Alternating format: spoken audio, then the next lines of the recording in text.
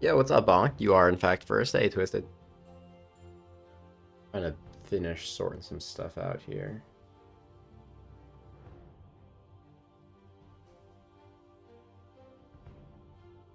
Oh, man. I saw this fucking...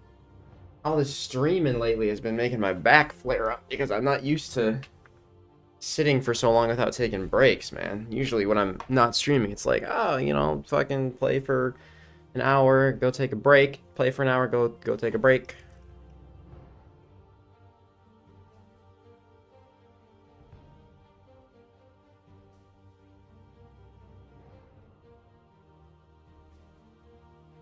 A 1KC Gilded Sim. Bro, that's a pretty good one, isn't it? Isn't Gilded Scimitar is like...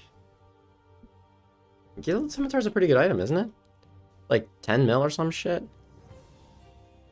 I have no idea what it's worth. But I'm pretty sure it's a good one because people use it for free-to-play risking, right? 17, that's actually really good, dude. Nice.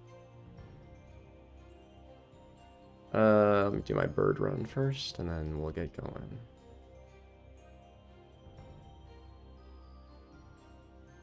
Good luck, Dave. Hopefully not for a third age mage robe. Alright. So I want to share something with you guys that I think is a fun little thing. And I would actually recommend doing this. Like, genuinely, I would recommend doing this. So, there's a website called oldschool.gg/clues.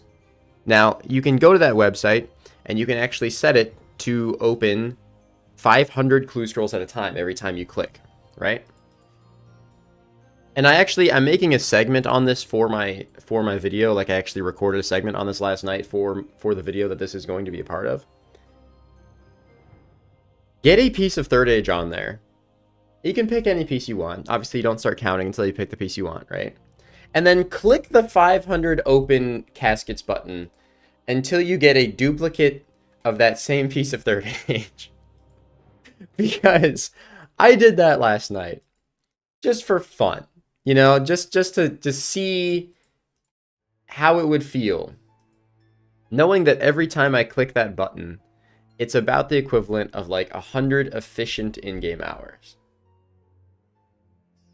I clicked that button 167 times before I got a duplicate third age mage top in the simulator. That is almost 17,000 hours, bro. It's fucking insane, man. I can somewhat confidently say I don't think there are any other Iron Men, probably very few other even players, but especially Iron Men, that have a duplicate piece of third age. So, at least we got that going for us. Here, seriously, let me link it. I'll link it, because it's actually kind of fun.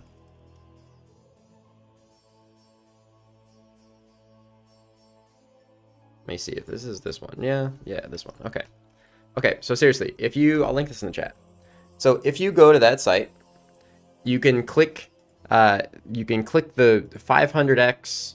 Actually, I don't have a screen region set up for it on my streaming stuff. But you can click the 500x thing, and you can click hard clues. And seriously, just like, when you just are spam clicking to try and get the same duplicate piece of third age, it's disgusting how long it takes, man. Especially when you know that every click in there is like over 100 hours, dude. Like, that's painful, bro. It's just painful, man. What's up, Mike? Hey, Strafe. Hey, Coax. Got 10KC hard clue gilded as well on the alt, and I can't get third age on the main. Oof. I mean, gilded is significantly more common than third age, if that makes you feel better. Third age is... I can't remember the exact number difference. I want to say third age is it 10 times as rare as gilded? It's something like that. I don't remember the exact numbers. It's been a long time since I've actually, like, you know, paid attention. Yes, I did open more clues off stream last night because I wanted to be able to open the Masters on stream today. Yes, I did do almost 50 fucking master clues in a singular day yesterday. Yes, it kind of made me want to jump. So, yeah. Not fun. Don't do 50 master clues in a day. You will genuinely hate your life. It is terrible. Not good on the old mental. All right. Let's get going till we have our set of 5 clues. Oh, I did pass 2,000 hard clues open yesterday too, which is kind of cool. All right. How's the day starting? Mediocre. Mediocre. I did. Oh, never mind. It's starting fantastic. Oh, you guys, I forgot. You missed out. Anyone who was here yesterday knows how excited we get about Black Cavaliers. I got so many more Black Cavaliers last night. Oh, it's so exciting. Look at this. Look, we're up to 13. We're up to 13 Black Cavaliers, bro. just in this opening. Let's fucking go, dude. We're fucking gaming. Just a weird thing to be excited about because I had like 7 of them in my first like 150 clues or something, bro. You gotta find the dumb shit to be excited about. I also got my new cheapest clue yesterday at around 7K. That was kind of cool. It's just weird how it works, man. You gotta find little shit to... Holy fuck, I have 10 of the same Arma page. 12 of the same... Home. I can't wait to go through all this afterwards. I'm like... Damn. So, I mean, I have several times over finished every book as well. Wild. I did get one new item in the actual Hard Clue collection log last night, which was a heraldic plate. And much to literally nobody's surprise, I have to actually show you guys this one because it's like, you don't... Alright, so I got a D'hide shield yesterday, right? Very exciting. Damn, dude, this was 706? That's insane. I did get a D'hide shield last night, which is one of the items I'm after. But you're never gonna guess which D'hide shield I got last night. Just take a shot in the dark there. I'm missing 5 of the 6 D'hide shields. And I managed to get my 3rd Arma D'hide shield. So, needless to say, I think they rehired that JMod that watches over my account and just fucks with me. Because he must have had a field day yesterday. Like, surely he just had a field day yesterday, bro. I mean, I know I would. That's got to be a fun job. Got all my shields without dupes. That is criminally lucky, bro. Genuinely. I was trying to do some research last night and figure out, like, what the expected amount of hard clue completions... Always love seeing a pair of D'hide chaps. The expected amount of hard clue completions is to get, like, the full collection log for... Not for mega rares, just for hard clues. And I couldn't find anything major. The main thing I found is it's like about 8,000, but then the standard deviation is like almost 4,000, which is insane. For the standard deviation to be like half of the expected value just tells you the freakish amount of variability that you'll have with that. So, I don't know, man. I'm not really sure what I should be expecting. Last piece is a rune plate H1. Yeah, that's not that surprising. I mean, those are the same rarities as the D'hide shield, so...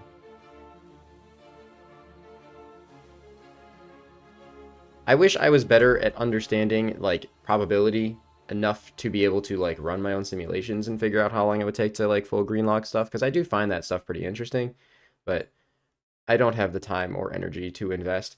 I also hate this, that this is a thing. You know how, like, the trimmed or, like, God plate skirts look different than the regular ones?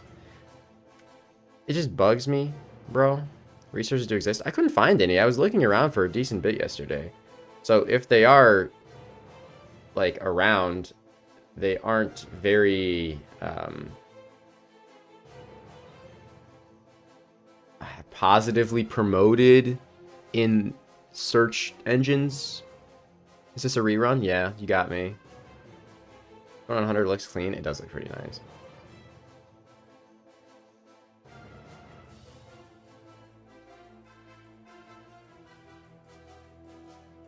What's up, Verona? How's it going? Ooh, that's a nice looking clue. That's always pretty. Seriously, I don't care how many. I've opened, I think, like 6,000 or 4,000 or 5,000. I don't know, a fuckload of master clues or fucking clue scrolls on my main as well, like hard clues on my main. And I still just every time, bless D-High, just it always hits the good dopamine feels. Yes, this is going to be a video. It's not going to be a video for a long time, but it's going to be a video. Is that 5, 4? All streams are, if you go to a, oh, fuck off. If you go to a playlist on my channel, or if you go to my channel and go to channel playlists, there is a playlist that I made there for streams. So if you want background noise, sorry, I'm trying not to fucking cough in my mic. If you want background noise, I do leave all my streams upload, the very few streams that I do. I do leave all my streams uploaded there. I just leave them as unlisted because as someone who watches a lot of YouTube himself, I understand how fucking annoying it is to have to deal with, like, people who stream on YouTube and don't unlist their VODs is really fucking annoying. Because then it's like, well, I really like your YouTube videos, but I also don't want to fucking have to see someone who streams every single fucking day spam my upload box every single day with the stream VOD, and then my sub box is just flooded with stream VODs, and I don't give a shit about that. Like, as someone who doesn't watch too many streams himself, I mostly just have them on if I need background noise or something. It's everybody's favorite clue step. Wingstone. I can't click it. Holy fuck, it's early. I cannot click him. Yeah, I've unsubscribed from a fair few people because they stream on YouTube and they don't unlist their VODs. I don't want stream VODs in my fucking sub box. All my homies hate Wingstone. That's a fucking vibe right there, dude. Oh, I don't even have to teleport. It's the frickin' crystal ball. Let's go. Time save. Yeah, but it's you and I'm your #1 fan. What a fucking homie. No, I like streaming on YouTube is fine. There's a reason I stream on YouTube. It's because I mean, I used to stream on Twitch ages ago, like fucking 5 years ago or something. But I make videos on YouTube, so why would I not stream here too? It's people who stream on YouTube and leave their VODs public. Well, that's why I have an unlisted playlist for people who want background noise. But making your VODs public, that's just fucked, bro. Don't do that shit. Are you winning? Honestly, it's that's the wrong fucking favorite ring. Debatable.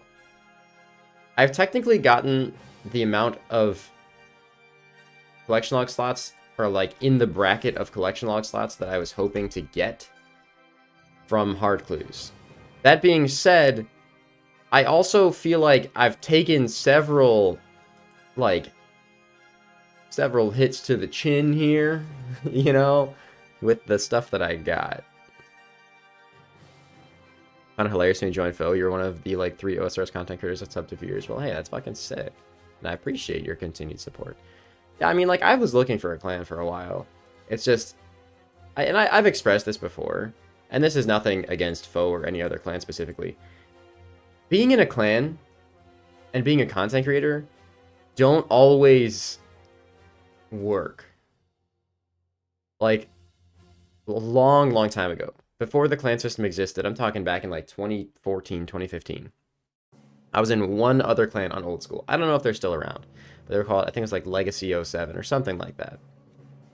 And the amount of people that will just find a reason to hate you for no reason. Like, because I was a content creator, there were some people that would just hate me for no reason and make drama with me for no reason. Bear in mind, you know, Strafe, you've been in the clan with me for a few months now. I almost never talk. So, like, you should know, very rarely would there be a reason for me to be making drama. Like, I'll, you know, more than I used to, but I still very rarely talk in the clan. So there's pretty much, it's like, there's no reason for people to just go out hating me like that, but they would always just make drama. Like, I wouldn't be saying anything to be like, Dave, you're a fucking pussy. And I'm like, okay, that's cool. Glad you feel that way. That's nice. And I was good friends with the leader of the clan too. I think I still have him added on like fucking VNet and shit. But after a while, I told him, like, look, man, I'm sorry. Like, I'm not trying to make your job annoying or make you have to come home from working your job and then deal with clan drama. Like, we're not children. If people have to act, fucking goddamn it, where the hell is my fucking infernal axe?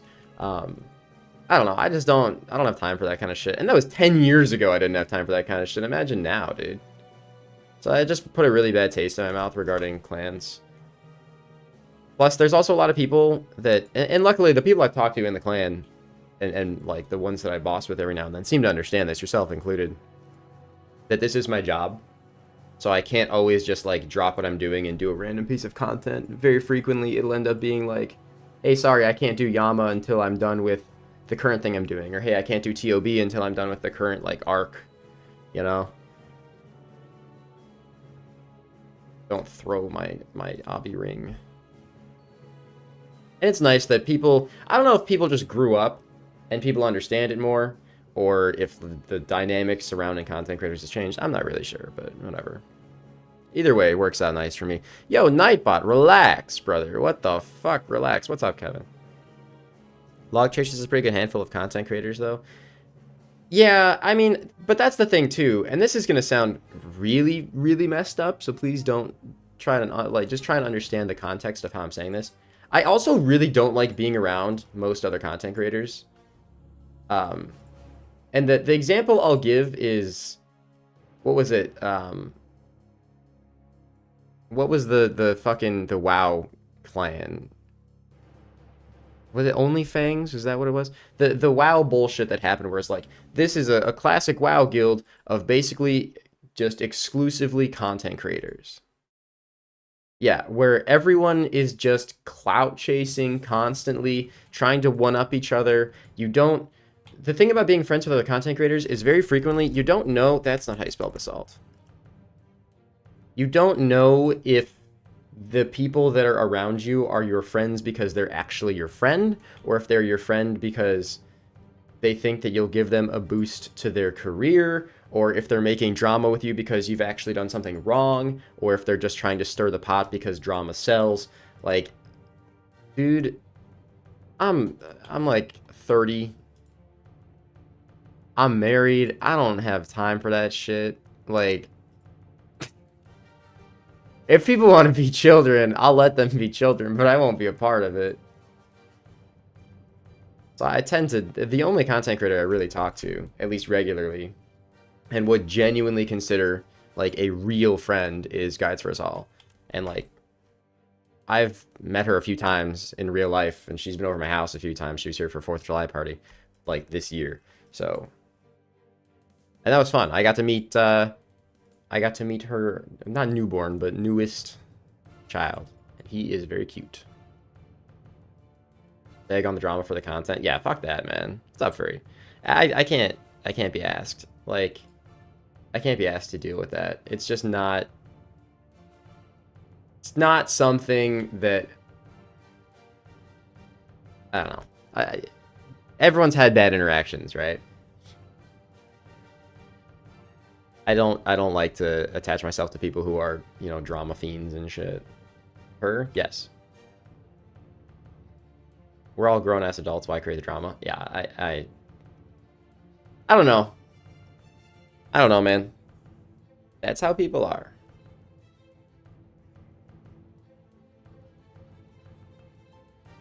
I mean, I talk to a couple other creators on sparse occasions. Why not fish a bunch of eels? Because I'm a moron. That's the best answer I'll give you, and it's actually probably the truest answer as well. I would recommend checking out Guides for Sol's streams and stuff if you're more interested in their real-life stuff. I will not speak too much on their particular real-life scenarios. It's not necessarily my place, but they're also not particularly hidden about that type of stuff. Weird drama, hate watching. Why is it even worth streaming out? Dude, I don't know. I mean, like, I stream because I like to talk to people while I'm just playing the game. And obviously, you guys who are in here or who have been around on my channel for a long time know I don't stream often, but that's kind of like, that was always my drive for streaming, was just, I really like to talk to people every day while I was playing the game. I don't necessarily have the social battery to do that now with everything I have going on in my real life, but when I turn on my stream now, it's like, well, I stream very sporadically, So when I am streaming, it's because I just kind of feel like it. That's really it, you know? Like, that's that's really it. It's just I feel like doing it. And if I'm not having fun, I just turn it off, you know? It's really not that deep. Like, to me, streaming is like, it's not like, oh, I have to stream or I'm gonna miss revenue. I'm gonna, fuck, man, the people need to see it. No, anything I stream is gonna be made into a video anyway. So, you know. How we doing today? Not bad. I actually got a couple hours of sleep last night. Realizing to a lot of you guys that's not gonna really mean anything, I have horrendous insomnia. So for me, getting a couple hours of sleep is actually like a huge fucking win. I have not had an 8-hour night of sleep in probably 2 years. So, yeah. That's what I want for my birthday this year. A nice 8-hour night of sleep. That would be awesome. That would be great. The amount of relief I would get from that, bro. Holy. What's up, Jared? How's it going, man? Alright, we want the Firewatch outfit, and we want this. You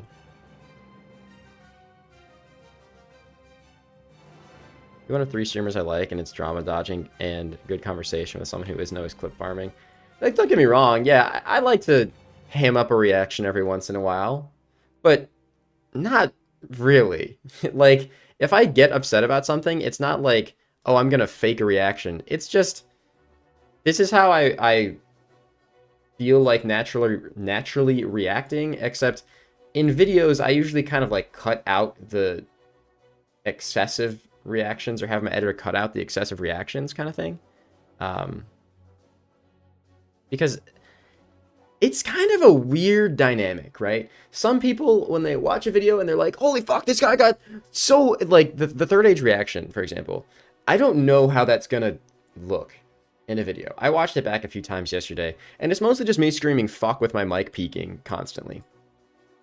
And to me, when I'm watching content creators, I kind of like seeing the natural reaction like that because, let's be real, any collection logger getting a duplicate piece of third age, you're gonna scream at the top of your lungs. You're gonna be pissed, right? You're gonna be pissed. Because that's fucking ass. But then there's also this weird subset of people that goes, that'll say something along the lines of, well, why are you upset? You still got third age. It's like, yeah, but it doesn't do anything, bro. It doesn't, it's useless. Like, it didn't, like, it didn't benefit my series, the progression of my account. It's not like it's a best in slot item or anything. It does nothing for me. So when I get a clog, I say slurs. All right, buddy, that's kind of fucking out of pocket.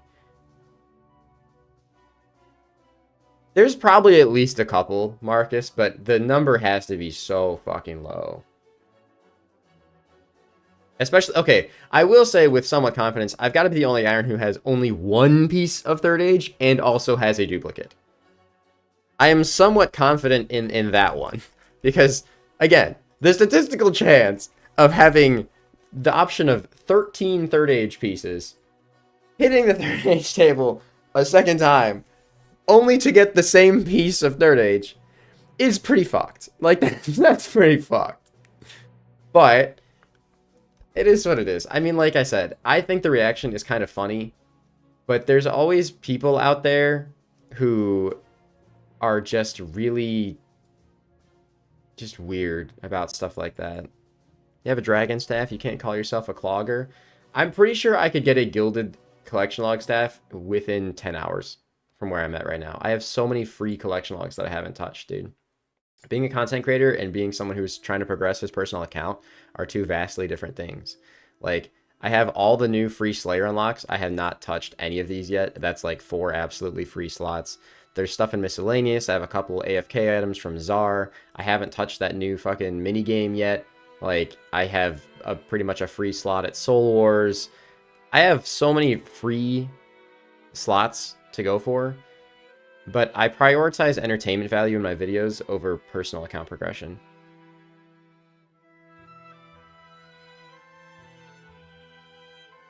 I didn't always. I used to care a lot more about personal account progression than videos, but I realized my account will get there eventually. So it doesn't really matter.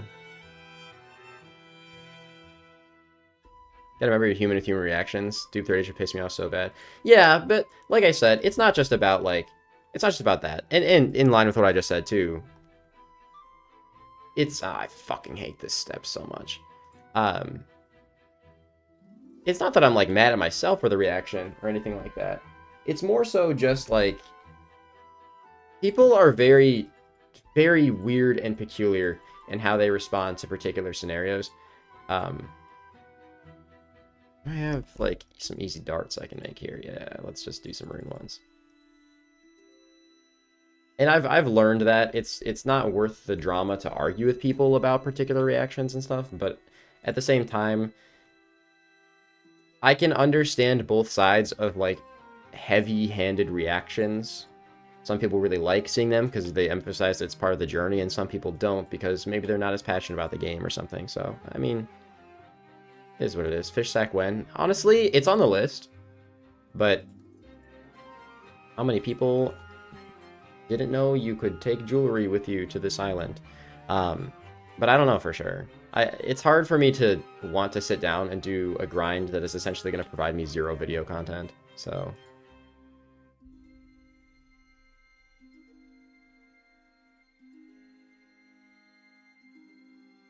Weird to jump in a chat and instantly talk shit. I don't know, dude. Like I said, we had this whole conversation before. That's just how some people are, man. Some people like to hate watch. It doesn't really bug me. I appreciate you guys understanding that it's weird, but it doesn't really bug me. You can take a glory to Entrana? Yes, you can. Pretty sure you can also take rings, but I had a Slayer ring on, so it's not really going to benefit me at all here. I think necklaces and rings just don't count for weapons and armor. So you can get some stat bonuses while on Entrana. Yeah, it's one of those weird things, right? Like, alright, don't teleport out. Don't teleport out. Put the thing back. Thank you. Okay. Always forget that.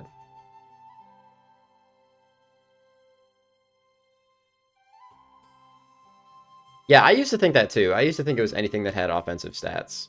But apparently, I don't want 10 wilderness swords. Apparently it is not.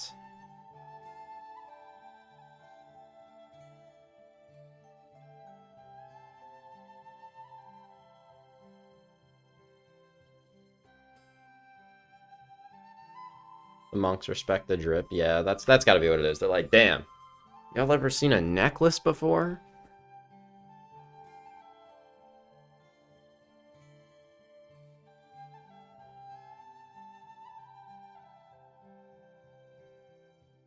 That's like the most fucking stupid ass loophole though to say. If you like think about it, it's like, yeah, but it's jewelry, not armor. I consider anything in this screen to be armor, personally. Like, a blessing, I consider that to be armor. Where the fuck am I going? Astral Altar.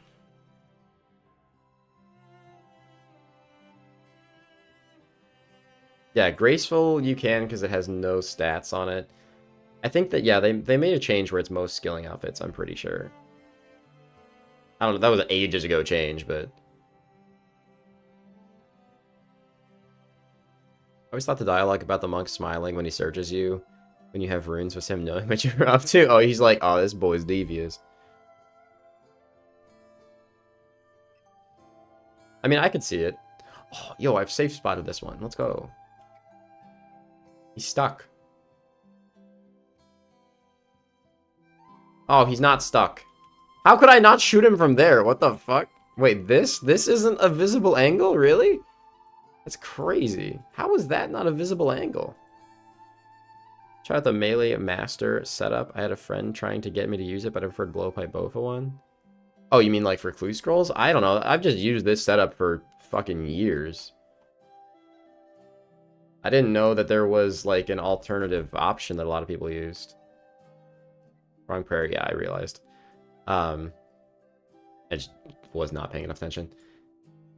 I feel like I always take this setup just because I use it for elite clues as well, and elite clues can spawn the avian seas that are in the air, so you need a ranged weapon anyway. Unless the melee setup involves using a Nox Halley, I guess. Which I guess would, like, subsidize that issue, but, eh. I mean, ultimately, does it really fucking matter? What am I looking for here? Okay. Ultimately, does it really fucking matter? Like, is it really making a difference either way? Spawn wizards and run out of aggro range, you can force them to only use mage attacks. Yeah, whatever. If you hit a Sorrow Wizard for hard clues and they're out of range, upon the first time they take damage, they will mage you the entire time they are alive. But if they are in melee range and you take off prey melee, they will start meleeing you. And yes, before someone says it, I understand there's a shortcut for this. I'm saving building all one-time, like, assemblable shortcuts for a completionist episode that I'm going to work on literally right after this clue episode.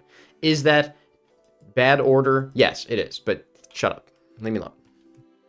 Again, in the sake of me saying this for transparency, my videos will not always be done in the most efficient way. They will be done in the way that is most entertaining. Why am I walking all of a sudden? No, I definitely still have run energy. Please keep running. Thank you.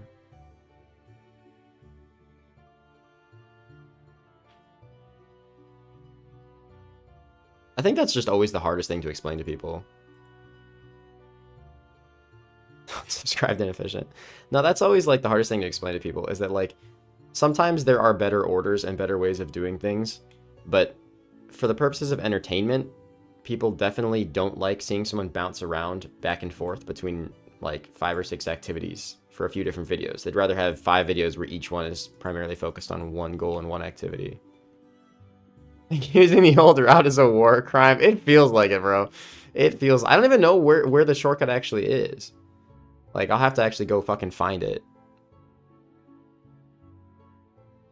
Some armor pieces with stats you can bring. I think you can bring God Capes. Really? I didn't know you could bring God Capes over there. I mean, not that I've ever tried. I've never needed a fucking God Cape for it, but... I have ADHD already. Don't make it worse. I appreciate your video pacing. Thank you.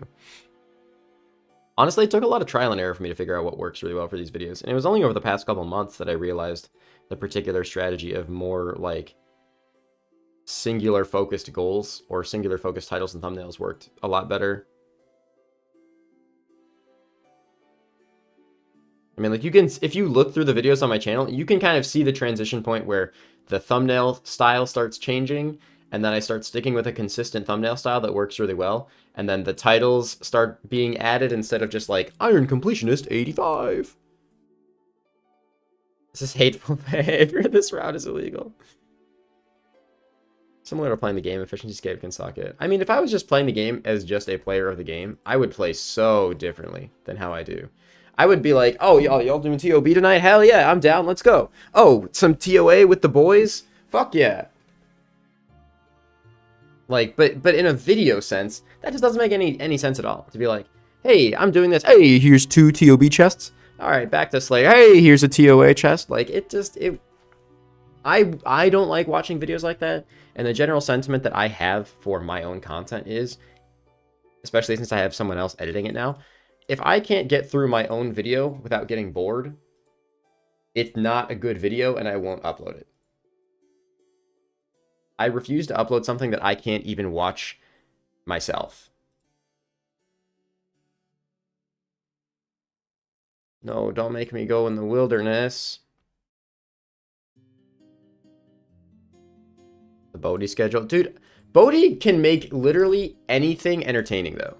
So I have no shade towards him whatsoever. Like, his title can just be Bubblegum Shoestrings, and then it's him killing 17,000 of every God Wars boss. And then he has like a 2-second clip where he's like, yeah, dude, I chew bubblegum. And I have tennis shoes on. And that's where his title comes from. But it's the most entertaining 46 minutes and 32 seconds of your life. Like, it's kind of wild. Shortcuts are easy escape. Today's RS generation are corrupted by short-form content like leagues. Totally bait. But also, I will say, the game has become a lot easier. Not that that's a bad thing. A lot of the quality of life that this game has received is fantastic, and I'm super happy about it. I still remember when you had to use the, like, left-click whatever bar you were using on the anvils to even smith things, man. Like, this game used to be dog shit when it first came out. Can we just be, like, 100% honest about that? When old school RuneScape first came out, it was dog shit, and it was so unfun. It was just genuinely not a fun time to play. Everything was about as annoying as it could possibly be.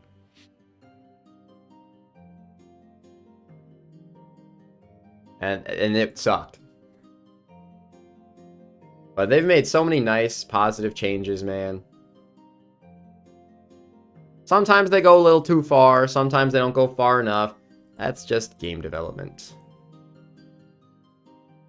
Alright, don't die to the poison. Don't die to the poison. Back then it was fun because we didn't know any better. I disagree because of the sense that, like, people already back then were playing efficiently for the time that the game existed. Resources weren't as fundamentally available as they are now, but people still did it. It just... Oh, actually, I was going in the right direction already. People still did it. It was harder to be efficient back then.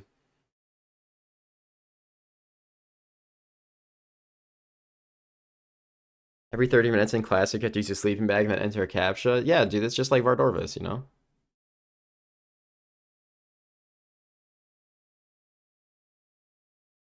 I mean, like, I'll put it like this.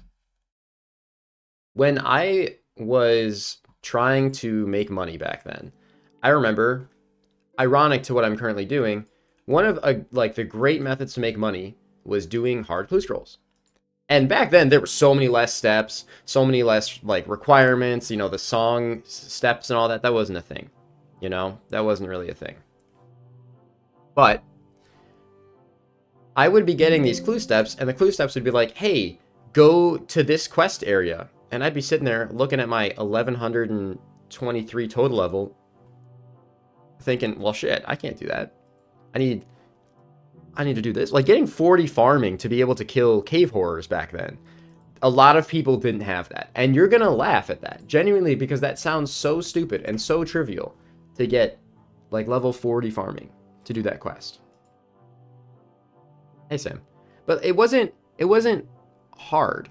It was just that no one skilled back then. Like, having 1250 total and Barrow's gloves back then was crazy. That was not a super common thing. Having even anywhere near 2000 total was heresy back then. Like, just no one did that. There weren't skill total level worlds, so no one really had a whole lot of motivation. Max capes didn't exist. Skill capes didn't give you perks back then. They were just cosmetic. My skilling consisted of effigies from Slayer. Oh, I'm not talking about, like, 2012 scape. I'm talking about, like, when old school first arrived.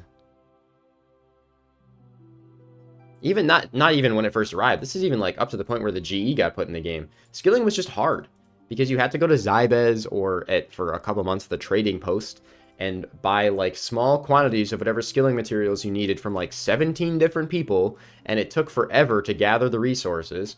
And before elite clues existed, which, yes, there was a time when elite clues didn't exist, most skills you just didn't have a reason to do them at all. You know, there just wasn't a reason. Thank you, Sam. There wasn't a reason to do a lot of that stuff. So no one did it. And honestly, I would say Elite Clues was kind of like the turnaround point where most people started to actually get some skills. You'd get the step that says catch a red Chinchompa, and everyone's looking at their level 9 hunter that they got from the museum minigame. And they're like, oh shit, I have to train this now. How do I train hunter? I was today years old when I learned about that Ivy. It is, I think, a somewhat recent addition to the game. I used clues as a reason to train. I remember rushing legends and OSRS basically for the cross jump. Yeah, I was actually kind of the same way. That's what motivated me to actually start leveling and skilling a little bit on my accounts. Bring back Big Mo. Oh, dude. That's a throwback, bro. That's an old one. I don't even remember what event that was for. or if it was just they just threw it in the game. Well, there's also no reason to level construction past what, like 70 for a gilded altar back then, because before the construction rework, it was kind of a dog shit skill. Like, you had portal rooms, those were super nice, but that's really all you had. It wasn't like a whole lot of reason to level it. Month of May event. Ah, yes. Of course, my favorite holiday. An entire month. Jazian, is the fastest way to get here still the Zarek's Talisman?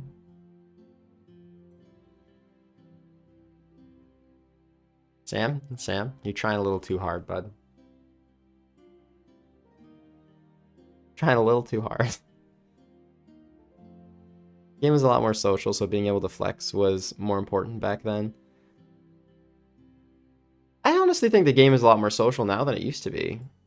I don't even know where the fuck this clue step even is. Where the fuck is the combat ring these days? I don't know anything about Shazian. Alright, it's all the way up there. So it probably would have been faster to take the fairy ring. No, not that one. I don't know. It's weird.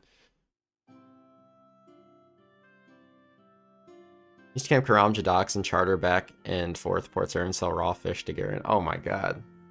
Now that's truly old school. What's Southeast Thorns over here?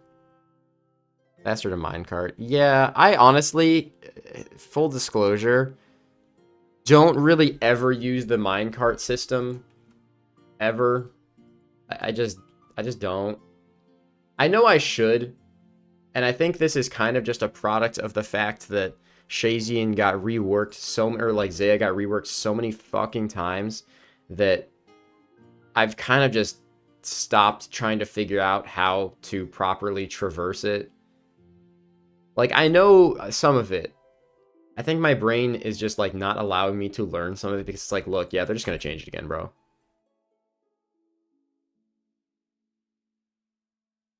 Well, that's part of learning, Sam. I mean, as long as no one's fucking dying, you're fine, right?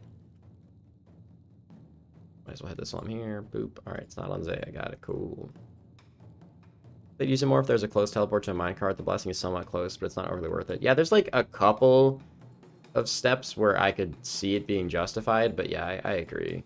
The only time I've ever used it so far is literally when the imported like clue step things that I have from the clue details plugin is like, yeah, do this and then use the minecart. And I'm like, oh yeah, the minecart. Oh yeah, that's a thing. Forgot about you. Yeah, you used to have to unlock the routes and shit back in the day, and I never did it, so I never bothered learning all of them. And then when they did Zaya rework number like 17, where they're like, hey, we're gonna take away the favors that are required to, I don't know, it's odd. It's odd.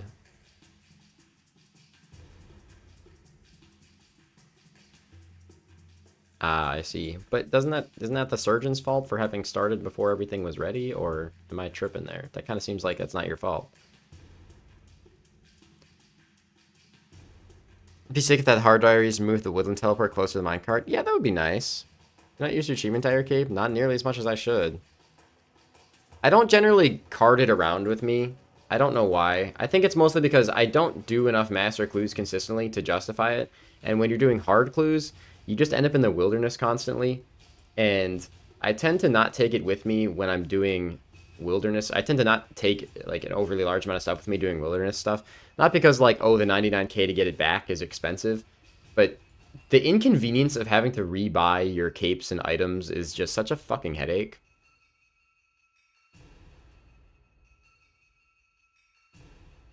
Oh, dude, yeah, I remember doing that, BK.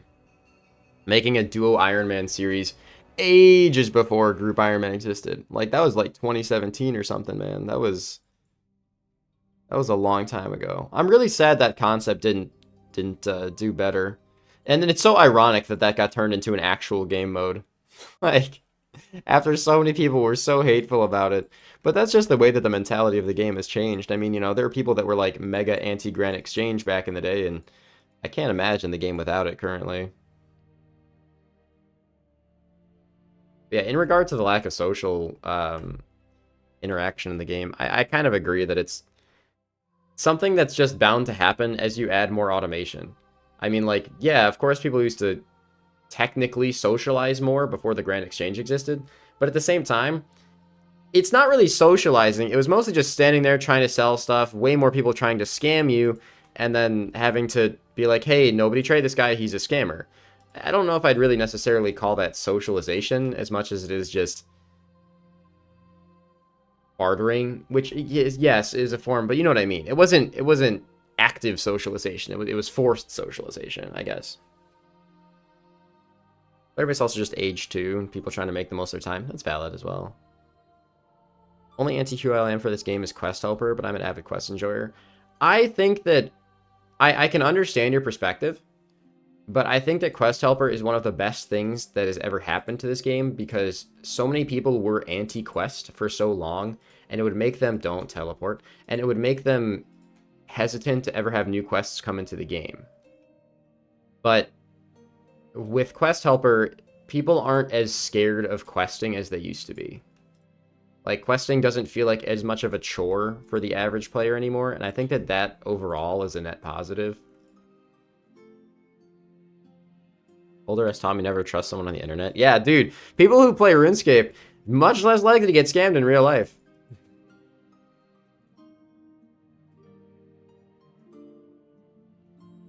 I think that, like, everybody gets scammed at some point or another in their life, or gets screwed over at some point or another in their life. Whether it's major or minors, you know, irrelevant. But for most of us, the first time you get scammed being on a video game, that's pretty good. Turn that into life experience, and then you never have to worry about getting scammed by, you haven't paid your traffic ticket, or like, you have to pay your, what are all the texts now? You have to pay your tolls on toll roads, or some, there's a lot of weird ones, man. I think part of the issue with some quests is that some of the older ones can just be super janky. Yeah, I'd agree with that. The new age quests, I think, can actually be kind of fun to read through the quest dialogue. Like, I just did all the quests again the other day to, like, get 173 out of 173. And some of them are just kind of funny. Like, I was looking through the dialogue for, what's it, like, the Scrambled quest or whatever it's called. And it was kind of funny. Like, I'm not saying it was like, I'm going to stop and read through every single piece of dialogue kind of funny. I didn't care that much. But like, there's a couple parts that made me smirk. Or I don't remember which quest it was, where it's like the shame meter. I can't remember what quest that was. It was one of the newer ones that I just did the other day. But there's literally like a fucking shame meter that pops up on the screen, and you're just trying to like shame the guy until he admits something, which is just, it's a little funny. Like, I think it's safe to admit that's a little funny. I still hear people complain about questing despite the benefits that come from. Yeah, I mean, it's just not how a lot of people like to focus on it. I think because RuneScape is pretty unique in the MMO sense for how their quests work. A lot of other games, quests don't necessarily do what they do in RuneScape. Questing is like how you level. But RuneScape is way more sandboxy in how you level, but then the quests are how you open up new pieces of the sandbox. So I think people are just kind of unfamiliar with that style, you know? Got trimming armor. Yeah, dude. That was the classic. Most other games, quests are basically Slayer skill. Yeah, pretty much. Amazon's been charged $99.99. If this is not you, press 1 on the keypad. Oh yeah, no, that was a classic. People still fall for that one. Because the thing is, like, a lot of them are pretty believable. If you're someone who's not super well-versed, or maybe not the most accurate with your financial tracking, it's pretty easy to be like, oh, maybe I did forget about that thing that I bought, or I did just buy, like, I use Amazon all the time. Oh shit, maybe someone scammed it. Like, I can see how people fall for that, and I'm not like, I don't criticize them for it. It's not like, oh, you're an idiot, how could you fall for it? Scammers are fucking smart. There's a reason they keep messaging people 24/7, because they're getting people.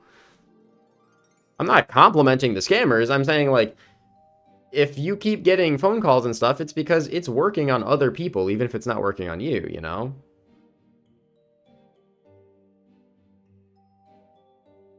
That being said, when I get a scammer call and I'm not like live streaming or something, I like to just answer the call and then just scream at the absolute top of my lungs.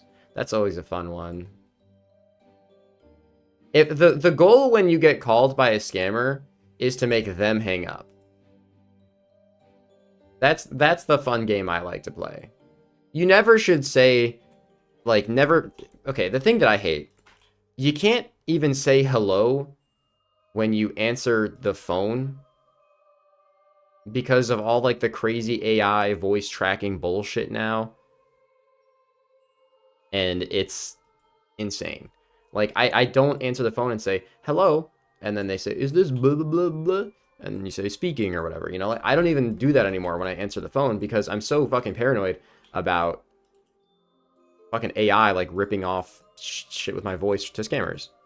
Which is ironic, I understand, because I'm currently live streaming on YouTube. So if someone, and like, I'm a content creator, so if someone wanted samples of my voice, they wouldn't be hard to find. But the thing is, my YouTube, in the tax sense, is linked to my real name, but I tend to keep my work life and my personal life very private, at least as best I can, aside from the time I got fucking hacked and had to fucking deal with that. That was real fun.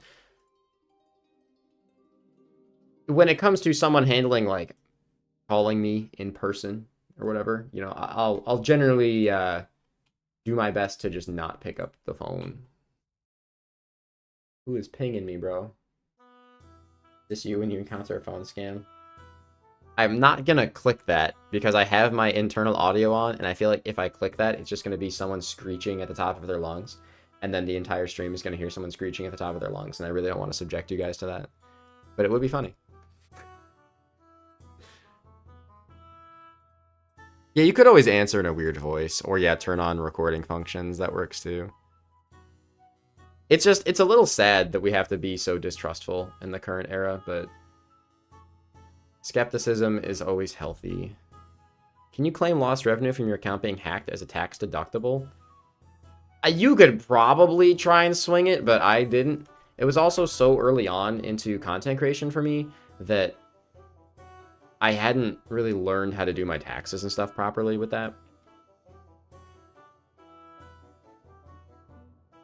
That was an eye-opener. Learning how to do your taxes is a weird one.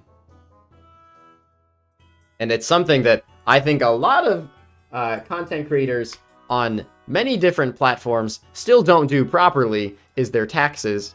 And I am kind of waiting for the great audit, which has already happened to some people, but... Getting hacked, another RuneScape classic. Yeah, you know me, it's the classic. You play RuneScape, early days, guess what? You've probably been hacked. TurboTax the real G. No, fuck TurboTax, bro. Fuck TurboTax, one, because they're actually just... They don't work for self-employed people very well because you have to get extra forms and they don't particularly help you with those extra forms. But TurboTax is the reason why the tax system in the United States is so fucking complicated. Because they're crazy with it when it comes to lobbying. And that company specifically handles such a large portion of essentially why the United States tax system is not as simple as it is in other countries, is because of TurboTax. Like, they've thrown so much money into lobbying and continuing to make it difficult. So, fuck TurboTax, bro. With my chest. Got hacked so many times, but never after two-factor authentication. Two-factor authentication, when it first came to RuneScape, was incredibly flawed, and you could get around it with, like, recovery questions and stuff, which is how I got hacked. Yeah, it was annoying. Glorious capitalistic monopolies. Yes, sir. Suckle from the teat of capitalism, and maybe one day will trickle down and make you rich. You have to do taxes in America if you aren't registered as a business self-employed, and also it's handled by the company you're employed by. Yeah, technically every YouTuber is self-employed. You can make your business like you can make your like YouTube into a technical business and an LLC and shit, but it's generally not worth it unless you're a pretty large content creator. And I've looked into it a few times, and for me personally, it's like it wouldn't change much.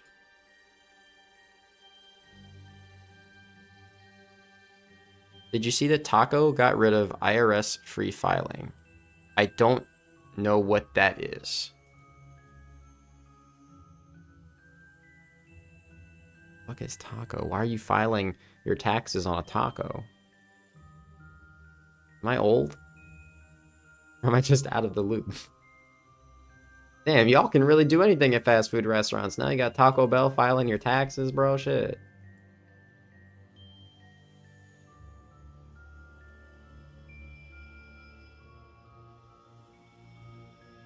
I'm on mobile. I'm just trying to figure out what taco is, bro.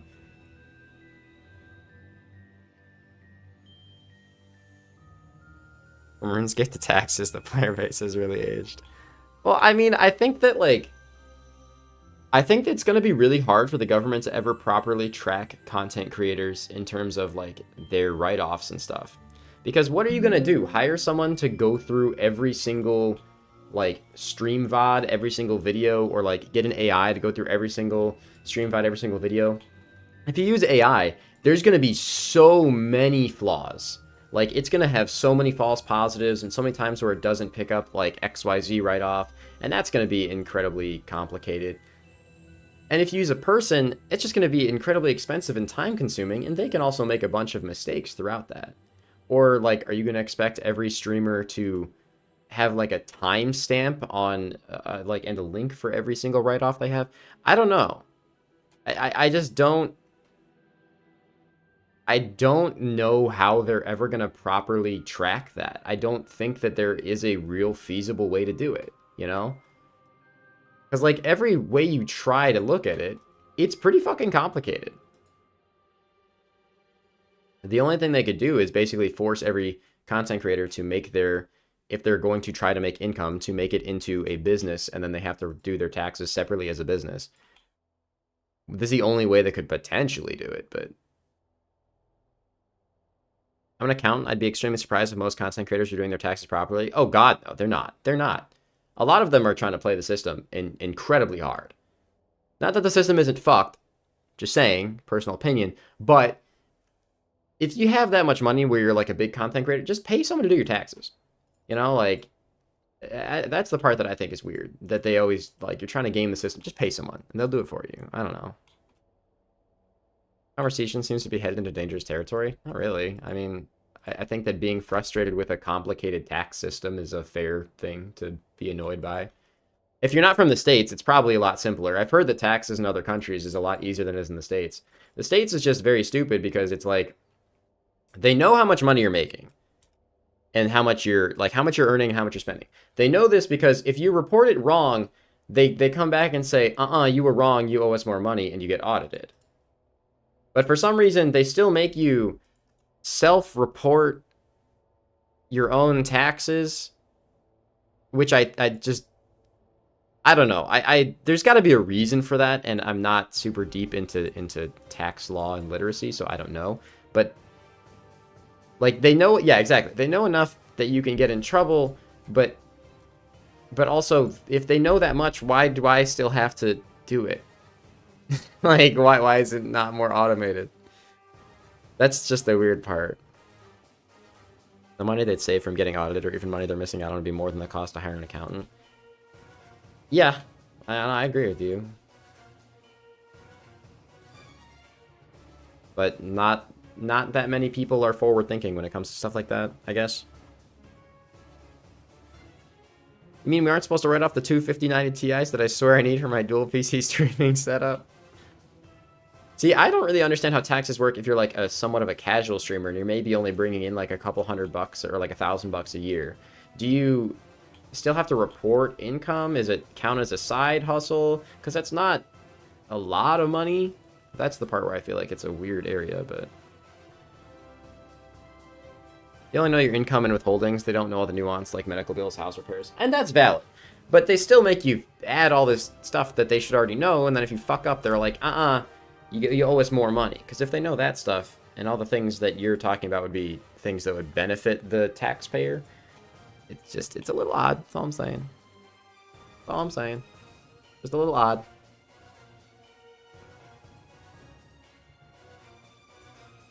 Yeah, that's the tax levy. Yeah, well, it's a silly and frustrating system. I think that's something that most people can agree on. Even if you're just filing like your typical W-2s and stuff, I think that it's still a silly and frustrating system.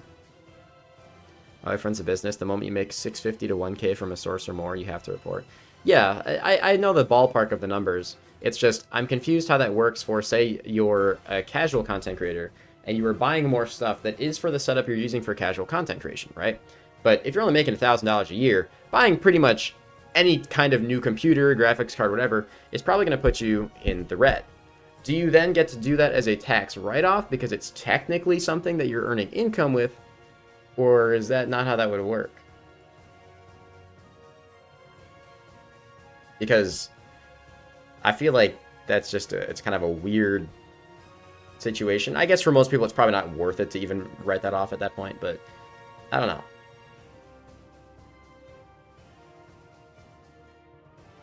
It's just odd.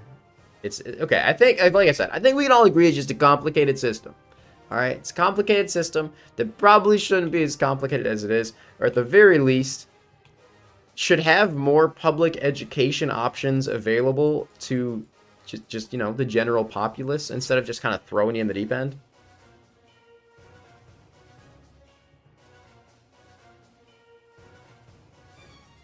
Just lose a bunch in the stock market and write-offs the rest. Yeah, that's the move. This guy gets it. Like, I know a lot of people say it, but I wish that when I was younger, they would have, like, taught me about taxes instead of how to fucking bake a cookie. You know, like, a chocolate bar. Get out. Chocolate? If more people knew how to do taxes, the government would make money. No, you're revealing it. Stop. They're gonna shut me down, bro. I just feel like... Okay, maybe this is a weird take. Did you guys have to do home ec when you were in, like, high school or middle school or, I don't know, whatever, primary or secondary school, whatever fucking people call it? Because, like, why am I keep praying out? Because I remember taking home ec, and I remember thinking it was the most useless fucking class ever. And, like... It was you take that or you take something else that was equally useless. It wasn't like shop or anything that I would have found genuinely interesting. But they didn't even teach you any relevant recipes. Like, I like to cook in real life. I am a pretty decent cook. They teach you how to, like, follow the recipe on the back of a box of cookies. Like... That's the... Can you read? Good, you can cook. I don't... My school didn't have shop as an option. I probably would have taken that because that would have been more interesting. But... Just throwing it out there. Like, people who say they can't cook in current era piss me off so much. Like, if you want to say you don't like it or you just don't enjoy it, that's valid. You can say you don't enjoy it, and I think that's a perfectly valid statement. But to say you don't know how, you're a fucking moron. Because if you don't know how to cook, that means you don't know how to read. Like, it's so easy to find like, the infinite amount of recipes online, varying in difficulty. You just read. You just read and you do it. It's so simple. Like, no one's expecting you to be a Michelin star chef, but if you read and follow a recipe, that's it. Boom. Done. Congratulations. You can cook. I hate to cook for myself, but I love to cook for a group. That's valid. I'm not saying, like, you have to like cooking, but I'm saying people who say they can't is very silly. Recipes don't tell you how to know what tools you're using or how to operate them. Brother, half the recipes that you look up, you don't really need tools for. It'll be like, take 2 raw chicken breasts. Sprinkle these seasonings that are listed on them. Put them in a pan. Put it in the oven for 20 minutes at 400 degrees. Eat it. Like, that's it. Like... Or if there's a tool you're unfamiliar with, I feel like the previous statement that I mentioned, which is, you look it up, would also still apply. I don't know. Home ec had some use for me. Had never used a stove or oven prior. See, and that's valid. I see there are definitely some situations where I could see them people like that getting some use out of it.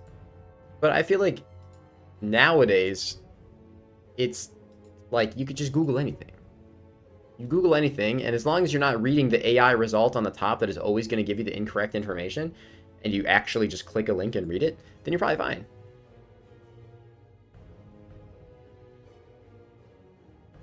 Next Diraxor collection log is Pet Fang or Last Nox Halley. I believe it is going to be a Fang. Good luck. Some people have their parents did all the cooking laundry. I mean, yeah, I didn't like need to cook for myself a whole lot until I was like a teenager. But even then, like, again, this is in the era before everyone having a cell phone that had very easy access to the internet. I would say there is a valid reason to say you can't cook. I'm saying like now in the year 2025, it's just a pretty bad excuse. Now, if you say I can't cook and I don't own a cell phone or don't have easy access to the internet, fine, that's valid. That's a valid reason to not be able to look up recipes and stuff, right? But don't follow the AI recipes unless you're feeling lucky. Yeah, those ones are a shot in the dark, but they'd be pretty funny. I should actually do that. I should make like 5 recipes purely based on what AI says to make and see how much fucking food poisoning I get. I have 3 kids, and making sure my kids know how to cook. My 10-year-old knows basic spices, make egg cheese sandwiches, pancakes. Yeah, see, that's perfectly valid. I mean, like, if you teach a kid, hey, this is salt, this is pepper, this is how you use the dangerous tools like, you know, the stove. You should, like, I feel like that's important information to give to a kid. You don't have to teach them how to do, like, anything fucking crazy. Like, hey, I need you to make me foie gras. Like, not that. But knowing the basics is definitely relevant, I think.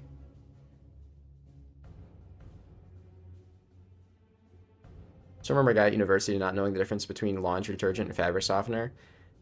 See, honestly, that one is more subtle than what I thought you were going to say. Because my wife likes to throw this story around. And I think it's funny as fuck. Is back when she was on Facebook. This is like a handful of years ago. But back when she was on Facebook, she had a family member that would literally post things like... By the way, keep in mind, posting on Facebook means you have access to the internet. How do I boil an egg? Like, what the fuck do you mean, how do you boil an egg? You boil water, put an egg in it. It's really a 2-step process. What step lost you? Was it the boil the water part? Or what is an egg? Like, I don't understand. And if you're looking for, like, hey, what's the right amount of time? Why aren't you just Googling it? Like, I don't get it. Just Google it. Wouldn't that be easier than posting on Facebook? I'd watch AI recipe cooking content.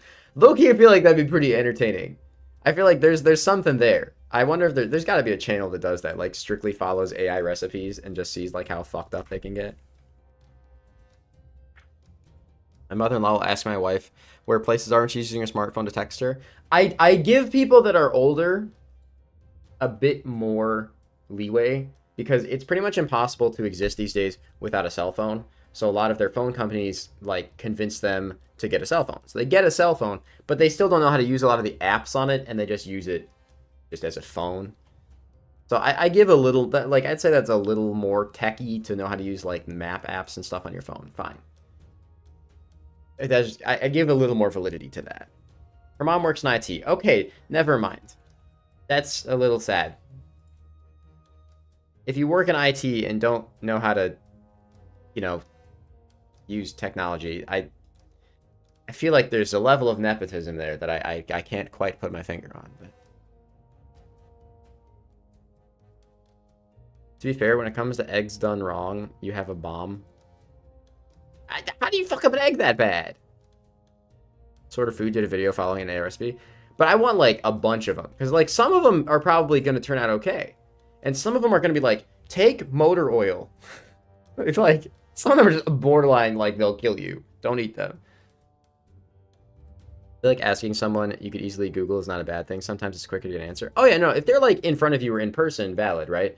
But if you're taking the time to, like, post on social media and wait for a response or message someone instead of just Like, like an in-person situation, I'll agree with you. That's the only situation where it'll generally be faster, I think. Put an egg in the microwave. Okay, valid. But why are you trying to boil an egg in a microwave? That makes no sense, though. Hey guys, welcome back to my Learning to Prompt AI recipe series. ChatGPT, make me a chicken salad recipe. Minimal salmonella and sure, no food poisoning. See, that'd be funny, though. I would love to watch stuff like that. By the way, I should say, if you guys are enjoying the conversation in the stream, please do leave a like. It does help. And if you want to support the stream in any way, shape, or form, consider checking out creatorcrafted. If you want to donate, that's great too. But creatorcrafted, use code LowSoul. You can get some stuff. You get a 10% discount, and I get a kickback from it. And that way, I don't feel guilty about you giving money to me because that feels like some weird drug exchange where I'm not even giving you the drugs. So, yeah. And before I open Clue Scrolls, I will say the most fun thing that I used to do with the microwave was around Easter when you get Peeps. I don't know how popular Peeps are these days. I don't know if they're still a thing. I think they're still a thing. I feel like I still see them in stores around Easter time. And you take 2 Peeps and you put them on a plate and you put them in the microwave and you put a toothpick in each one and you make them face each other. And then you just turn the microwave on and it's peep jousting. Now, out of context, peep jousting has a lot of sexual innuendo. I probably wouldn't Google it. You might find some weird stuff. But you put 2 peeps in the microwave, each one gets a toothpick, and then you just turn the microwave on, and the first one to stab the other one wins. Yeah. Picked up the corrupted Tebow with your code. Yo, thank you. I appreciate that a lot. That's a nice one, actually. I really fucking like the corrupted Tebow one. Also, those LEDs get fucking crazy bright, by the way. They are adjustable, but they get fucking crazy bright, by the way.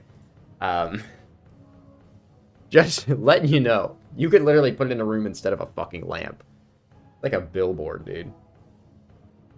Alright, here we go. Here we go. Here we go. Shirley. Don't call me Shirley. Alright, boom. Collection log. Damn it. Damn it. One day I'll make the call and it'll actually be right. Some classic Dragon Boots ornament kit. Thanks for the heads up.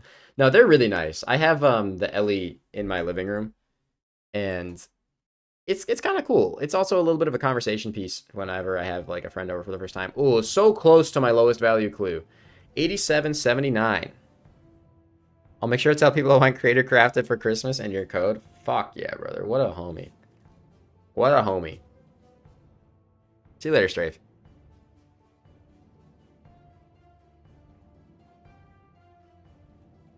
We need to get a sub 7,000 gold clue to beat my lowest clue now. I think that's going to be pretty fucking hard to do.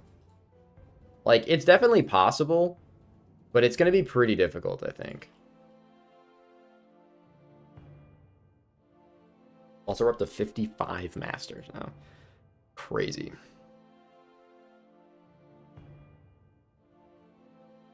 Wrong Cavalier. Get out of here. We need more Dark Cavaliers. 13 is not enough. Zamrock D-Head boots. I remember back in the day when they were worth mills. Did I click through a pair of Zamrock D-Head boots? If so, holy fuck, I'm really not paying attention to the stuff I'm opening. I do have a lot of, like, I have gotten a lot of boots so far. Not as many as I would have expected, to be honest. I'm curious. We've had...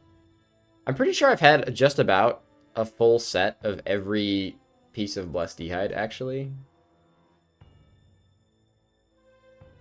And that, and that. We don't talk about that. Need some type of Black Cav meme picture in the video. Oh no, no, Maxwell is he'll get it. He'll get it. Armor D headset looks so fresh, except the fucking coif. The coif looks goofy as hell, bro. I think it's like all of the coifs just look goofy.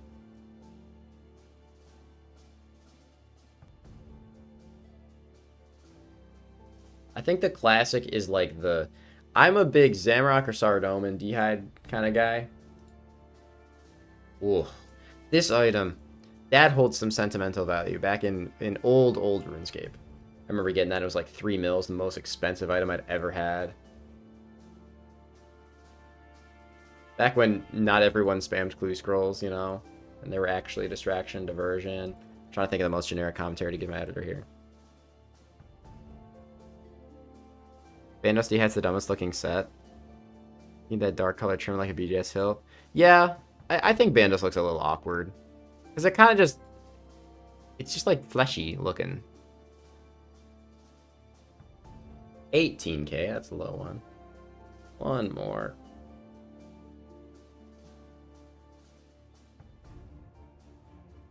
Arma chaps, pretty. Bams don't give me the good feelings though.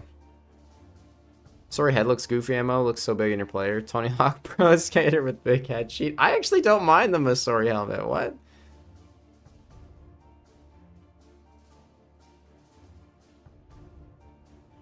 I'm not too familiar with how the Hubicodal stuff looks. I haven't seen it often enough. Like, I know there's a master clue step with it, and I have that, like, stored, but I don't know if is it the helm for that? Fuck! That sucks. It sucks, but it's actually just really expected at this point, because I'm only missing one heraldic plate body to be done with heraldic plate bodies. But that still really sucks. Damn it. Which one am I missing?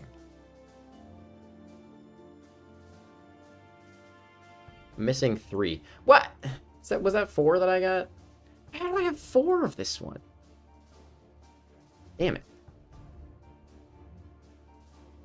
I'm not that surprised at that one. It still really sucks to get a duplicate of the items that are 5x rarity compared to everything else in clues. Also, the 4 there is a bit stupid. This is the one that pissed me off last night, was the D-Hide Shield triplicate when I have none of the other ones. That one stung. That one stung pretty bad. But whatever. This is not that big of a deal. Oh fuck. That's a sad D. You gotta give him the happy D. Jesus, context. Better than a third age robe again? No, like I said, there's a point in content creation, I like to call it the singularity, where going dry switches from being annoying to being really fucking funny. And getting a third piece of the same third age item while having none of the other ones, hell yes. What a gamer, baby. Hell yes. I'll finish my thought in a moment. Gilded plate body. That is collection log slot 1,390. We fucking love that. Also, it's 10 million gold. That's sick. That is sick. And if I put it in here, check this out. Look how much gilded we have now. If I get the plate legs and the full helm, I'll have, like, full gilded. That's fucking awesome. Like, that is awesome. Now, the thing is, like, okay, I've actually been really lucky in some aspects of this clue opening, but absolutely fucked in others. Like, the fact that I've seen 3 heraldic plate bodies and 1 D-Hide shield in this entire opening, and of that, I've only gained 1 collection log slot. That's pretty bad. But in the sense of the rare rolls, I have gained, I think, 3 or 4 new gilded pieces. I mean, like, look, the dupe third age top, I'm never living that down. That's always gonna fucking suck ass. But I look at the gilded. Like, at this point, I'm fully expecting to get duplicate pieces of gilded, because so far I haven't. So a duplicate piece of gilded at this point, yeah, that's gonna really fucking sting. But also, it's sort of expected now. This one, that one. That one's just... I'm never going to get used to seeing that. I'm going to take together 1k hard caskets. Several months. I've been saying 6 or 7 months, but it hasn't been like all day every day for 6 or 7 months. It's been like a couple hours every night, like AFKing some hard clues.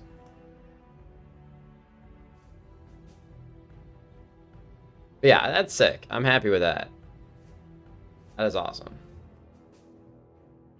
It's funny. I said I think I said 5 collection log slots from this opening, and I have had 5 collection log slots from this opening. It's just not what I expected. You know, I expected it to be like 2 pieces of Gilded, like 3 or 4 pieces from the Hard Clue collection log, and maybe a new piece of Third Age. Not 4 new pieces of Gilded and 1 from the Hard Clue actual page. That's a weird split, but I'll take it. I mean, I'm gonna have to do a fuckload more Hard Clues anyway, so that's what it is, I guess. Oh, never mind. Holy fuck, he's a gamer. Oh my god. He's a fucking gamer, baby. Woo! Let's fucking go, dude.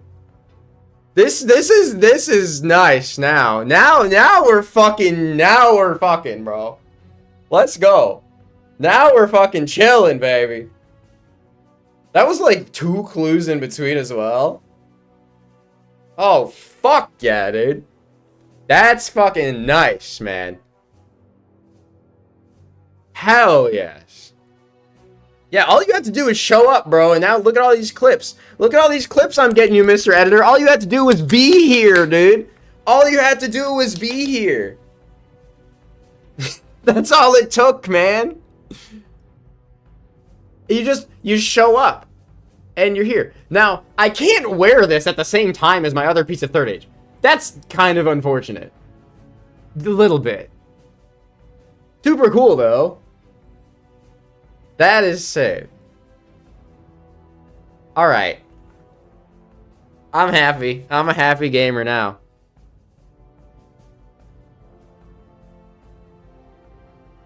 That is awesome. I'm gonna move this around real quick here. We gotta make this look at this row. Look at this. Again, I showed this yesterday. I don't generally show this in my videos. This is like my swag tab.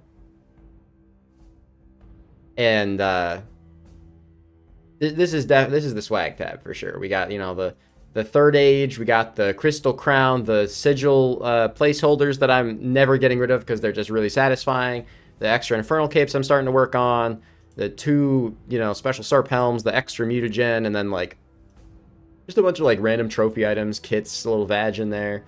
You know, just collection log stuff, random collection log stuff in here. Two extra Eternal Gems combined with the 1 Eternal Slayer ring I'm also wearing. No Imbued Heart, by the way. Big respect. Over 1 full row of Gilded now is nice. I like that. 7,152 shards? 7,152 of what? What shards? I'm confused. Where I'm not seeing the number 7,000 anywhere, but maybe I'm tripping. I gotta do some of these 22 tooth half of keys as well at some point. My 1,000 rev bracelets too. That's now it can be stored in POH. Really? I'll probably do that then, honestly. Save myself a little bit of bank space. Not that I really need it, but show off the plate body for the camera. Mom, get the camera. Looks pretty clean, actually. I kind of like that. The legs would have been amazing because then I could just like actually like add it to the drip. But this is still super cool. I think the Third Age robe has this beat. Like if we're going to be 100% honest. But because like, you know, if we're talking like a 1-to-1 comparison, right? Like that's just better. Like, come on. Aside from the giant dick clipping that we have going on here, which is insane. I don't think I've ever seen something clip this bad in forever. That's like, we call that the cock clip. But like, it just looks, it's just a better looking item. This would look more amazing if I had something to go with it, I think. Like, as a set, yeah. As a one-off, though, come on. The Third Age robe top is just, it's too iconic, bro. That's awesome, though. And now, the total amount that I've made from the 800 clues I've opened is 500 million GP. Look.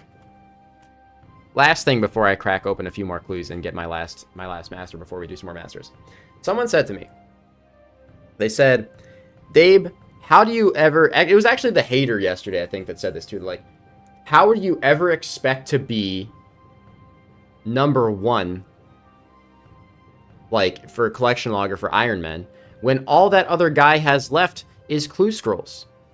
And I'll tell you, I just have to get, honestly, not even insanely lucky, just fairly lucky on third age items. Not even like over the top crazy RNG. I just need decent luck on third age, and I will probably be able to win.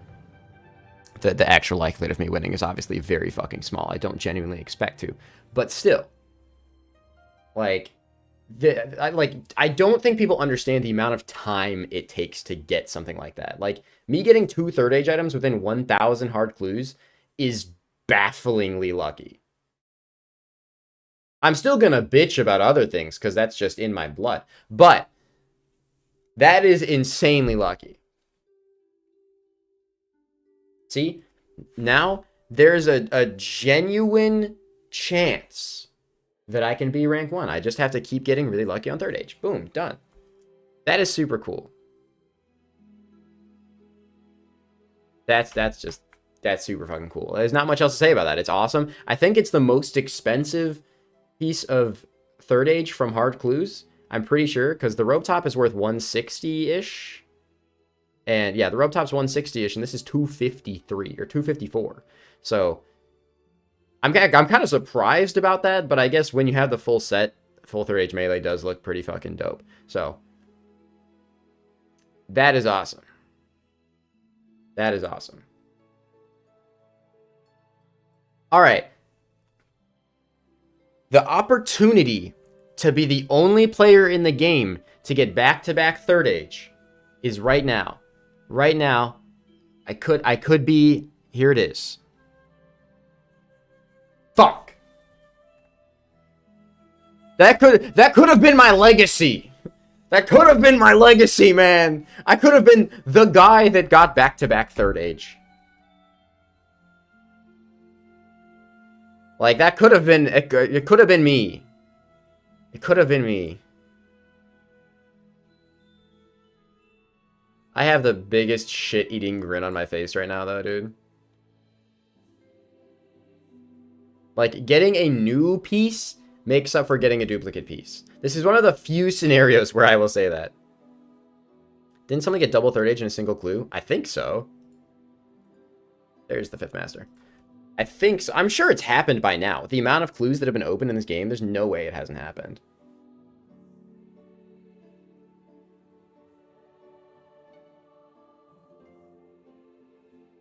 All right. We're going to be up to 60 master clues after this, bro. Holy shit. Also, not that the timer's actually low in this, but I'm so paranoid about losing my good triple stepper. Having a good triple stepper is the only reason that master clues are bearable to do, to be honest with you. If you don't have... Ooh, that's a peak hair's wet dream. If you don't have a good triple stepper, master clues suck. But with a good one, they are very bearable. And that's a dog shit one.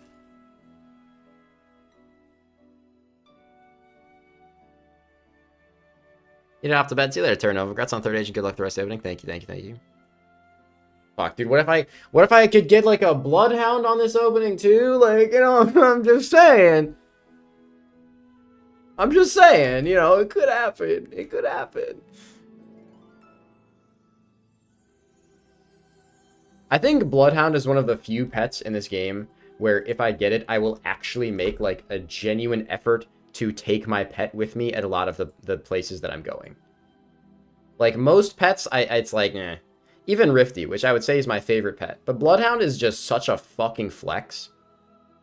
Like, especially on an iron, Bloodhound is such a fucking flex that I think I would start genuinely trying to take that with me. I mean, I have like 800 fucking pet reclaims after Doom and Chompies and everything anyway, so... You know, might as well. They're making pets free reclaim. Really? Thank you for stream. Good luck for more logs. Hey, thank you, Squish. Have a good one, buddy. I wonder why they're doing that. I mean, I'm not saying I'm opposed to it. Alright, don't mind me. Just taking drugs. Just taking drugs, don't mind me. It's just a multivitamin, don't worry, Chad. Feels bad sometimes to reclaim. I have literally never reclaimed a pet ever because I never take pets with me anywhere. Because again, it's just too much effort. I know it sounds silly, but it's just kind of too much effort. So what happens to all my free reclaims? Do I get a fuck ton of money? Yeah? Yeah. Let me you know, let me get a 500k refund per pet reclaim, you know? What do we think about that? Sounds like a good idea. Sounds like a great idea. Dave for JMod. It's brilliant. If you all say it's a good idea, they'll do it. Kidding, they hate me. They won't, but...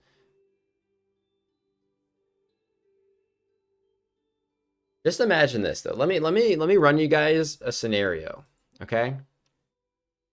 Imagine this. Imagine you're the JMod, whose passion project, because you know every JMod has their little passion project that they do, where your passion project is to be the guy that fucks with Dabe, right? And you're like, he's just opening some hard clues. I'm gonna go take my morning dump, you know? Boss makes $1, I make a dime. That's why I shit on company time. And then he like high fives his boys. He leaves the cubicle, okay? And then he walks back, looks at my stream, all his coworkers looking at them, shaking his head as he's walking back to his cubicle. And then he looks on my stream and sees I got a third age plate body while he was taking a shit.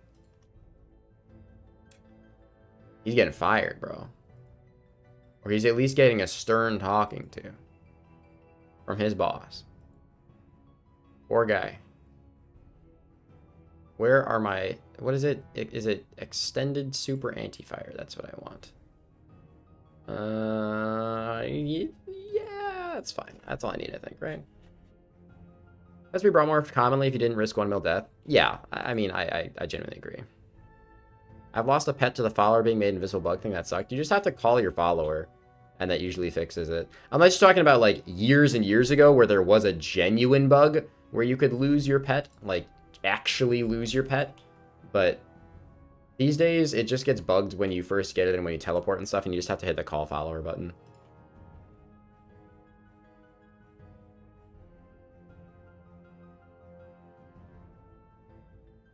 Alright.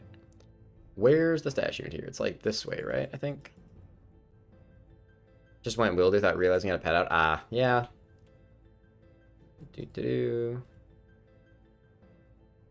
I will continue to pray mage because I don't know if someone's killing the KBD in this world, and I'd rather not die.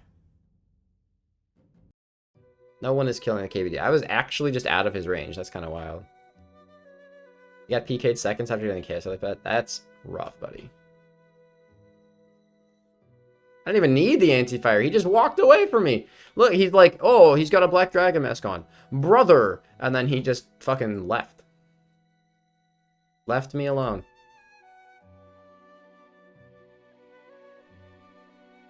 Feel so accomplished. I offered to give them 500k, but instead they made me pay 1 mil to reclaim. I mean, if it makes you feel any better, the fact that you're saying it like that is significantly better than how it like actually used to be, which was when you get a pet in the wilderness especially, you were kind of like fucking terrified because pets didn't automatically get insured. You had to manually take the pet to the person and insure it. And if you got PK'd or died before you managed to insure the pet, it would literally just be gone forever. Like, that shit was fucked up, bro. That was genuinely, like, such a stupid system. People getting dogpiled when they got pet at Callisto Mass. Yeah, I mean, again, bright side, I'm pretty sure that was post the pet system changing. Because the Wieldy Boss changes must have been long after that, I think. System was clunky self for no reason. Oh, I agree with you.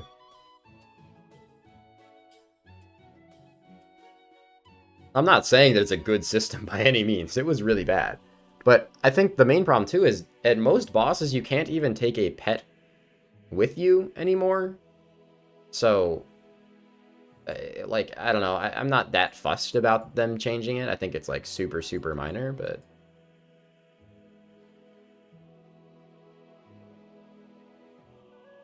How did your game know what fallow item it was before going to him? I went to him. I just held spacebar. I went to him and held spacebar very fast.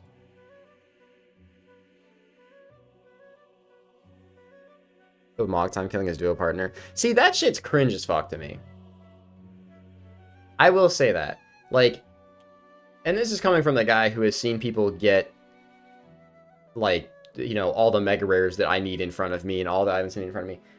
Sure, I'll be, like, pissed it's not mine, right? But at the same time, if it's, like, a teammate who, especially if it's a teammate who's an Iron Man or in the situation of a pet, someone who's also, like, wants the pet, I'm not going to be fucking mad at them, and I'm certainly not going to kill them, like, and take the pet, like, from them so they don't have it anymore. That's just, like, I know people will go, oh, it's for the sake of content. No, you're just a dick. Like, that's just kind of a dick move, man.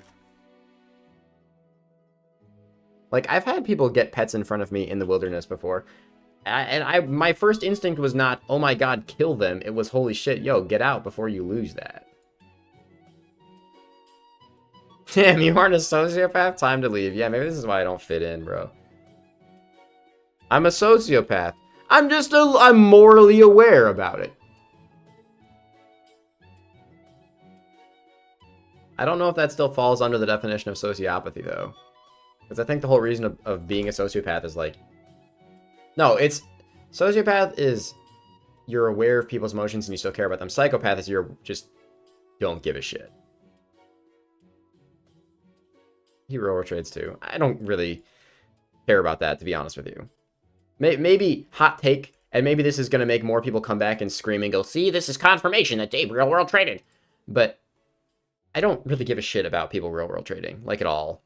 And, like, if you do it and you get banned, understand that... Why did I click that? Understand that, like, it was your choice and you're facing the consequences of your own actions. But also, like, I'm not condoning it. I don't think people should do it. And I'm not encouraging anybody to do it. I'm just saying that, like, I put it like this. And this isn't usually the case. But, like, if someone has bills to pay and they have enough video game currency to sell that video game currency to then pay their bills, and they're choosing to not sell the video game currency and, like, go without food or without basic utilities, you're a fucking moron. Like, I'm sorry. I believe that your basic human needs should be considered more important than your gold in a video game. Again, that being said, I still don't think that people should do it, and I don't condone it. And if you do it and get banned, no matter what the circumstances are for the reason behind you doing it, you shouldn't complain that you got banned. But at the same time, if you're prioritizing the value of an in-game currency over your real life, you're kind of stupid. But yeah, I understand the concept that, like, real world trade does obviously encourage botting and account hacking and stuff. Like, I understand the bigger issues. I do. And those are big issues. I'm not disagreeing with that stuff, you know. Where did my clues end up? Legit player sells gold to another legit player. I see no bad vibe for that. It's the bots that are the problem. Yeah, I can understand that point. Botting's always been a problem. Yeah, but so is real world trade, to be fair. I mean, botting has always existed in every MMO since the dawn of time. Since people realized in order to get ahead, they can just buy gold, you know? And that'll always exist. I mean, it happens in World of Warcraft, it happens in RuneScape, it happens in... Honestly, there aren't that many other popular MMOs. Maybe Final Fantasy. I don't even know, if that's all that popular, or two, if buying gold is relevant in Final Fantasy. I've never played it. But it happens. It happens everywhere. I'm like, there's a rating system. To those of you who play WoW, you'll understand this, so sorry for, like, the abundant explanation. But to people who play WoW, sorry. If you don't, there's a system in WoW called GDKP. And essentially, DKP was like dragon killing points. Hang on, I'm gonna sneeze. That's not... hang on, I'm gonna sneeze isn't part of the acronym. I just didn't want to sneeze in your guys' ears. GDKP is essentially, you kill a boss, and when you kill a boss in WoW, it always drops some loot. But it's not like, okay, at least in the version I play, it's not loot that everybody gets. It's just, let's say the boss drops 5 pieces of loot. Well, there's obviously going to be some competition for that loot. And what a GDKP does is they will say, hey, we're going to put this loot up for auction. Everyone is going to bid gold.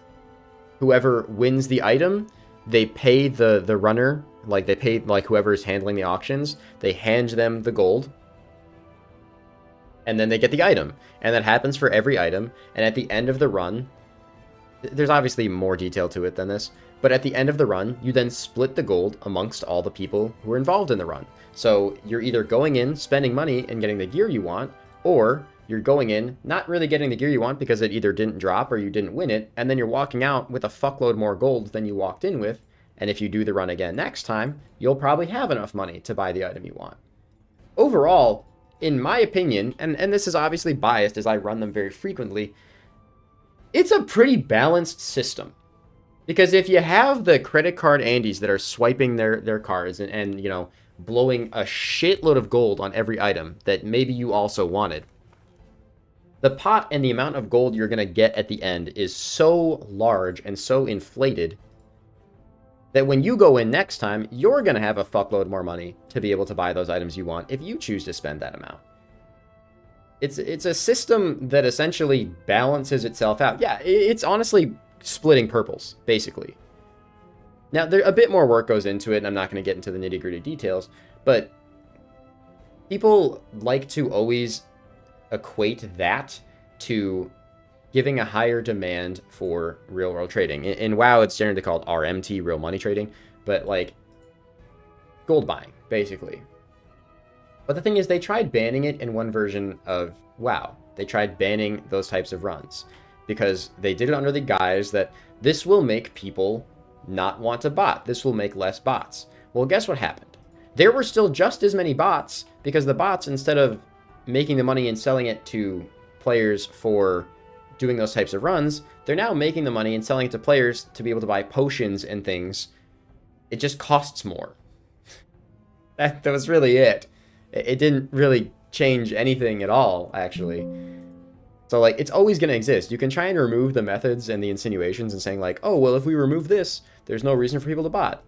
As long as the in-game currency has a use to be spent in the game, and it should, because if your currency doesn't have a reason to be spent, what the fuck is the point of the currency? There's always going to be people who are going to bot it, and there's always going to be people who are going to buy gold. It's just a reality of MMOs. Does that mean that the game developers should give up? What am I doing? Does that mean the game developers should give up on trying to catch them? No, they should always try, but it's an inevitability. It's always going to happen, especially in current era where it's a hell of a lot easier to develop bots, or they're already developed a hell of a lot more than they used to be. I mean, like back in the day, you know, like on RuneScape, you used to have a random event, and that would be what would kill a bot. Like, that was how simple the anti-bot measures needed to be. It was just, you hit tree, what if the tree hits you back? And now you're fucked. I don't know. I think it's crazy that people demonize it so much. But at the same time, like, I get the frustration from game devs, I guess. It's just weird. It's a weird system. It's always going to be a game of cat and mouse. That's just... It's just the nature of MMOs, you know? In a game where the objective is to get ahead and be good, people will take whatever means they can to get ahead and be good. I miss those random events. I kind of do, but they were also just really aggravating for, like, regular players, too. Hang on, I'm gonna stand my desk up real quick. Back is starting to hurt. So we stand up. I mean, it was pretty aggravating for regular players, though, to be like dealing with things attacking you constantly when you're just trying to fish, especially with like mobile being a thing now. It would be pretty aggravating to have to deal with that on mobile all the time too. The problem is it causes so much inflation that non-optimal methods of gaining GP are even less worth it. See, the way I look at it is, like, yeah, it definitely causes inflation, right? The main thing is, in RuneScape, it's very different because the bots are doing the end game content, right? Like, the bots are doing the end game content. That's kind of fucking bad. But in games like WoW, and you can say in games like RuneScape too, obviously, like, skilling supplies are massively impacted by it. Players can't make as much from those skilling methods. But if they were to ban the bots that are at least doing all the bosses in RuneScape, bossing would be so profitable that the inflation would also just be somewhat unaffected. I know that's like a really bad way of phrasing it, but like, inflation will always exist, but the players are also going to be making more money. And it definitely is hyperinflated because of bots, but again, they're always going to exist. It's not something that you can ever fully get rid of. You can fight it, but you're never going to get rid of it. Yo, back to back steps. Let's fucking go. Wish there were more bots because it keeps PVM supplies cheap. Yeah, if they were to do a bot nuke, like how they used to do back in the day, where it would be like an absolute destruction of all bots, which is a lot harder to do now because, like I said, bots are coded very differently and there's so many bot farms. The price of a lot of supplies that people take for granted for their PVMing and bossing would change so dramatically. And I think a lot of people do not understand like how dramatically that shit would change. Like, it'd be pretty noticeable immediately. Like, every single skilling supply would probably triple or quadruple in price. Like, immediately. I feel like Jagex lets bots exist sometimes to keep items cheaper. I think that it's just one of those things where, like I said, it's just a game of cat and mouse. And they're spending as many resources as they can, but at the same time, bots are just harder to catch than they used to be. It's not like, oh, that's obviously a bot. And there are situations like that, and their system tags those things pretty quickly. But there's also plenty of systems and plenty of bots that are going to slip under the radar because of instances and the way that the bots are coded to play and everything, you know? It's only a few months ago where people were complaining about the price of prayer training with superior dragon bones. Really? I mean, I'm just out of touch. I don't pay attention to stuff like that, I guess. But that at Scaly Hide, Manson realized the supply of dragon scales are from botting. Yeah, it's relevant. The other problem is that it affects new players disproportionately, and that's valid. Like I said, there are definitely reasons that the company should be fighting bots, 100%. But at the same time, speaking from, again, to use a different MMO as an example, my wife just started playing World of Warcraft with me. Like, we play together. It's very fun, and it's very cute. However, she's a big noob, and I'm a bit of a sweaty tryhard. So I'm coming down to we're going to join a dad guild together, which is like, you know, a very casual guild. But I didn't give her gold, aside from what she needed for, like, buying a WoW token, which is essentially a bond, to, like, keep her membership going. So I gave her money basically for a bond. I told her, hey, I will teach you how to make money, and I'll give you, like, a little bit here and there when you're first getting started to buy certain pieces of gear that'll increase your experience and blah, blah, blah, blah. But outside of that, I didn't give her any money. And she was very smart about how she did things. You know, I told her, hey, here's how you make money with these professions. You know, you fly around the game, you mine the stuff, you herb the stuff, you make money.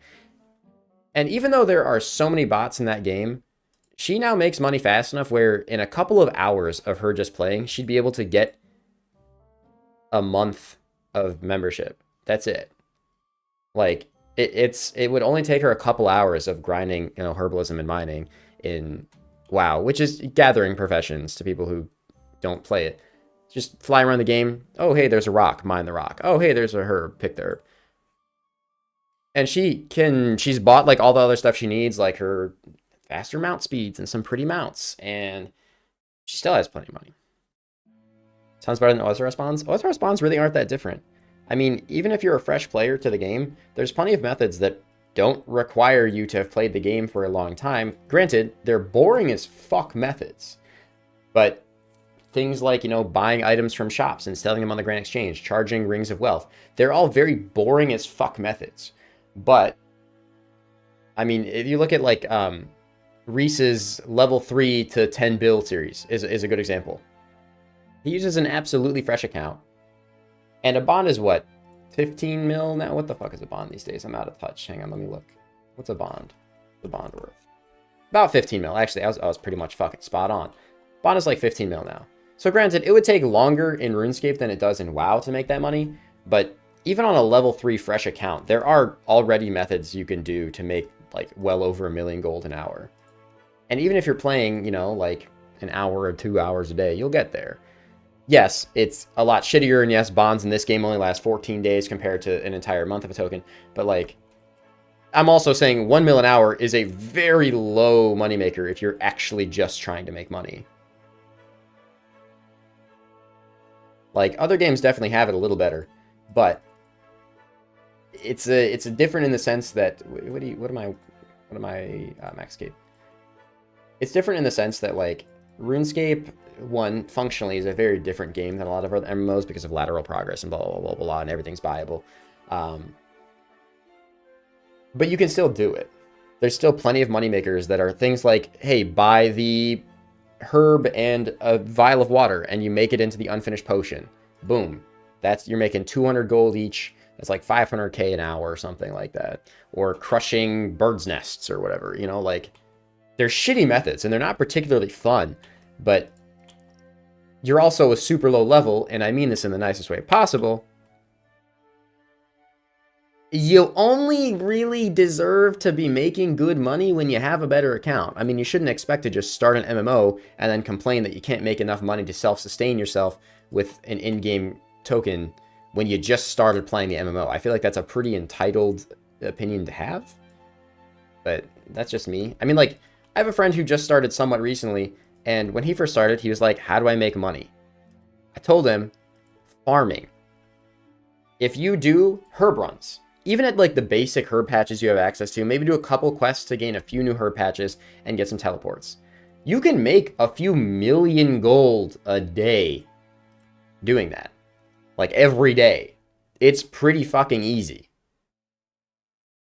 But people don't like doing it. And that one's actually something that does directly benefit your account because it's giving you experience. It directly benefits your account, but people just don't like doing it, which is valid. It's fine to not like doing it, but again, it's a very early game moneymaker. Urban Days of Bond about exactly. It's crazy the amount of money you can make from it, man. Shout out to when one night of boosts would get me 3 months worth of tokens. Yeah, true. While token is just 30 days of game time, you may also redeem the token for Battle Net balance. If you are on retail, yes. It does not do that on Classic WoW. Herb runs net you like 450k and takes 5 minutes per run. Right, so if you just, even if you're at work and you just go like, I'm gonna take a 5-minute break, or like hop on and go take a shit, hop on my phone and do my herb run, right? Like, you'll be able to make a few mil a day. Or even if you just do one when you go to sleep and one when you wake up, that's 1 million gold a day right there already. It's a lot of money. It adds up, but people just don't like doing it, which again is valid. It's not the most fun thing to do in the world. But you're also a super low level, desperately trying to make money, so of course it's not going to be the most fun thing to do in the world. What do you expect? You're a super low level, you know? You know it doesn't go that way in Classic? Yeah, I mean, just like how RuneScape, this isn't common on RuneScape anymore, but you used to be able to, like, old school RuneScape didn't used to have bonds, and RS3 did. So you would, you know, do the trade to a person, hope they don't fucking scam you, and, you know, swap to RS3, and they would, yeah, that was a big thing. There's discourse to do that on World of Warcraft as well. But again, it's at your own risk type shit. Like, I've traded my old school gold for retail gold a few times. Or my classic for retail gold a few times, rather. My favorite contact for another one, but I'm a terrible person for wanting you to accident tail in the wilderness with those millions of runes. I've done it. I've done it. It happens. I've never been PK'd for anything super crazy when I've made a mistake like that, but I have definitely made mistakes like that in the past. Like right now, for example, you get skulled when you go in here. When I was doing a hard clue, I got skulled in this exact setup, and then and had my scroll book on me, which had, where the fuck? Give me something I can go in with. And I had my scroll book on me, which has like a few 100 mil worth of golden scrolls as well. So I would have lost Crystal Body, Slayer Ring, which I don't care about, the Max Cape, which I don't really care about. Most of the Crystal Body would have really sucked to lose. It protected the Bofa because I did have Prayer again. But it would have sucked, and I would have had to go back to Gauntlet. which, who the fuck wants to go back to Gauntlet? That place sucks ass. What's the best herb to plant at the moment for profit? I'm pretty sure if you go to the wiki page, it will literally be able to tell you. Everyone always assumes it's like, oh, it's Renar seeds and blah, blah. But there's like a high risk, high reward with those seeds. Even if you're planting low tier seeds, like I'm pretty sure toad flax is like 100 gold a seed or 1k a seed. But then the herb is like 3k or some shit like that. So you can take the lower risk route and you're only going to be making like 50 to 100k less profit per run. It's not an insane difference. Like, I wouldn't risk it. If you're just trying to make passive money, I wouldn't risk it on the more expensive seeds. It's not really worth it. Just take a cheap seed, farm it, and you'll make really good money on it. Like Toadflax, Avantoe, Kawarm, those are all notoriously very cheap seeds. But the herbs are always 1,000 to 3,000 gold, give or take. And you'll make money. You will, easily. Now I die to Galvek. Wish you could see how much cheaper our fishing anglers are mining amethyst would be without bots. That's what I'm really curious about. Yeah, it's unfortunate because you're never really going to know. I lived that. Kill me, bro. Be faster. A 72 has got to be like his minimum hit on that attack. That is crazy. That attack has never not one-hit me. Yeah, I mean, I always tell people things like that. I mean, like, especially now with the addition of mobile, the game has never been easier to make money. Like, when you're at work, you can just do a herb run, you can do bird runs. Like, bird runs are probably pretty fantastically good profit, too. What's a bird's nest worth these days? Bird's nest is almost 5,000 gold each. And you get crazy hunter XP for doing bird runs. So you should be doing them anyway, especially at lower levels. Even if you're only getting 2 or 3 nests a run, it takes, like, a minute to do. Like, I don't know. It was funny how herb prices should have gone up. Now they're even lower than back then. Yeah, Jagex's solutions to solving particular crises with items tend to not actually hit as hard as they hope that they do. Speaking from someone who's seen about 100 of them attempting to do that, but... Goutweed, yeah, true, do goutweed. Yeah, torsal seeds, but obviously, like, if you're newer to the game, torsal also requires, what, like 85 to plant? So a newer player is not going to be able to plant torsal seeds, but I'm pretty sure Toadflax is, like, level 30 or something. It's pretty low. I don't know the exact level. It might be actually just, like, level 30 or 32 or something like that. It's pretty low. Because, again, you have to bear in mind, we're thinking, like, from a new player perspective. They're not going to have crazy high farming. But also, it doesn't take very long to get, like, level 30-ish. In farming, and it certainly doesn't take long to go start doing your birdhouse runs. So even if you're just doing birdhouse runs and herb runs and not even playing the game outside of that, and even if you're only doing a couple a day, I'm not talking like you have a timer set, you're doing it constantly. I'm talking you're doing a couple a day. You're still gonna make enough money to be able to afford your bond. Like, it's kind of wild, bro. You just have to generally think, what are things that other people don't want to do? If you're a low level, that's the general philosophy you have to take is, what's something that other people don't want to do that I can do to make money? That's it.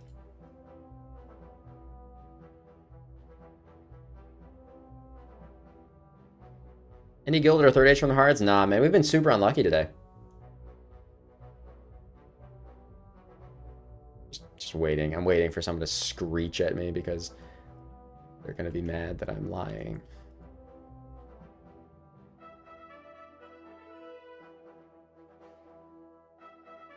Torstal's the endgame seed that gives decent money and XP. No, that's super valid. Torstals are like pretty, yeah, they're pretty decent XP. Same with like Snapegrass, I think, would be like a good... Snapegrass is like pretty fucking good XP, right? I mean, the runs take fucking forever, and I don't know if Snapegrass is actually even profit because I haven't really played a main account since like Snapegrass seeds were put into the game, so I don't know. Yeah, nothing really crazy. I mean, we did actually get the most expensive item from Hard Clues that you can possibly get, but outside of that, no, nothing really. Yeah, no, it's been... I mean, I got a duplicate Rune Heraldic Plate Body. That was unfortunate. That kind of sucked. Um, yeah, no, just been pretty relaxed today so far. Seed prices are a little weird over the last few weeks because, yeah, the rebalance made things a little weird. But even then, like, you're going to make money. This is what the point I'm making is, like, if you're consistent with stuff like that, you'll make money. And I say this because my friend, who I gave that advice to, made a lot of his money, and he might even be AFK in the stream, I don't know. But he made a lot of his money from herb runs. So, like, I promise you it works. And now he's asking me questions like, hey, I have like an X like 20 mil bank now or something, like, hey, how do I do XYZ? Or what's the best way to do XYZ? And it's really nice seeing someone actually progress through the game the way that they sort of should. You're such a bad liar. Hear the smile on your voice. What are you talking about? I genuinely did get the most expensive item from Hard Clues and a duplicate for all the clay body. I'm serious, bro. That's like not a word of a lie.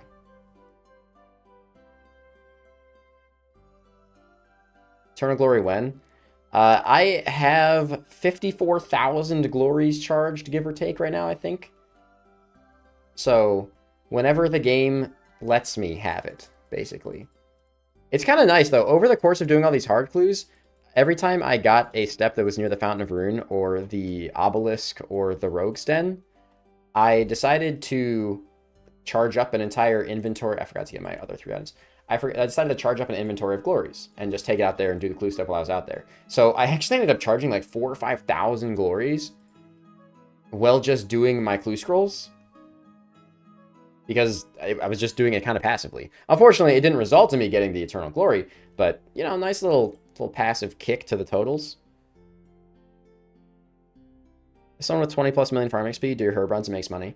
I'm just saying that, like, to people starting. I hate farming, personally. I think farming is, like, the most dog shit skill in the fucking game. But I also think it is a really, really good way for people to make early game money with not a lot of effort, not a lot of understanding of the game. It's just a good way to get started. Whoop, I can't click.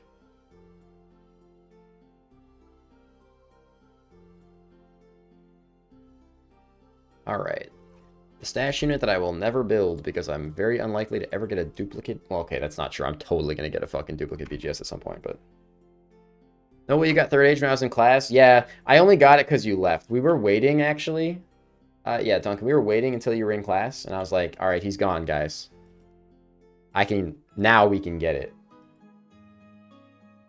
I decided to really just screw you over on that one. I was going to say screw one over on you, but that's, if he's in class, he could be in high school, so I don't want to make any sexual innuendo there.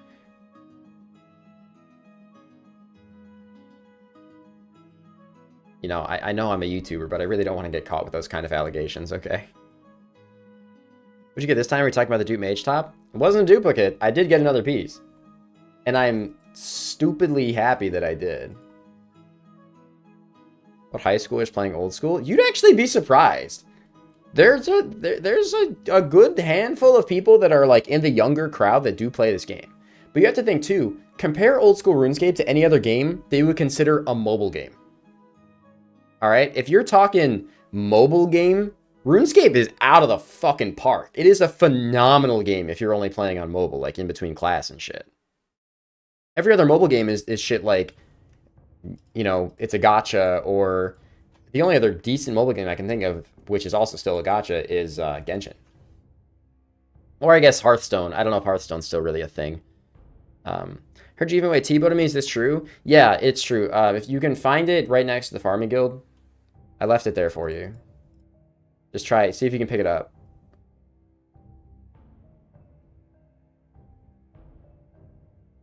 I play more mobile than PC OSRS. Oh my god, the client's... Yeah, dude, the mobile client has gotten so good.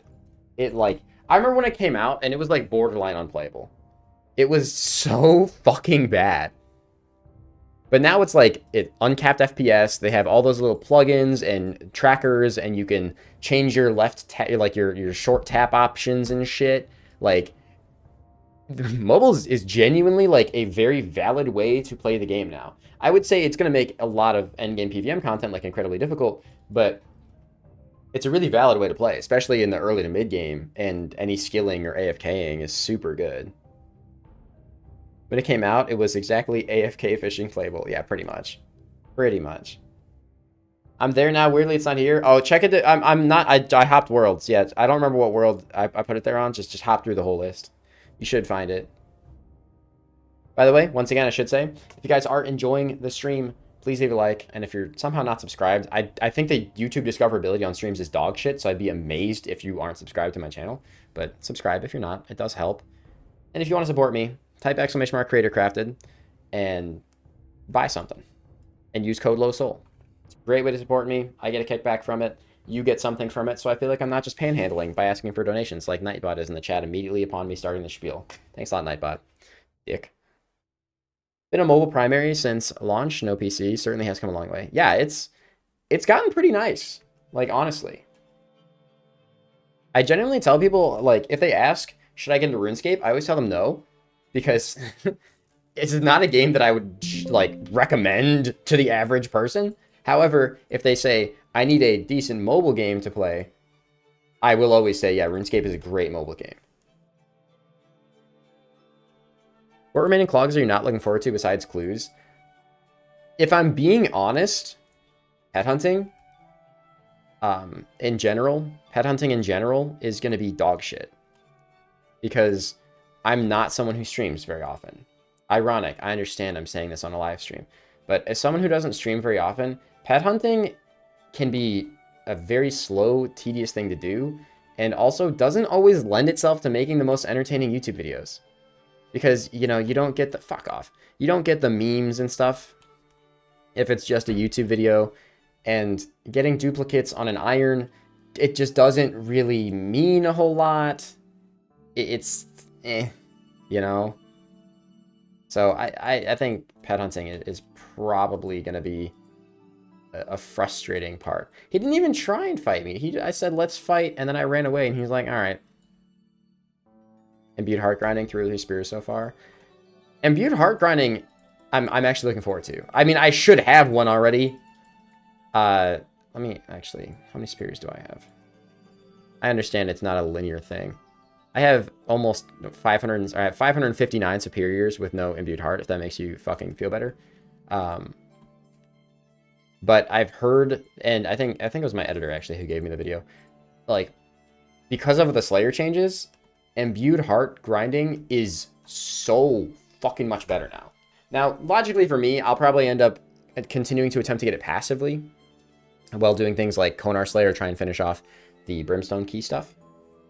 But, yeah. I've done 20 mil XP, no heart. I'm almost 46 mil, again, if that makes you feel any better. Are you missing Dragon Fullhelm? I am missing the Mithril, Addy, and Rune Dragon items. And the Slayer update makes those super nice, but also Confliction Gauntlets. And apparently, it's just like, sure, I'm going to have to use Blood Barrage, and it's probably going to suck up a fuck ton of runes, right? But apparently, you can fully AFK Addy Dragons now. Someone in my clan tested it when I suggested it. And, like, Rune Dragons, they're not that bad, right? Rune Dragons aren't too bad to do. Mithril Dragons, pretty fucking chill. Not that bad to do. Adamant Dragons can suck my left testicle. They are the least fun thing in the entire game. They are so dog shit. They are just designed so poorly. They do more damage than Rune Dragons, and their mechanic is just not fun. It's just not a fun mechanic. It's like you have to run and then you have to run again. It's like doing Crazy Archaeologist constantly. I hate Adamant Dragons. So if I can just stand there and fucking AFK them, you bet your ass. Oh my god, back to back with the exact same item too. You bet your ass I'm gonna sit there and fucking AFK them. Like, that's what gold goes to on my account now that I have all bank slots. I will super AFK any piece of content that I do not like. Thought Serphelm makes their poison projectile damage 0. Unless that was changed, no, it still does damage. If that was changed, awesome. But definitely wasn't a thing last I did them, which it's been a minute, but it could have been changed. Again, there's so many things that get frequently changed, especially with Slayer monsters. So I don't know. And obviously, up until this point, I've pretty much only primarily done them on Slayer task because you know, they're adamant dragons. It's not like it's fun to do them.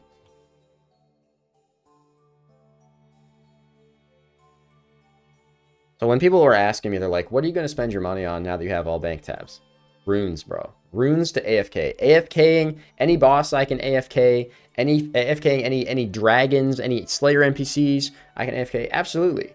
And people will say, well, doesn't that mean you just don't like playing the game? I love playing the game. But if I can relax while playing the game, or better yet, be able to do something passively while working on other ideas like videos for my main account, fuck yeah, that's awesome. That's a 2 birds, 1 stone situation, dude. Like, that'd be awesome.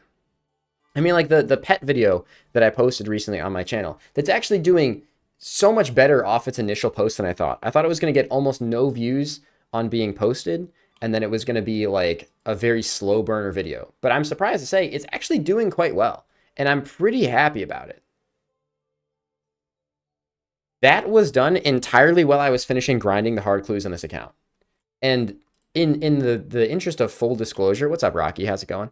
In the interest of full disclosure, like, I made that video within the amount of time I play the game in a day.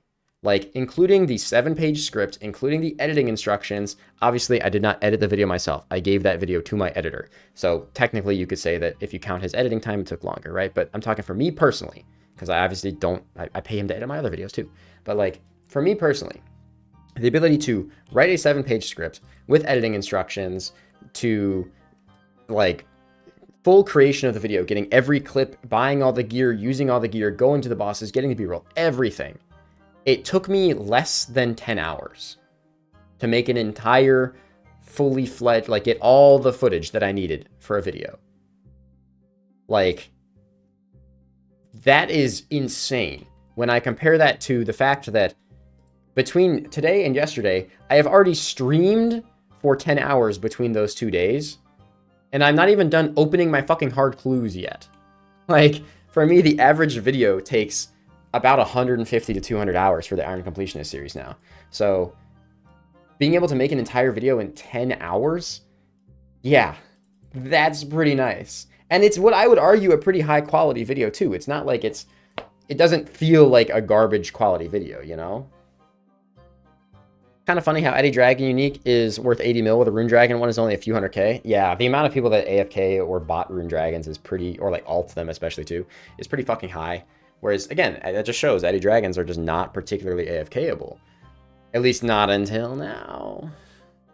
It'd be so nice to be done with all metal dragons. That'll be sick. Like, Dragon Fulhelm is a super hype item. No one really fucking knows the Eddie Dragon item, but I'll be super hyped to be done with it. And then being done with Rune Dragons, too. Being able to actually block Metal Dragons and never do them again. Of any tier of Metal Dragon again. That is, like, big fucking dreams, bro. That'd be awesome. Hey, what bosses are the best to AFK for pets? Fun fact, friend. I know you're being sarcastic, but... Fun fact, friend. None of them. You can't AFK any of them. That's unfortunate. Why would you try to ruin the game by not efficiently killing them? Idiot. I actually had a pretty funny comment on the pets video. And it was some guy was like, now, I know that, like, you're talking about doing the content like this, but I did Sarachnis like this, and it's literally him describing... I really hope it's not one of you guys, and I'm not trying to be an asshole if it is. It was a guy basically describing... Oh, what am I supposed to be fucking doing here?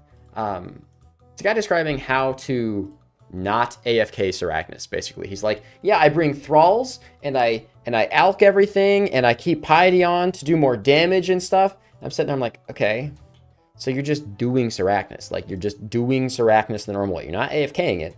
You're just doing it. Which is fine. That's great. It's kind of a fun boss. I totally get why you would just do the boss. It's like, yeah, you know, I get a good amount of kills per trip. It's probably better than this. And I'm like, yes, of course it is.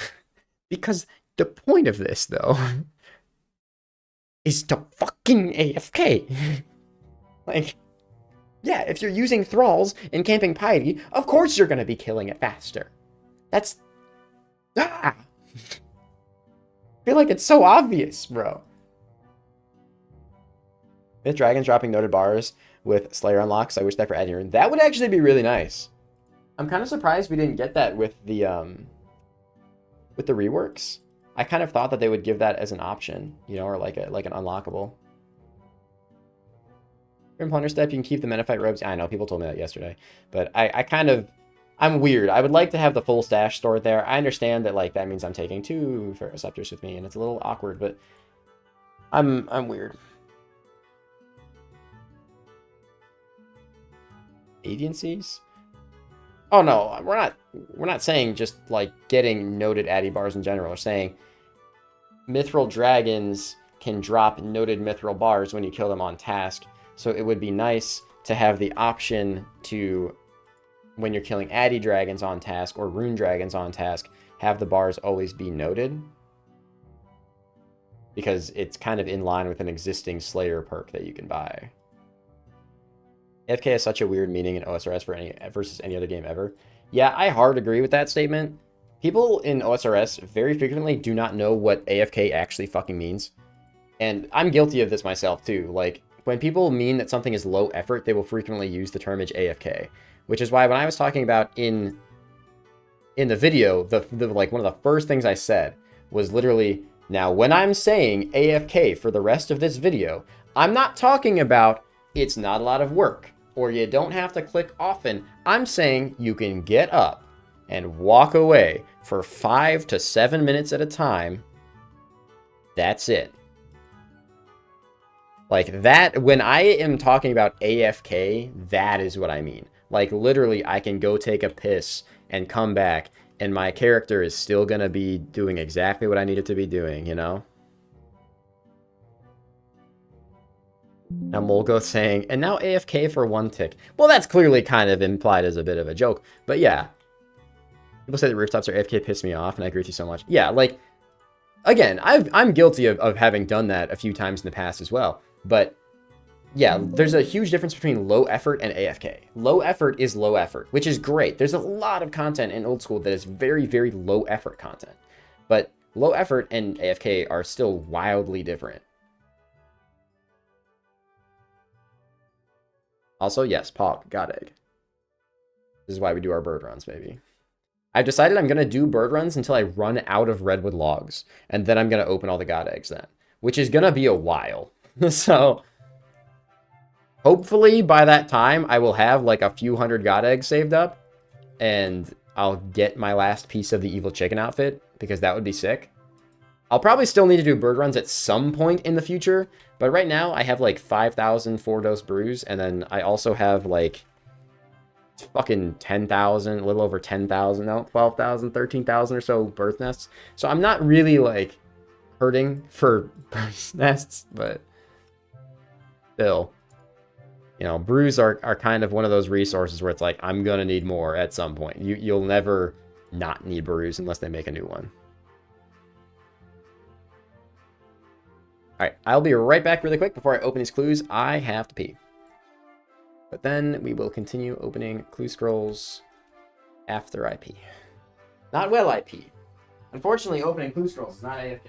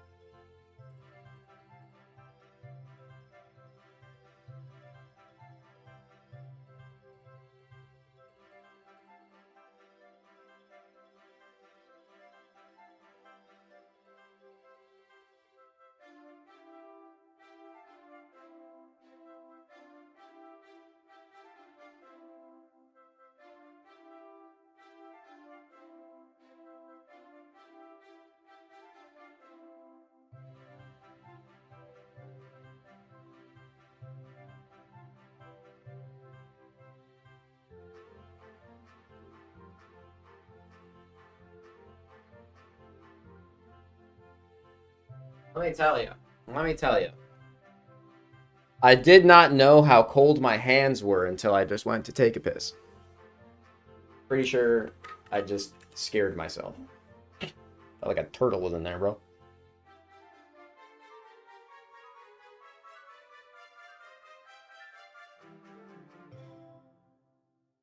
It was just auto-click. That's bannable, but yeah, I suppose you could. All right. All right. Sorry, I'm very much an oversharing Andy, but I also think it's kind of funny to do that, so I just do. Welcome to my personality that never gets actually properly displayed in videos because it's really hard to talk and have a personality in videos. It's just difficult. Eisen Texan. All right. Boom. Now, recorder's going. Yes. Hello, recorder. There we go. Boom. All right. Well, you know what? Let's keep the streak. Let's keep the streak going. Let's get another new log slot. All right. We're coming to like the tail end of the caskets now, which is, it's bittersweet. It's very bittersweet. When you spend like months and months and months grinding out something for a single video, and then you go through it all in a couple of days, it's a really weird feeling. It gives you that like kind of burnout because, you know, you worked really hard to do something and then it's done. And it's not saying the results are bad. It's just, it's still, it gives you a little burnout. There's 2200, by the way. What plugin is that for showing the clue steps? The one that shows on the clues is called Clue Details. And I would look up, when you look up the plugin, you'll probably be able to find someone who has like a paste bin file for like generic recommended things that'll auto paste on there, because otherwise you have to do them yourself, and you can manually change them. You can manually like tag a clue item so that it'll be like highlighted when you have a particular clue step and stuff. It's really nice plugin to have. Would also recommend Casket Saver, I believe is what it's called, that you don't open a clue scroll when you have like 5 masters in your bank or whatever. How long would 1,000 elites take on an iron?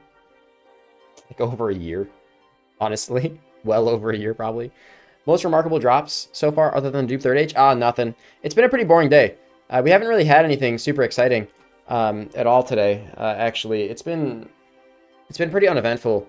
Really nothing nothing really crazy has happened in the stream today. So it's been yeah, you haven't missed much. You haven't missed much. Yeah, no clogs at all. That postgrind feeling is just another example that proves RS is more about the journey than the destination. Yeah, I'd agree with that. Mink, I'm guessing you were not looking at the screen just now. That's okay.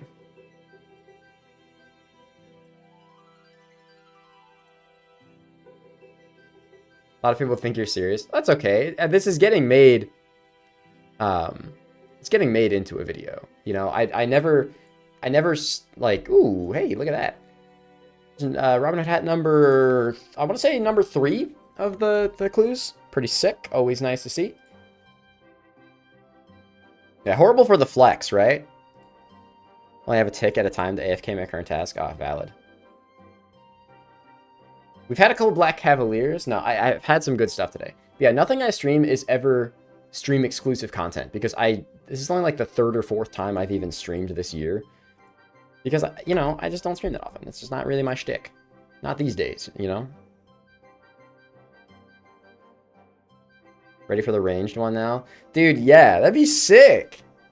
That'd be super sick, bro. The whole fit? Oh.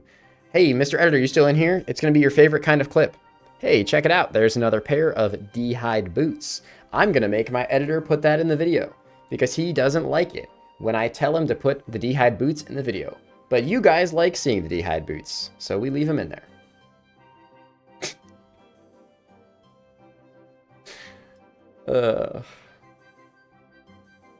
You guys like seeing the D-hide boots, right?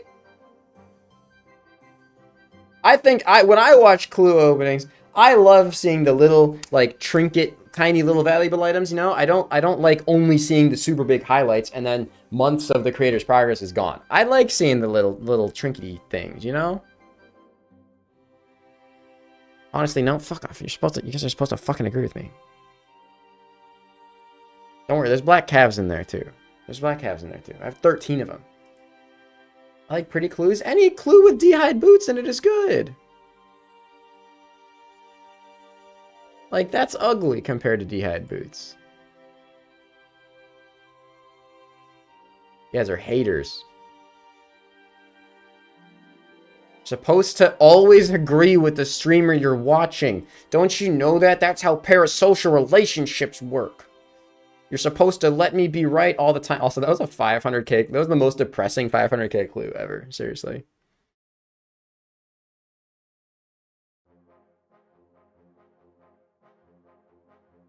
$20k. I need a new cheapest clue. I don't think it's going to happen. I don't think we're beating a 7k clue. I kind of want it to happen, but I don't think it will. Here's some side shields to look at. Dude, I've seen one D-hide shield in this entire opening, and it was somehow a fucking dupe. Like, that's crazy. And actually, Narda tellies are worth way more than Morton tellies. It's weird.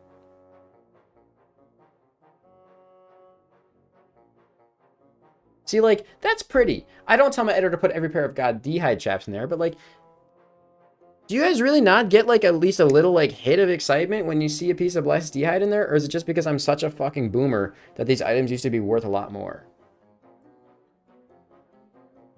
And yeah, I know, it's your fault they're not. I get it. I'm not saying I'm not contributing to the problem.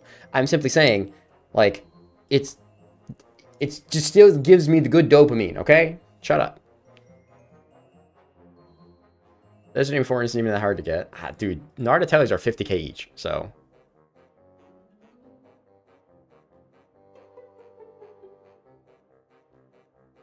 Why did it have to be 3 rune daggers? Could have just been 1 rune dagger. Wrong, Cavalier. We don't take kindly to you. Also, I have had noted potions twice this opening, by the way. To anyone who is curious. I did get noted potions again yesterday off stream as well. And we're going to get another set of noted potions right now. Fuck.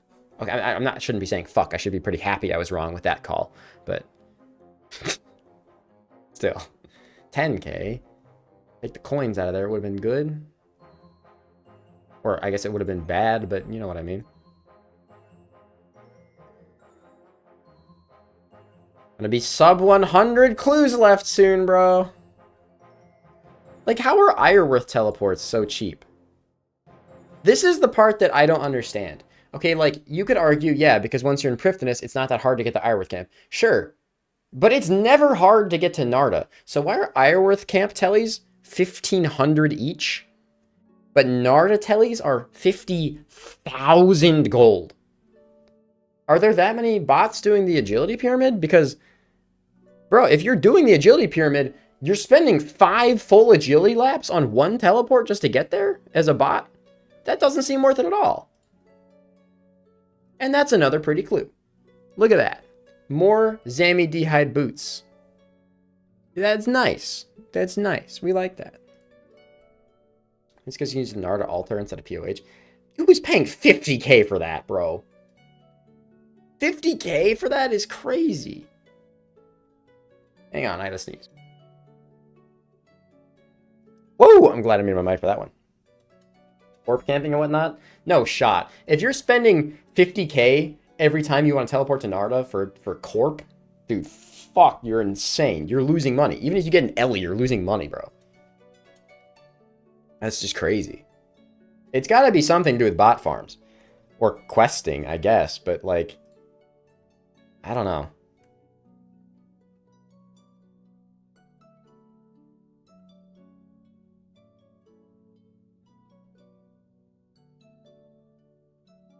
Alright, is that my 5th? My 4th? Redrop this because I get really paranoid about stuff like that for some reason.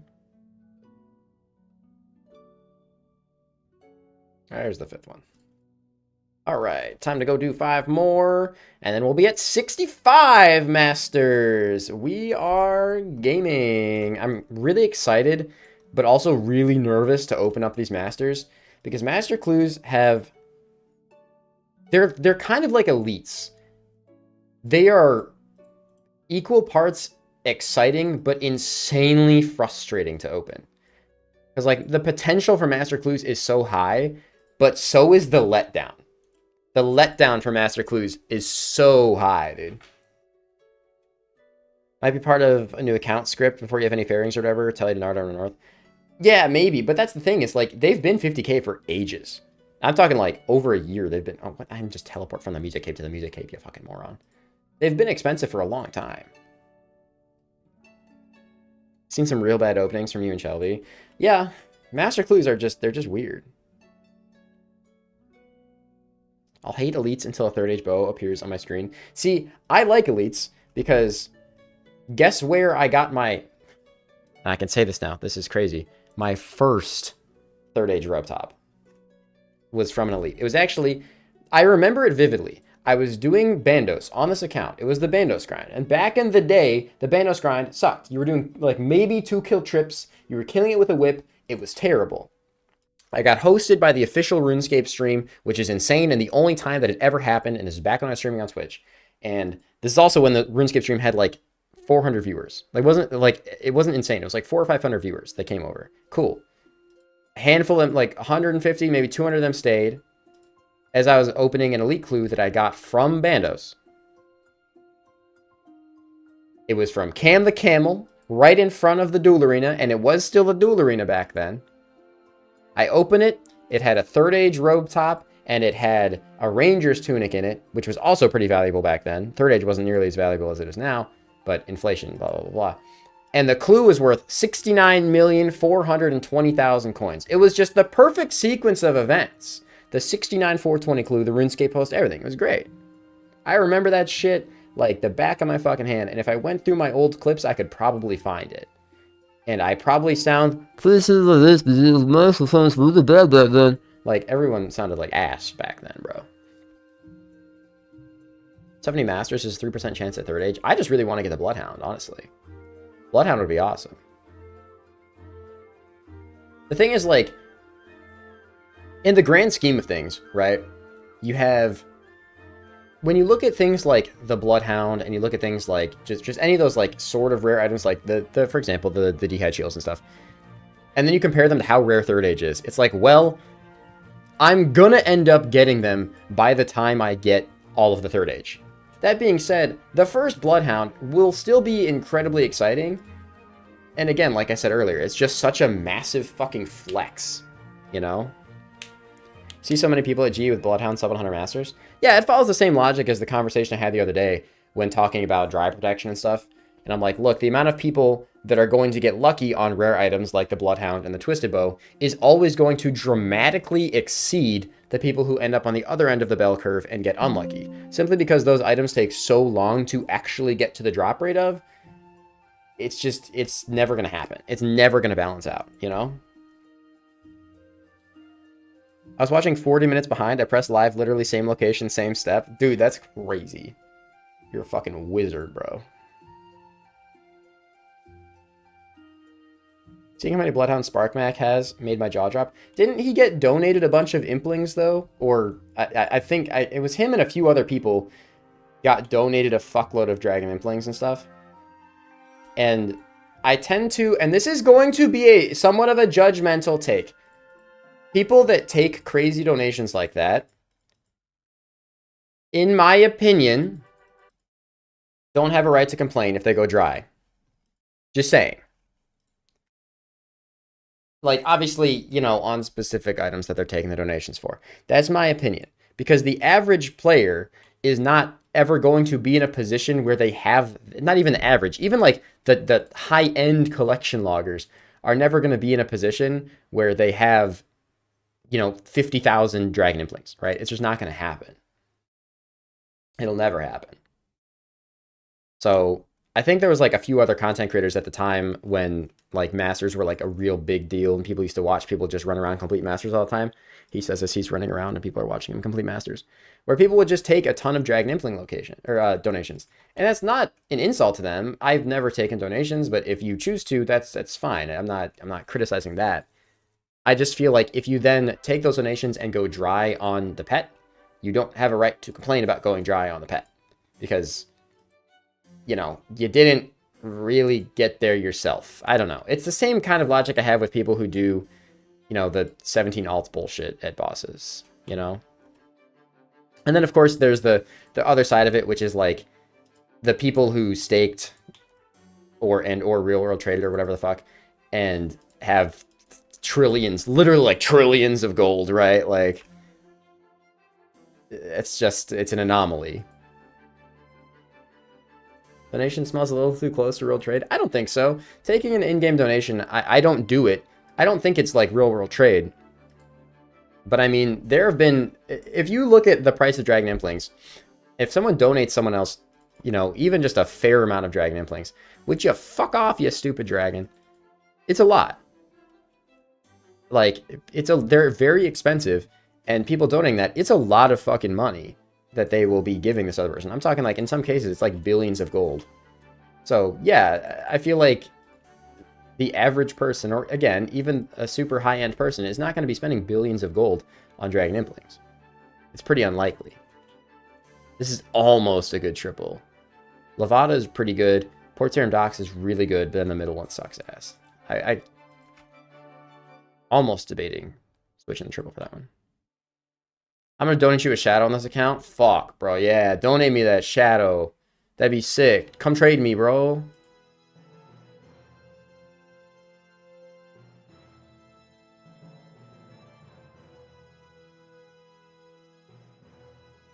Sparkmack's never going to shit about real trade. I have not watched Sparkmack in a very long time.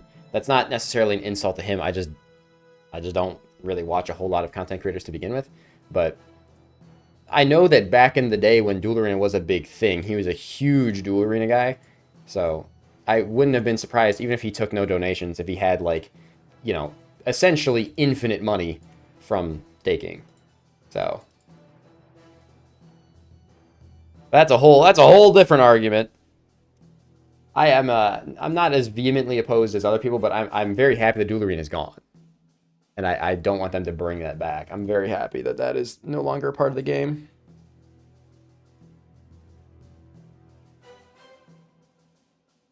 Again, I'm just an opinionated person when it comes to, you know, RuneScape.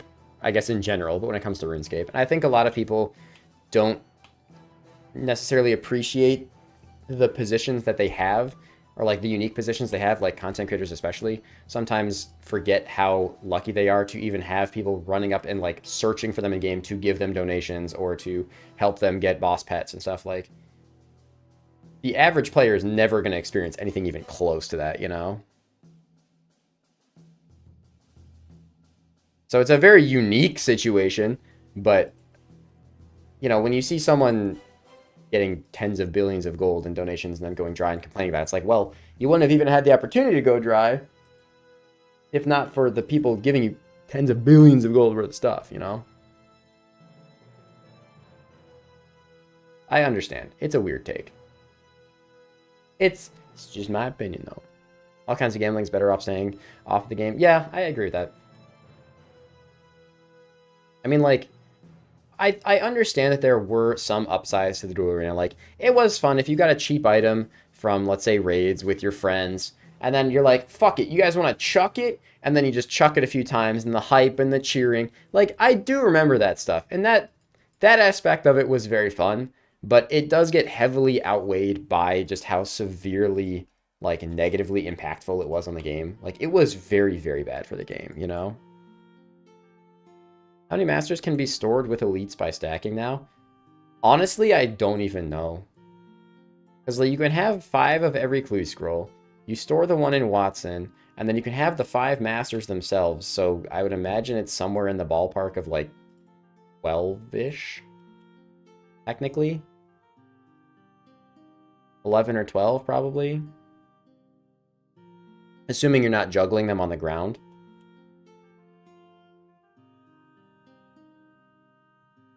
Which is ass. Don't do 11 master clues in a row. Coming from the guy who has done now over 60 master clues within the past 2 days, don't do 11 master clues in a row. It's a mistake. All right? You'll regret it. You will regret it. Don't do it. It's a trap.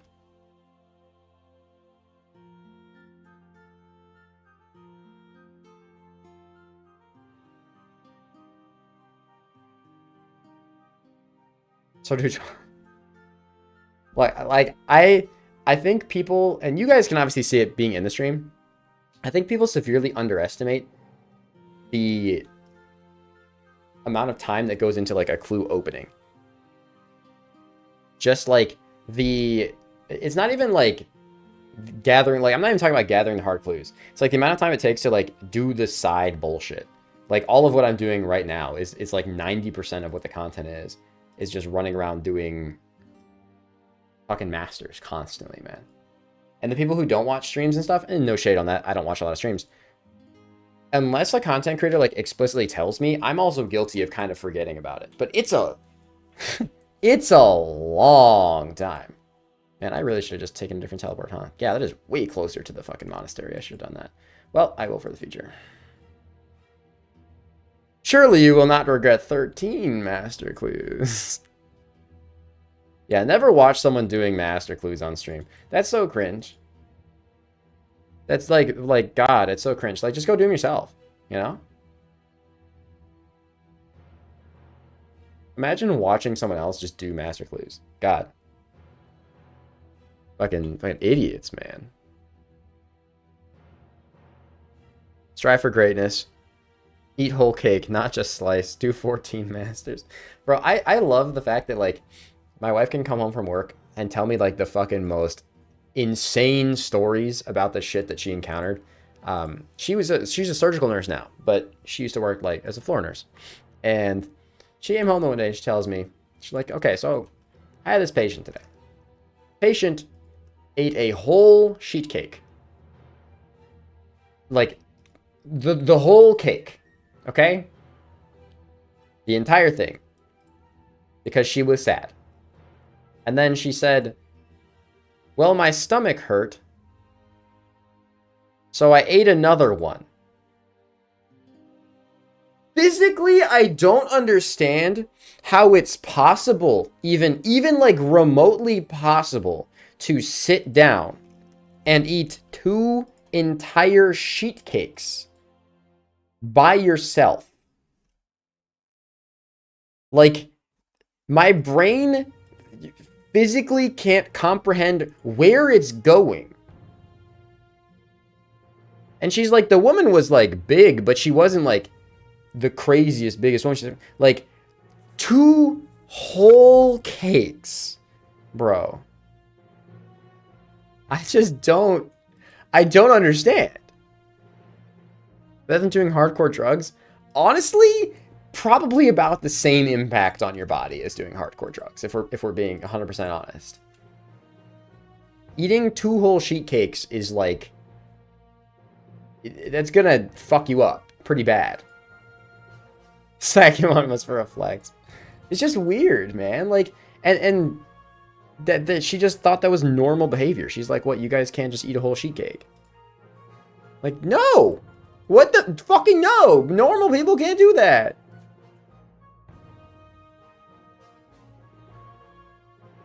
It's 3,200 calories per cake. It's probably more than that. The way my wife was describing them, it sounded like she was talking like Costco cakes. Like, Pearl Fly, Pearl Barbarian. Oh, that's why I don't have the Barbarian Rod in here, because I have the Pearl Barbarian Rod. That's why I didn't need that. Okay. Pearl Fishing Rod and a bait. Sugar's pretty bad from that quantity. Yeah.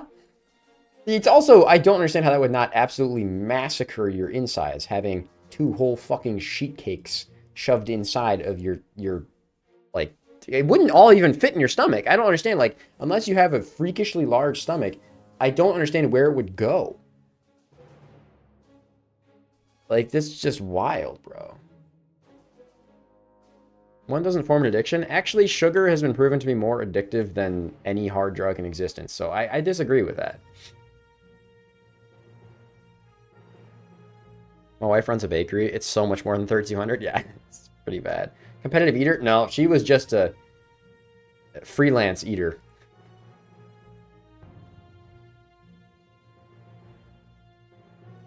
Bro, she had 26 open slots left. Math is not hard.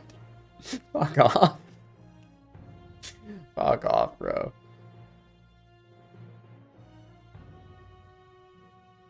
Competitive eaters also, like, if you look into their routines, they exercise like a fuck ton. At least most of them. The ones that look like real people still exercise like a fuck ton. Because they understand how many calories they're putting in their body, and they're trying to, at least as best they can, balance it out, you know? Freelance eater is a nuts label. Look, man. It's the best example I had that was nice, okay?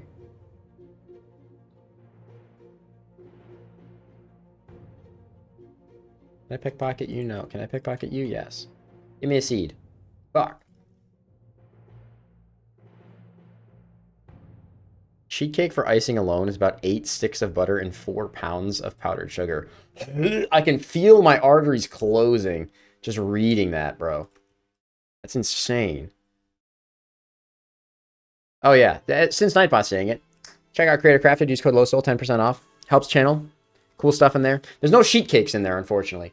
But there's some cute plushies. Some awesome resin statues if you're not into the LED sign thing. The LED signs can be a little expensive.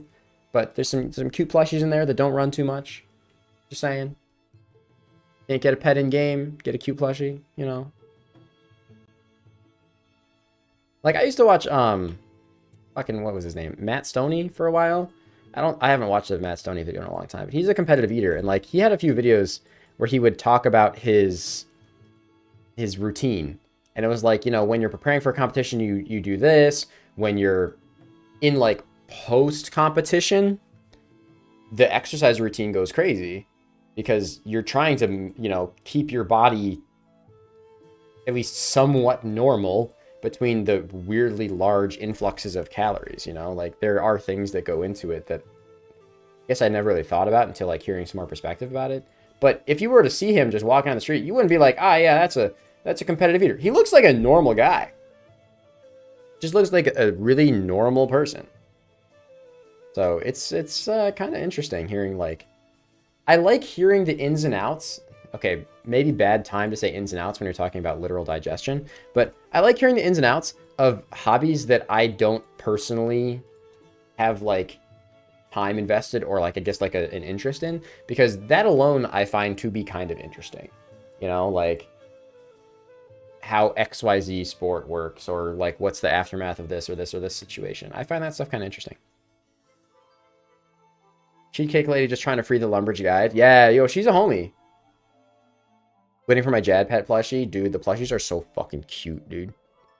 Grab the Yama playmat. I have that one on my list of things I need to ask for next time that they work with me. I actually really want the Runes one. The Runes playmat from the Creative Crafted shop. Like, I really like it. I don't know, it's very uniform and nice. I have one right now from Starforge that, like, I got sent with the computer when I worked with them. Also, you know, shot in the dark. If you need a computer, hit me up. Starforge, you know, got a link for a little discount, and their computers are really good. So is their support team.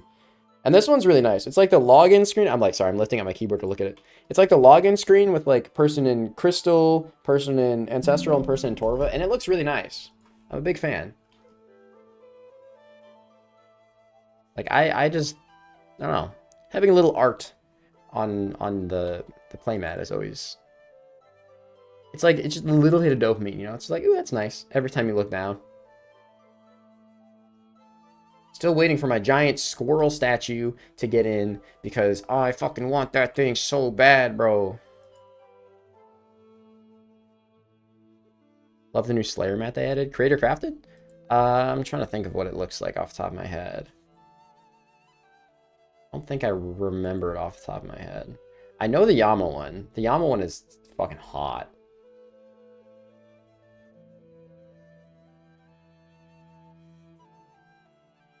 I need to decorate my office better, to be honest with you. I mean, obviously, I don't have a webcam on, so you guys can't see it. I have, like, a little RuneScape section behind me that has, like, a book that Jagex sent me a long time ago that I have still in packaging, haven't opened. A nice, like, shiny, like kind of like holographic map of Gielinor, and this is old Gielinor. This is not old.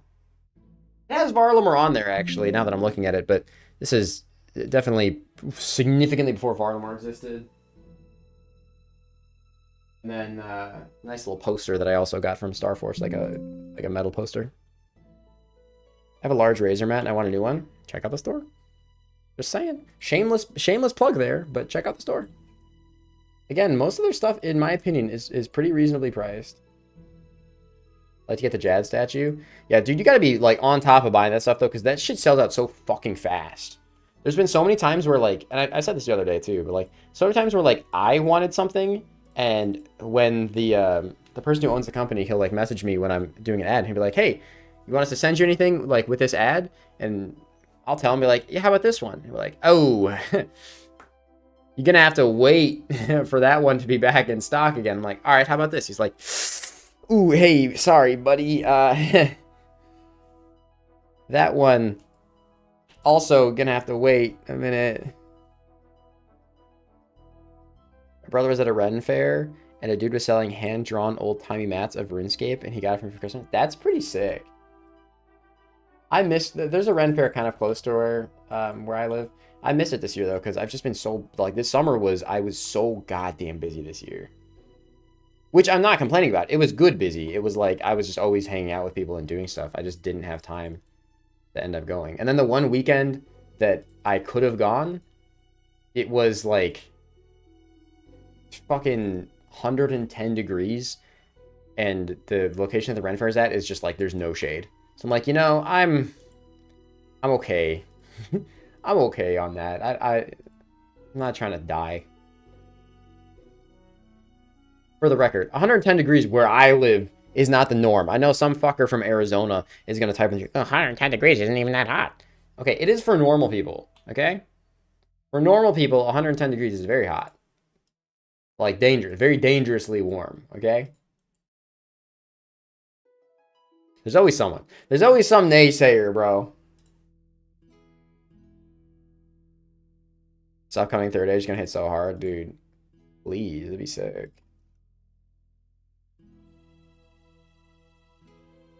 I really am excited for one thing about this completionist video, and it's gonna be getting the Liar. Because that, like, there's so many steps that are on Jatizo and Needs Not, and I'm very excited to like actually have a genuine teleport there that I just frankly didn't know existed prior to weird collection logging bullshit. Southwest of the gates of the Crystal Hammer. It's probably still better to just run from here rather than Prif. It's like about the same distance. That's just a terrible location. You could use the one fucking necklace to teleport there, Dave. I could, but I don't want to make them. All right, fuck you. Thanks, base. And it's also just annoying to make all the teleport jewelry on iron all the time. As a main, though, absolutely, you're totally correct. I mean, Jed. What, a Jed statue? Are you fucking part of rot there, buddy? Whatever happened to that situation? Did they ever, like, catch him and arrest him? Have a good night, Jazari.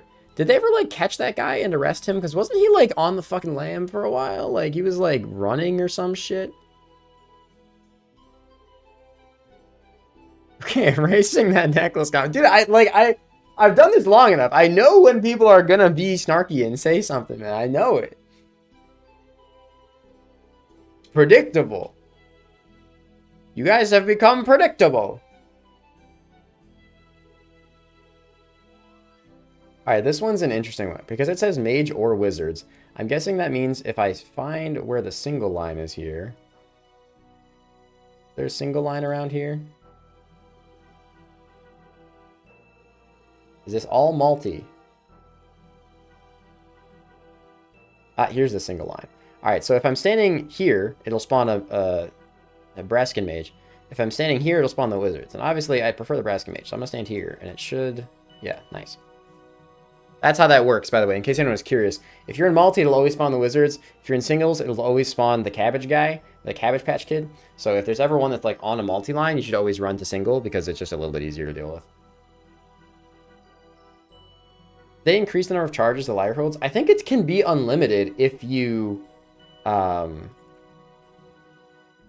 if you do it right. Like, if you, like, enchant it. Sorry, I fucking train of thought there. If you enchant it, I'm pretty sure it can be unlimited. And then it gets cheaper to enchant based on the tiers of the Relica Diaries you've done, I'm pretty sure. He sued them for unlawful termination and won. Wait, really? How the fuck did he win that case? Jagex must have had the worst fucking lawyers imaginable if he won that case, bro. That's crazy. You're predictable.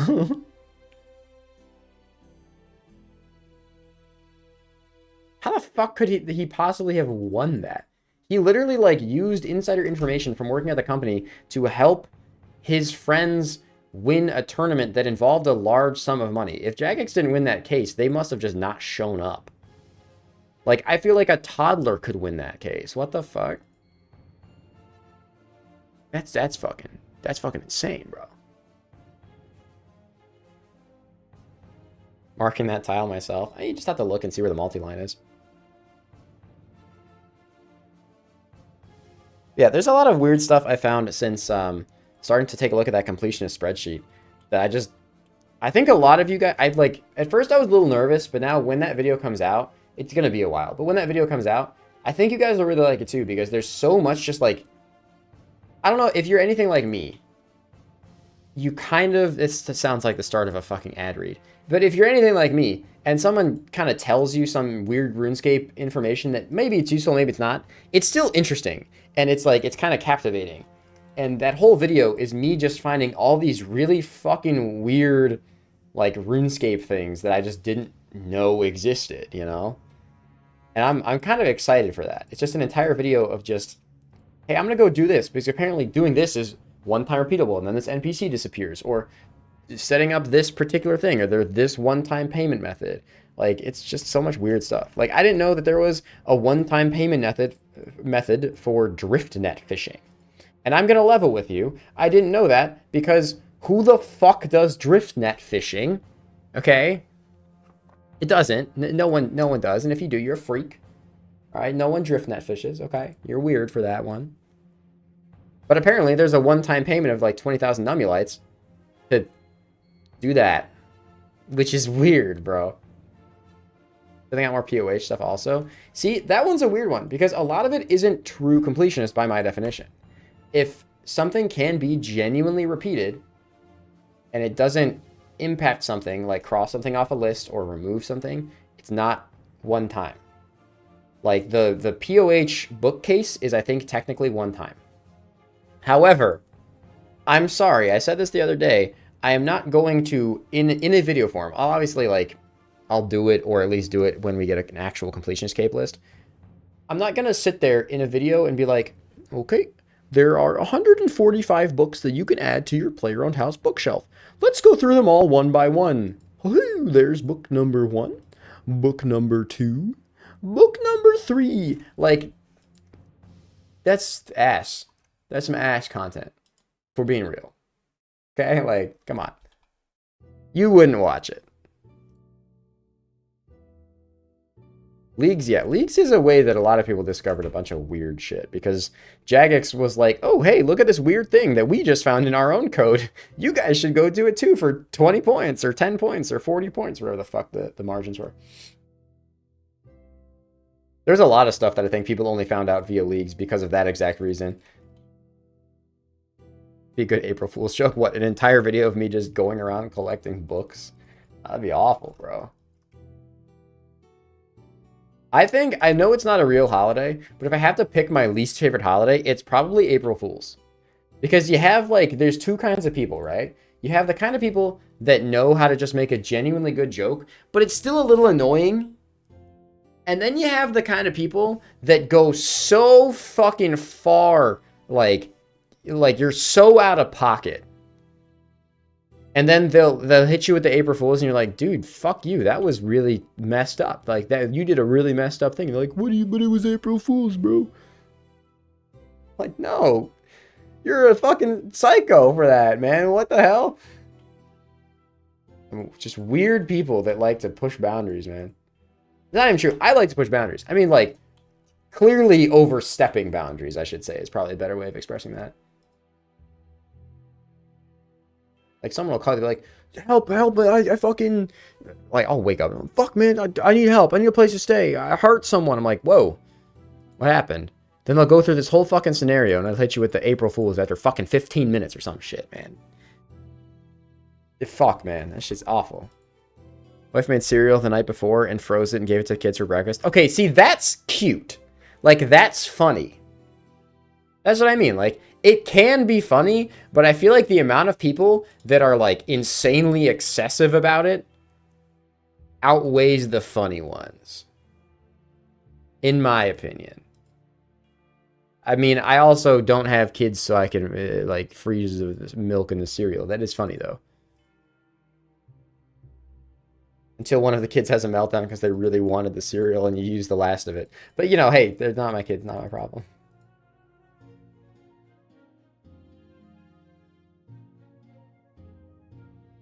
What do you mean that doesn't look solved? Oh, fuck you, the last tile didn't move. Not many monkeys come down here. Yeah. Okay, come on.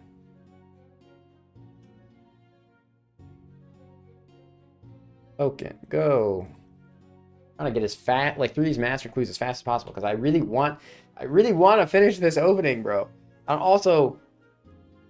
like, actually, for once, I'm like still dealing with like food poisoning stuff, but I hadn't really had like a full meal in a couple days because of not really being able to safely consume food without, you know, yucking it back up yesterday. So I'm really fucking hungry. I don't want to eat. But I don't want to eat while I'm streaming for the risk of if I happen to vom on stream, bro. Like, that's not ideal. Like, haha, I put mayo in your hair products. Like, bitch, the stuff's... Yeah, exactly. Exactly. There are people who, like, just don't... The practical joke is a lost art. I feel like that's a better way of kind of expressing what I'm trying to say, you know? There are a lot of people who don't understand what a practical joke is and don't understand when things go too far. It's kind of hand in hand with the whole thing we talked about yesterday where, like, there are people who understand what trolling is or, like, you know, rage baiting, whatever is. And then there's people who are just being terrible people. And then when someone responds like, I trolled you, it's like, what? No, you're just it's just an awful thing to say or do, you know? I'm here for the vomit ASMR content. Oh, shit. Sorry, that'll be $100 for vomit ASMR content. Sorry. Yeah, you gotta... I need 500 tokens. This is how these fucking... I'm trying to think how these fucking... I need more tokens, and then when we get to 500 out of 500 tokens, I'll vomit or something. That's how that fucking shit works, bro. I think of these, like, the cam sites, you know?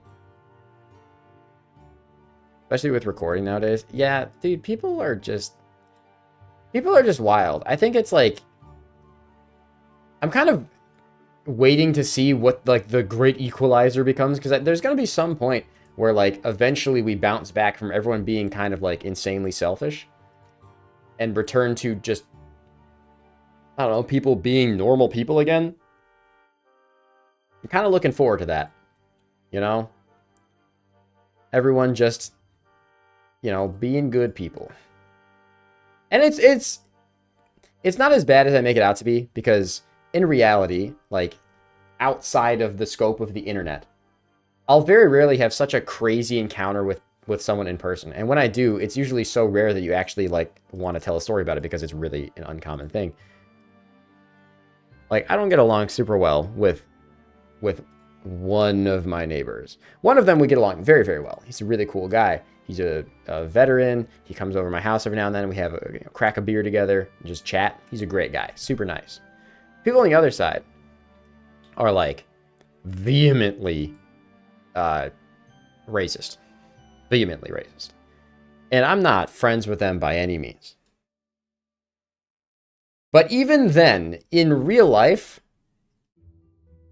there's never been a situation where it's like, oh God, you know, like the crazy arguments and stuff you see online where I'm like, oh God, they're going to come after me or do anything crazy. I'm like, no, I just wave at them when I see them outside and they wave at me when they see me outside. And that's about the extent of our conversations.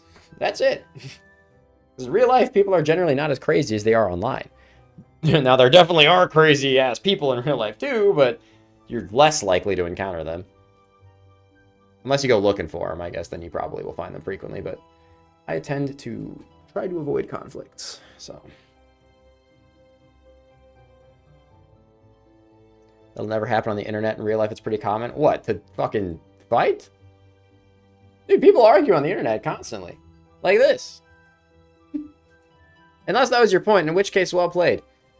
Spirit tree is more efficient, and it's like you don't even care. I didn't even fucking know there was a spirit tree there.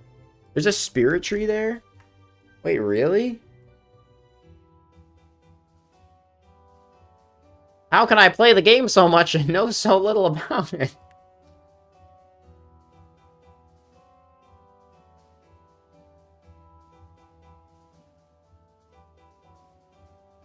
I also don't have all the spirit trees planted, and people always hit me with the, but that's one-time completable content. Like, no, it's not. You can dig up a spirit tree.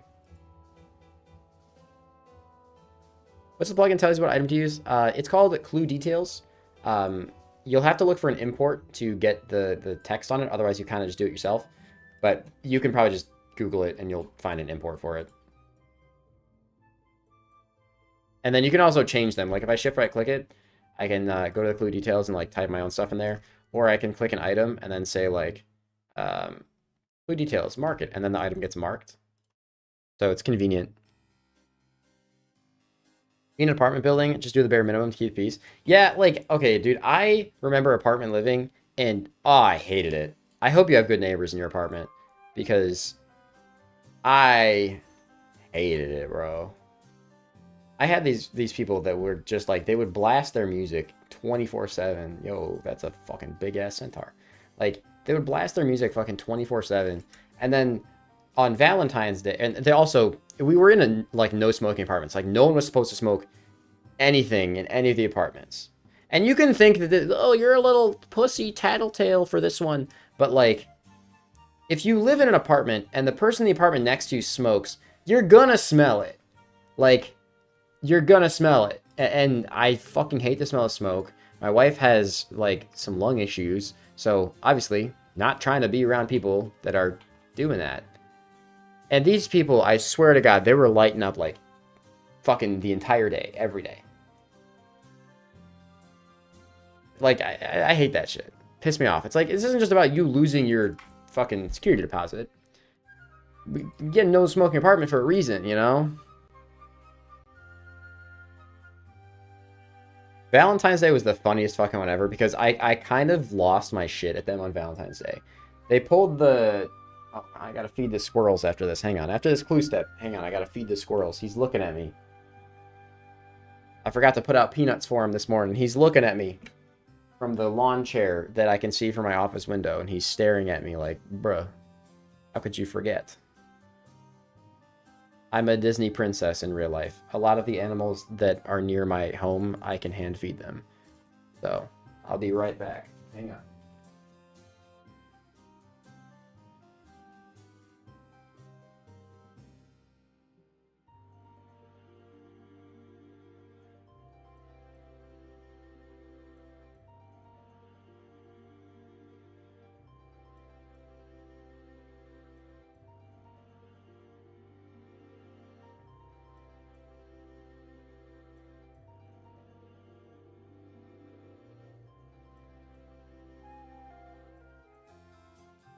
Handed him a peanut. I put a couple more out for him.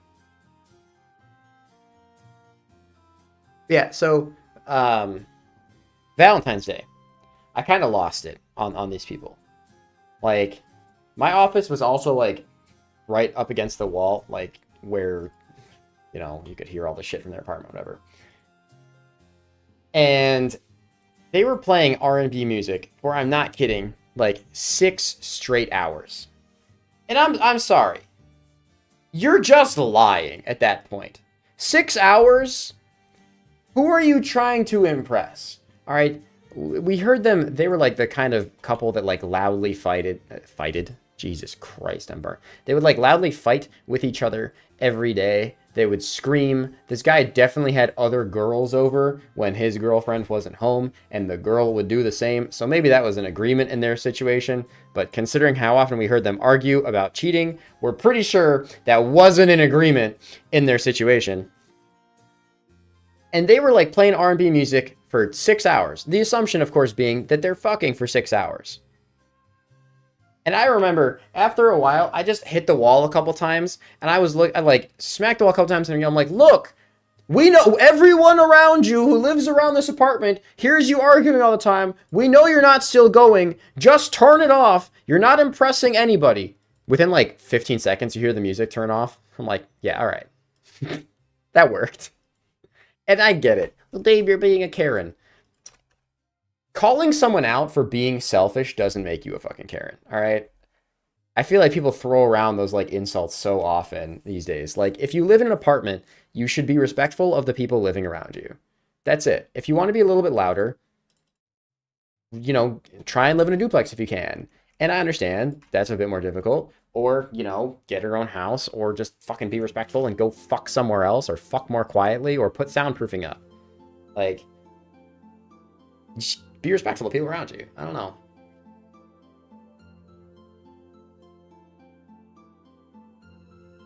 Like, when I lived in an apartment, I would never yell for any of my reactions and stuff, especially because sometimes I'm playing the game kind of late at night.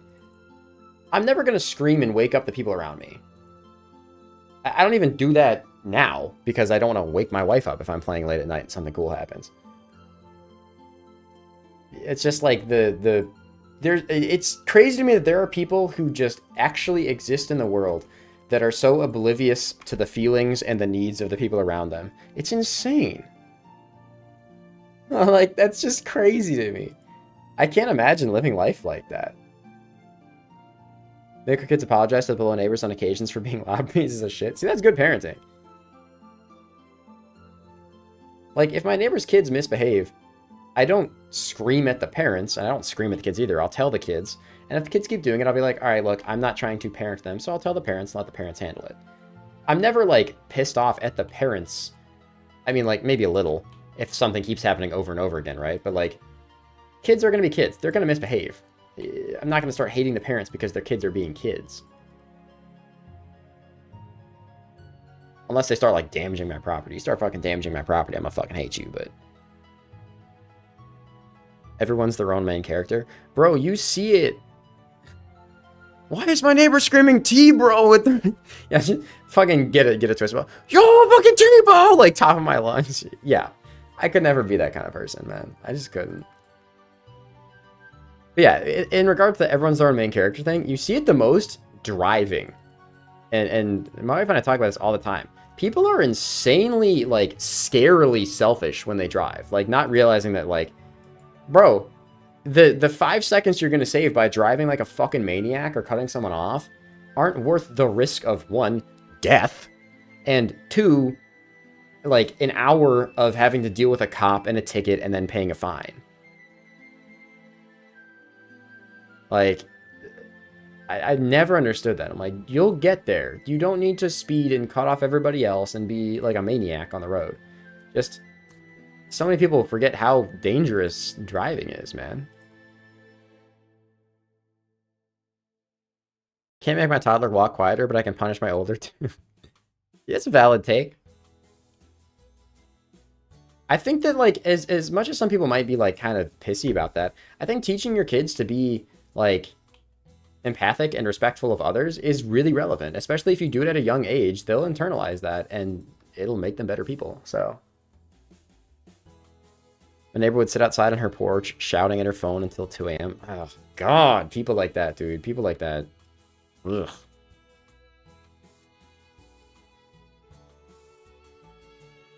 And self-trolling, what, me? No, genuinely, I think that it's a really important thing to do.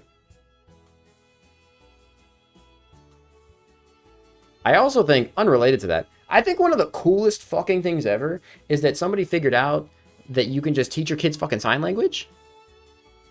Like, I don't have kids, so, like, I didn't really know about this whole thing or anything, but some of my friends have kids now, and the kid can't communicate, like, with the English language yet.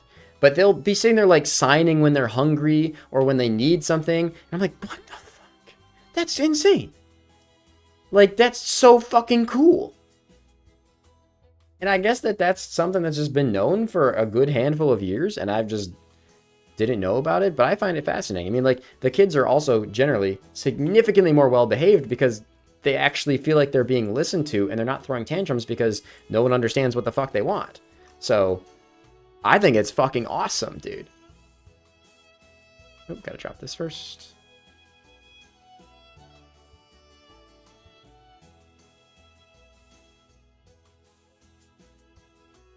It's always Zaya, bro. Okay, it's not always Zaya. It's frequently Zaya, bro. Teaching baby sign language helps so much. We started teaching them at 4 months old. That's just, like, incredible to me. I mean, don't get me wrong. Like I said, I genuinely think that's super cool. As somebody who, like, very much struggles with language learning, has, like, always been my weakest aspect of education of any form. My brain doesn't do it very well. Thinking that, like, kids can learn that so young is just really interesting. You know about number 1, but 2 and 3 made a noticeable difference. That's, like, super awesome, though. Also, there's a minecart here? What? I didn't even know that existed. There's a minecart over here? What the fuck? I'm a fucking boomer, bro. Apparently I had a nonverbal period, like I gave up on speaking, where I learned sign language instead. I don't remember it. You might want to seek therapy for that if you feel like unpacking it, because this sounds like you got some hella repressed memory that made you do that. Or if you're comfortable, you know, just ignore it and keep living your life. But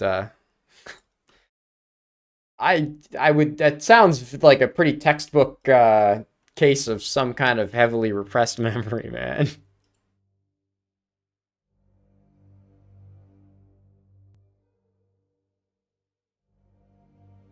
Daughter's 10 months old and she can't speak a word, but she can tell us when she needs basic stuff. That's gotta be just so fucking convenient, honestly. Minecart Farming Guild is faster than Fairy Ring for early game accounts. That doesn't surprise me. I guess, like, for me, Farming Guild came out after I was, like, significantly past the point of not being able to just teleport directly there, right? So, whenever people are surprised I don't know about these little, like, early game things or whatever, it's like, dude, that's, yeah, because they're, like, the early game methods of transport and travel. Of course I don't really know about them because I'm not in the early game. And it's funny how many people are surprised I don't know those things, as if I should know every method of transport and everything that ever existed in the game, even if I've never done it or it doesn't apply to my account, or is, like, insignificant to my account.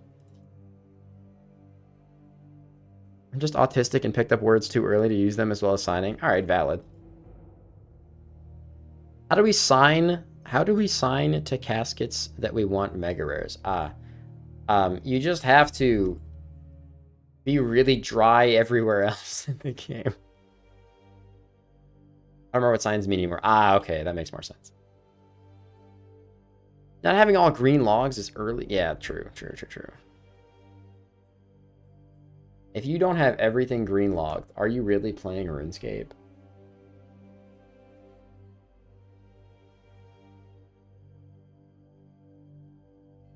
I kind of want to be like the dark horse in the collection log journey, and then just, like, one day just boop, like, pop up super high on the list. That'd be sick. Because, like, someone could be, like, 100, 200 slots behind the person in front of them. But if they have way more third age, they're significantly ahead, you know?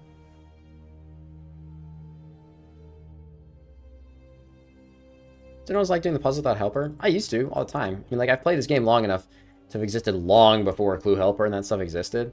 And I still know how to do them. I just have to pull up a picture of what it looks like to do it, like, properly and or quickly on the side. But I can still do it. It's like, you know, you got to get them in the pattern of 6. You got to scooch them over so that the one you want here and then the one below it, and then you move them over. I do it very differently to how the game does it, but yeah. This was Marnie years ago. Man had third age pick plus all raids done. That's pretty nice. All right, this could be the last time we open hard caskets here. Could be, depending on how fast we get masters. We'll see. But we are under 100 hard caskets remaining. I want to double check just to make sure. I'm pretty sure I did all my... Yeah, I did all my masters. Okay. Here we go. Never mind. It's definitely not going to be the last time because we already got master clue number 1. That's hilarious. That up here.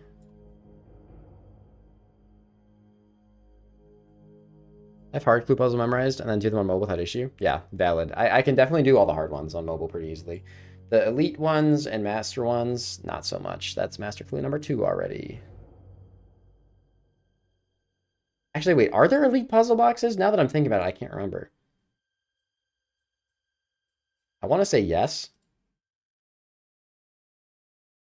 Gothic's D-hide body, beautiful. Why does my music always fucking stop playing at the worst times?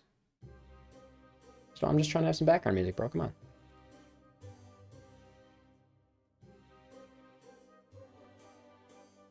Give me that stuff off the ground. Nothing for the vultures. Oh, we passed 2277 hard clues as well. The number that will soon no longer have meaning as the max total level changes in this game to something that's going to look a lot less cool than 2277.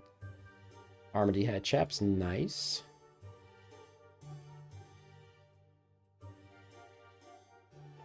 No, Mastermind legit don't own elites. Yeah, it's been a second, and like I've been doing elites recently. I don't know why I can't in my head think if there's any specific elite puzzle boxes. I want to say no, but I'm just not sure. All the people who tatted 2277 just like draw a line through it and write the new one, which is what 23 fucking 76, right? 2376. That just looks icky. White Cavalier. The wrong one. How many Cavs do we have here? Dude, look at the ratio of that. 13 to the 1 tan. Just tap plus 99 after it. You could, yeah. That is a choice.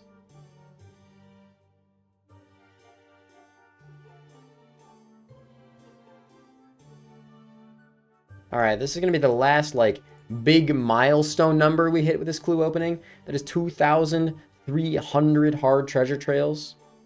Pretty sick. Pretty sick. And that is master number 3 as well. Probably going to have to go do another full session of masters. Sorry. 2007, you'd be so rich. Bro, I'd be rolling in it. 79.29. No, it's so close. Oh, that's so close to being the cheapest clue. Why couldn't you have been like a third MSB or something and we would have had like a sub 5k clue, you stupid rune dagger. Son of a bitch. I want a sub 5k clue. Rude.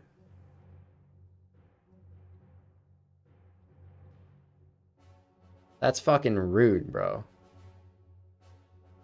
Yeah, I could do that, Duncan, but the thing is, there's like a decent chance that I end up with like 4 more masters, and I just don't want to have to juggle like 4 extra masters on the ground, you know?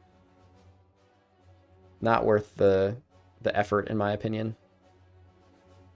It's not like it's changing anything. I mean, I'm still going to open them all in the stream, so...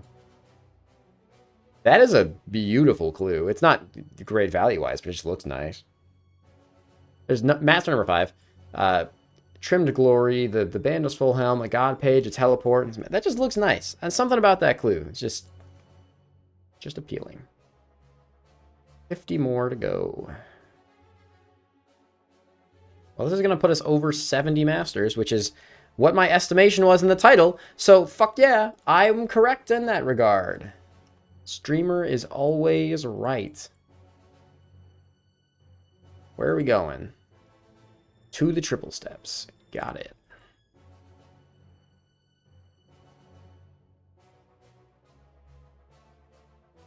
Did I get any mega rolls? Yeah, actually, I've had some good luck today. Genuinely. I was joking about it earlier. I've had some good luck today. Oh, wait, you gotta go down here. You go down here. You're also supposed to go down there. And then take all this off. Talk to this guy. Thank you. Hope you get 73 masters. 70, he said the number. People still laugh at 73s. That's still like funny.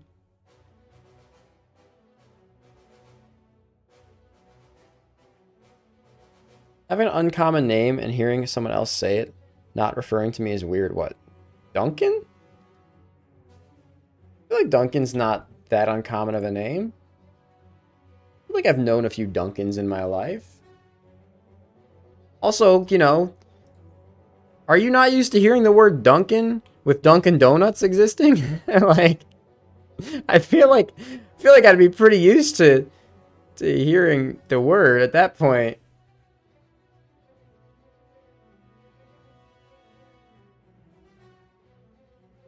Not meant to like be an ass. I feel like with a name like Duncan, you probably hear the word all the time, just not in the context you want to hear it in.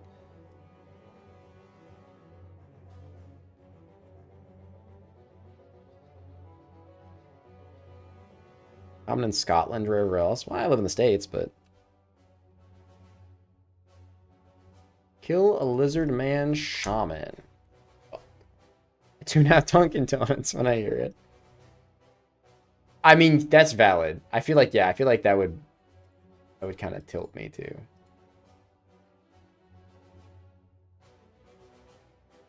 What the? Surely Dunkin's Donuts? Bro, you are asking to get sued. That being said, worth the risk, but you're kind of asking to get sued. Am I being stupid? Is this not? It's DJR, isn't it? You donut. Sorry, I had to say it because we're doing fucking Dunkin' Donuts right now.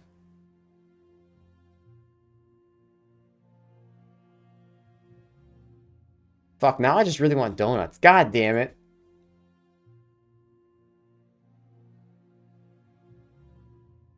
So I'm like 80% certain this person is a bot, but I'm enjoying the weird bot speak that they're throwing into my chat. There's actually a person here? What? Get out of here, bro. I'm trying to do my clue scroll. I'm more important than you. Main character syndrome. I'm the streamer or something like that. Who is a bot? The person who's just saying weirdly, like, sexual innuendo in the chat constantly that I'm, like, ignoring up until this point, but I'm now deciding it's funny enough to talk about.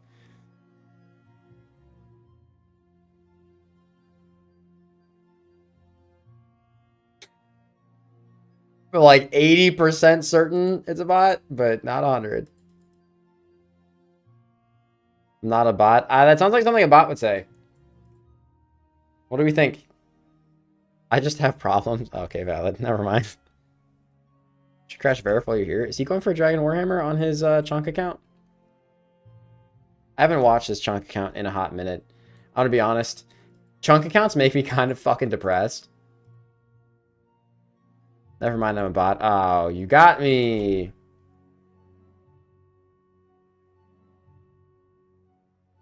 You got me.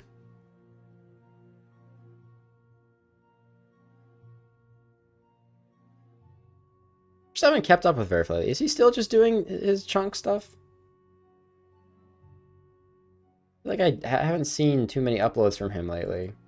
Maybe YouTube is just being YouTube and I'm just not seeing them because, you know how YouTube is. Save all the weird shit for Dino streams where I'm not that weird overall. Based on how his highlight videos go, I gotta assume Dino streams are fucking crazy, bro.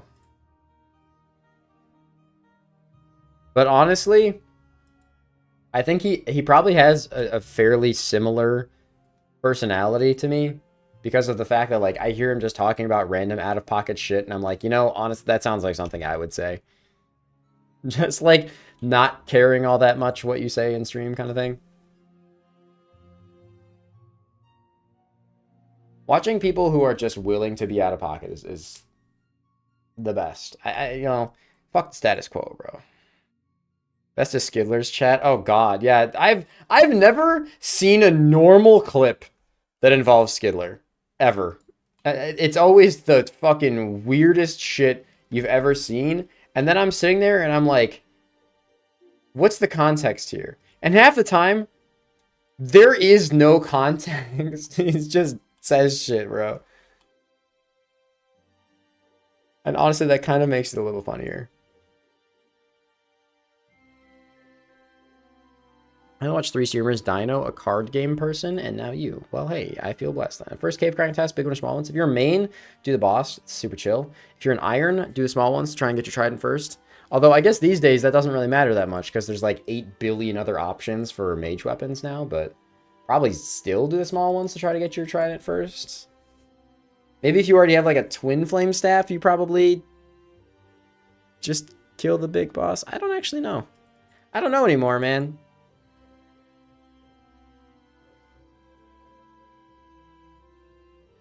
Not a little, it's the best. Get a lot of shit from friends and calamities for being out of pocket, but when I'm quiet, they egg me on. Yeah, no, I'm not talking like out of pocket in the sense of like it's offensive or anything to anybody, but like I think there's a lot of social norms about stuff that people don't talk about that I think is really stupid. Like I'm not going to go into like graphic detail about my sex life, right? But like I'll make a reference to things that most people probably wouldn't reference. It's a bit of a different story, you know?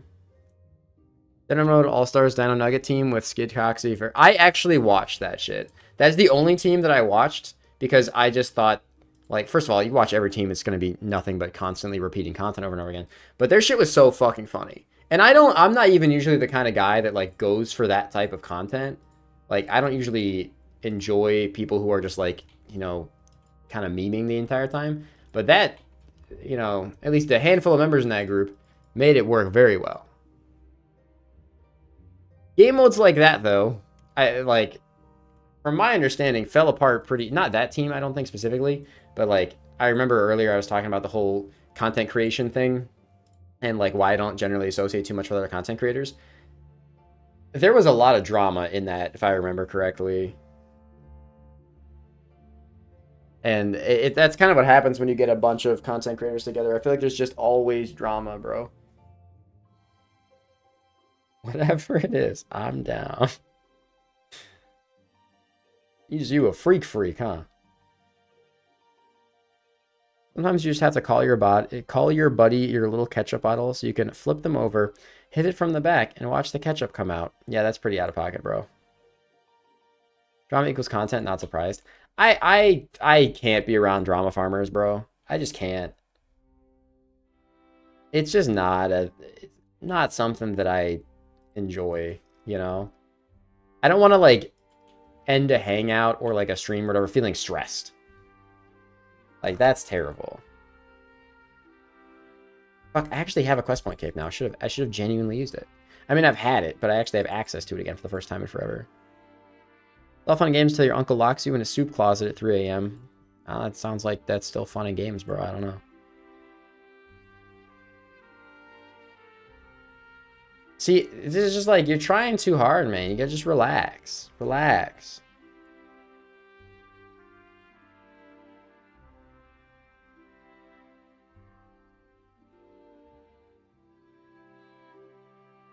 Like, you're having, like a weird off. You're all just trying to be weirder than the other person. You just relax, man. Look at this idiot teleporting away. I actually love this step because this is a really weird one. And I'm sure most of you guys probably know this because I'm not really someone who streams a lot of clues, and this is kind of common knowledge by now. But the wield a whip in front of the Abyssal Demons of the Slayer Tower one is really funny. Because instead of going up the Slayer Tower, you can actually just walk down here and kind of just stand pretty much in the middle of Bloodvelds and click your whip, and the game goes, yeah, he probably did it. Like, Abbey Demons are way over there, too. There's no reason why that should work. But it does. And I love the stupid shit that exists in this game. It's just like really fucking dumb. And there's just no reason at all why that should work. I never knew this. Well, there you go. Why do I always go top floor? At least going top floor is pretty fast now, too. Because of the ivy in front. Which I'm so fucking excited about. Dude, I am genuinely excited to go back to Slayer and do fucking Grotesque Guardians and Abyssal Sire. Because I've heard that with all the changes that have happened to them, and with the ability to do Nox Halley Grotesque Guardians, that they're like actually a fun task now. I bet that square thinks top floor. It's not just that square. It's just like anywhere in the vicinity. Like as long as you run a little bit into the Bloodveld there, pretty much every fucking tile works. It's pretty fucking weird. She's just so fucking chill. Dude, yeah, I'm genuinely excited for it. Like, seriously.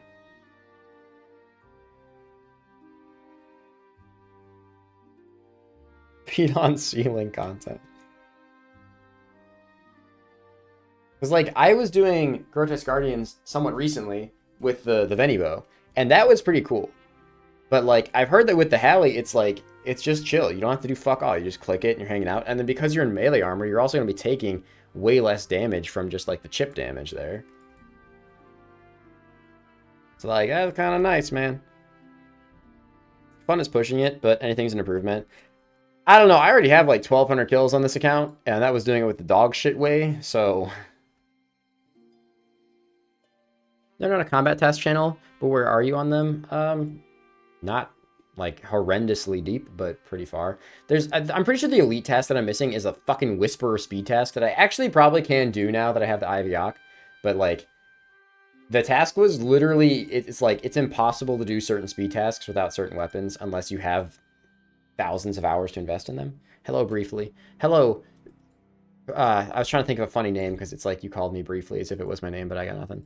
Hope day's been going well. Oops. You get fucking stunned into lightning from rubble near misses. Yeah. I don't know, dude. I'm just... There's been so much little quality of life with Slayer, and I haven't done Slayer in months. So I am really looking forward to it because of the fact that, like, it'll be kind of nice. And it'll be a pretty chill grind. I'll probably do, like, a 200 Konar key grind at some point. Try and get some more of that Dusk Mystic. And then there's a bunch of just, like, little Slayer items from the new Slayer monster that came out recently that I don't have yet. So that'll be some new log slots. And we're getting pretty close to 1,400, which is, 1, exciting, and 2, huge for an Iron Man. Should have said hello, box early. Fuck, you're right. Missed opportunity. That's good. That's good. I should keep you around. I should keep you around. You give me the quick-witted responses. Okay, I did equip it all.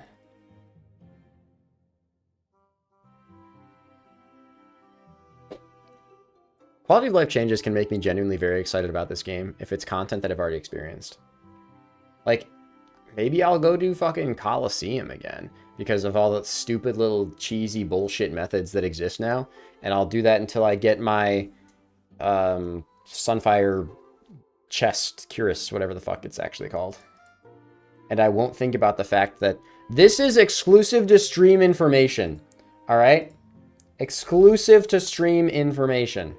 Prepare yourselves. Okay? When I was learning Coliseum, and this is the part that sucks, it was when I was learning Coliseum. Because I only have, like, well, technically I have 2 kills, but, you know, the first one, I died at the same time as the boss killed me, so it doesn't count. But I was on a wave 11. Like, I was about to go into wave 11. And the fucking Tenal Sticks of Ralos was my reward. And I fucking died. And I am still so pissed about that because I know damn well, it's gonna be ages before I see that fucking item again whenever I go to actually ground Colo. Is it a useful item? No, not really, thankfully. But still, I'm pretty sure it's significantly more rare than the other stuff. I could be wrong, but it's probably gonna be forever before I see that thing again. And it's just like, I remember being mad too, because it was not even that, like, I really did anything wrong. It was just one of those, what the fuck is this spawn? How are you supposed to solve this kind of spawns? Which I'm sure nowadays people are probably better at, just like how everyone got better at Inferno. But back then, people weren't that good at it, and we didn't know how to do every single solve. So... dude, I was so angry. I remember actually just standing up and just walking away for the rest of the day because I I was livid, bro. So fucking pissed. It's like, of course it had to be on wave fucking 11 with the time I had to take. I remember what it was. It was I had to take the Minotaur one earlier, where you can't safe spot the Minotaurs anymore. And I think this was significantly before the changes to the way that the Doom Scorpion, or it was one of them. One of them used to be really bad, or it was just Doom in general was really bad. It was like, it didn't reset per wave or something. I can't remember. But I already had taken the Minotaur one. The wave after that, I was forced to take the double mage spawn one. So I was dealing with no Minotaur safe spot, double mages, and then like whatever the fuck other generic bullshit I had. And my choices on the last one were also 3 that was like, it was like bees or Doom Scorpion or something. So it was just the most giga fucked like waves I could have possibly had. And that's when it showed up, bro. I mean, there's no way I would have gotten the actual cape on that run anyway, or the quiver on that run anyway. But like, oh, dude, I was angry. And there's a reason you never saw that clip in a video. And it's because it is one of the very, very few times, and I mean very few times, I actually rage deleted the clip. Like, I was so pissed. I genuinely just immediately deleted the clip. I can't even recall any other time ever where I've rage deleted a clip. And I've been doing this for a long time. So yeah, I'm not looking forward to Coliseum grind. But honestly, I think I've gotten a lot better at the game since the Coliseum came out. Because I remember how terrified I was of going back to Inferno, and now I don't really hate Inferno that much. I haven't done all the combat tasks for it yet, but like, I don't hate it that much, and I just kind of don't mind it. So, maybe Coliseum will be similar, hopefully. Would have been a good Behemoth clip. I refuse to ever give my clips to clip channels. Ever. There used to be a significantly worse problem with clip channels than there is now, where they would just rip stuff off your stream and use it without your permission. And I remember having to go through the stress of copyright striking someone who, like, I'm pretty sure they took the clip of, like, my Iron Man's Dragon Warhammer back when that was, like, super exciting, before I'd even posted in a video. But I don't fuck with clip channels. It's kind of for personal reasons, but yeah, I just don't really fuck with clip channels. Unless it's, like, clips of one specific person that person themselves has okayed the clip channel using. Like, that's fine. It's just a lot of clip channels toe the lines of what isn't acceptable. I'm not saying that Behemoth does that. I don't think he does. But I just have a bad taste in my mouth from them, you know? 7777 indeed. Any tips for someone who's going to be sending their first Infernal Cape? Dude, look up this stupid cheese method. Like, there's, honestly, if you're just going for one and done Infernal Cape and you're not trying to, like, get super deep with learning how everything works, do the stupid cheese method, all right? Like, it is on an, oh, okay, on an iron, all right. There are a lot of videos that will show you pretty much every complicated spawn then. Get familiar with them. Don't be afraid to use your supplies when you're learning. That's the biggest one. Don't be afraid to use your supplies when you're learning. It's better to get a PB and then die because you ran out of supplies, rather than not getting the PB but dying with supplies. Like, I'm going to assume that as an iron you probably have Crystal Bofa, in which case that's pretty nice. If you don't, and you don't have a T-bow, my recommendation is don't do the Inferno with an ACB. So, Behemoth requires permission, and for any video makers like man will wait for the video to post it. See, that's valid. I respect that. Don't be afraid or annoyed of dying. Take the time to learn why you died. Exactly. Always have like a replay buffer running so that you can hit the replay buffer and look back and be like, oh, I see I died here because, you know, and then you can figure out why. Or you can look back and be like, huh, okay, I couldn't solve this wave and I died. What would have been a good way to solve that wave? It doesn't always have to be perfect. Even if your solve is like, ooh, I should have just ran to the other pillar there. That's honestly fine. That doesn't matter if that's what your solution is. But it's better to know than to just kind of live and not know that.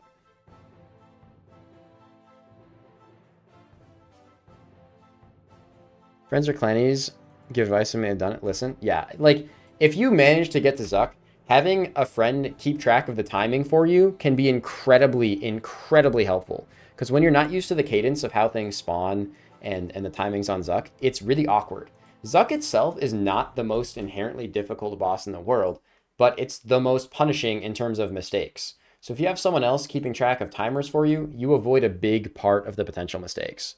So I would definitely recommend that, if you have that as an option. And then when you get your Infernal Cape, go to creatorcrafted and use code LowSoul for 10% off and buy a fucking... I'm sorry, I had to, but for real.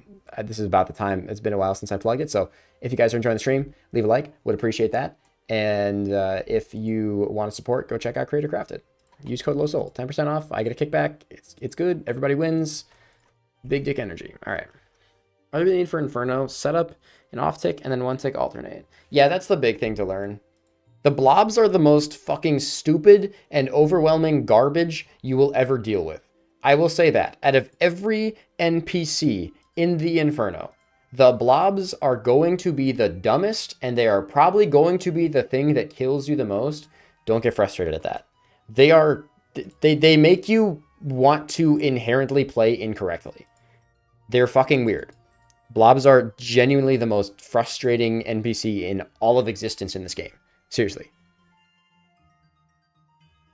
Like, even now, I've done, like, between all my accounts, like 10 capes or something, which isn't anything absolutely crazy, but a couple of the capes were with ACB, and one of the ACB capes was the one on my hardcore that I did like a month or so ago, and that was like ACB and Barrow's gear. And let me tell you, one, that was an insufferable experience. I had fucking 6 or 7 sets on Zuck. 6 or 7 sets on a successful kill. I literally got to Zuck with full supplies. Like, I'm talking I had like 8 brews and 9 restores, and I still barely got the cape. I was abysmal. Which is why I said, if you have Bofa, you're probably not going to get more than 2 sets. So that's fine. But those fucking blobs fucked me so bad on my hardcore. It was so fucking annoying because everything died so goddamn slow, dude. I'm broke, no cash. Oh, dude, never an expectation. I just shout that stuff out because, one, you know, obviously, yeah, as a person who has bills to pay, I love when people donate. Any streamer that says they don't like when people donate is just a liar. I mean, come on, everybody likes money. But I feel bad when people donate without getting something in return, which is why I shout out the Creator Crafted code, because if you're in here, it means you probably like RuneScape a decent bit, and there's some really cool stuff on that site that you can get something out of also supporting me, and it makes me feel better about it, you know? What's up, Fish? How's it going, man? Mine was 2 sets. Yeah. Yeah. Let me tell you, night and day going from a 1 or 2 set to a 7 set. Crazy, bro. Thank you for the tips. Yeah, best of luck, man. Feel free to ping me in my Discord when you get it. I didn't talk to the person on the first floor. I'm a moron. I'm a moron. I have to go back down now. What is wrong with me? Wasting time. Inefficient. Inefficient. Somebody flame him. Somebody flame him for being inefficient. Watch the stream on break. Hope the day's been going well. It has actually been going fantastically well. And since you are someone who I know regularly comments on my videos, and this will not stop you from watching the video, if you'd like a spoiler, I can open my bank and give you a very fun spoiler. We'll do. Probably send our first couple attempts this weekend. Yeah, best of luck, man. Seriously. Just don't be afraid to use supplies. There's so many amazing guides. I think Sync has a really good guide on Inferno. I know No Monkey probably has a bunch of them. All right, you want the spoiler? Write it, right up. Yeah. Look at it.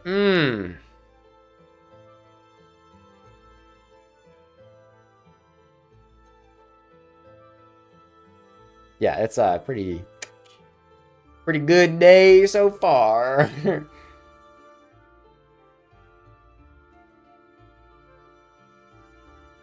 Maybe Clue Scrolls. are my luck. Dear Lola, one is the biggest help from Inferno. I can't remember what the guide that I watched was, where things just kind of started to click.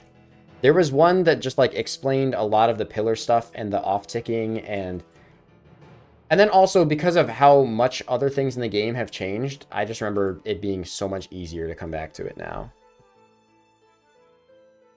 Did you get second rope top? Yesterday. And I was angry. And I was angry when I got that shit yesterday, bro. I was fucking, like, mic peaking, screaming fuck at the top of my lungs angry, bro. So I can't wait. This is gonna be, like... This is probably gonna be the biggest fucking roller coaster of a video I think I've ever uploaded.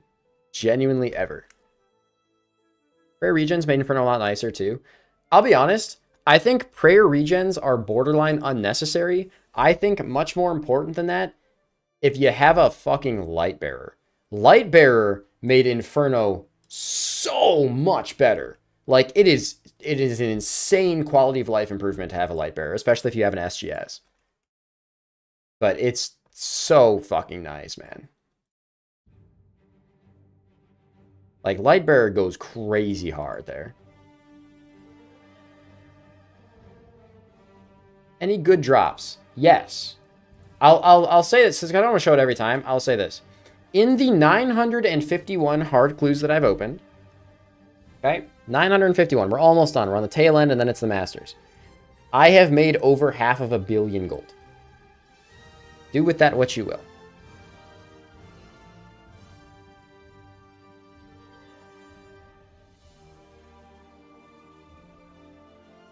You know, I definitely clicked the amulet mold. Look how many dragon stones I have, bro. That's a lot of TOA. I have almost 4,000 dragon stones in my bank. That's insane. God damn, bro.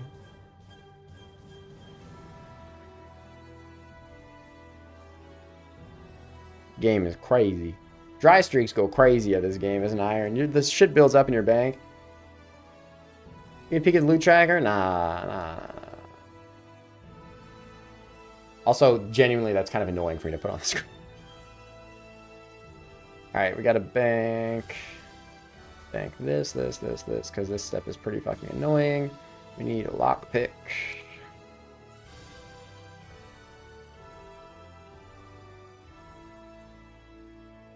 And then we need to go out here again. I was giggling doing forestry yesterday and this morning when I dropped an invent of Dragonstones and watched all the noobs fending for it. Yeah, dude, seriously, like... And people always say, too, they're like, oh, well, isn't having a lot of Dragonstones good because it makes the Eternal Glory grind faster? No, it's no different than just having 28. Because the amount of time it takes to make, you know, 4,000 additional glories means nothing. It's... You just...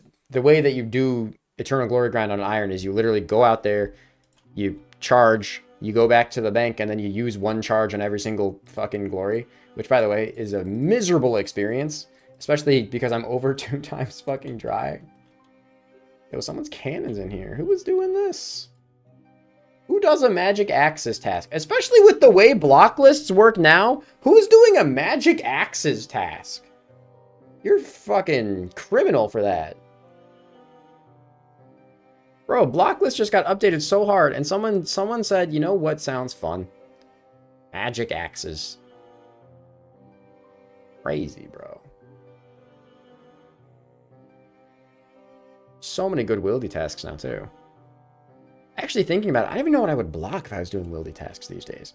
You'd be able to have pretty much almost exclusively bosses, revs, and barrage tasks with the wieldy block list now. That's gonna be, like, Laren's keys have gotten probably so much more fun to farm. Almost a little sad I'm done with Dagon High. Because that actually sounds like it'd be a pretty good time. Maybe I'll just do that for fun at some point. I say that like I'll ever find the time to do that for fun, but... Keep seeing such high total level bots farming Wieldy Slayer. Really? I didn't know that that was like a common bot farm these days.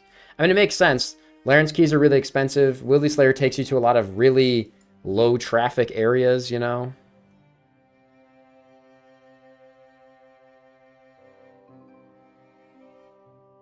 I mean, it's a pretty logical choice, I guess, but still.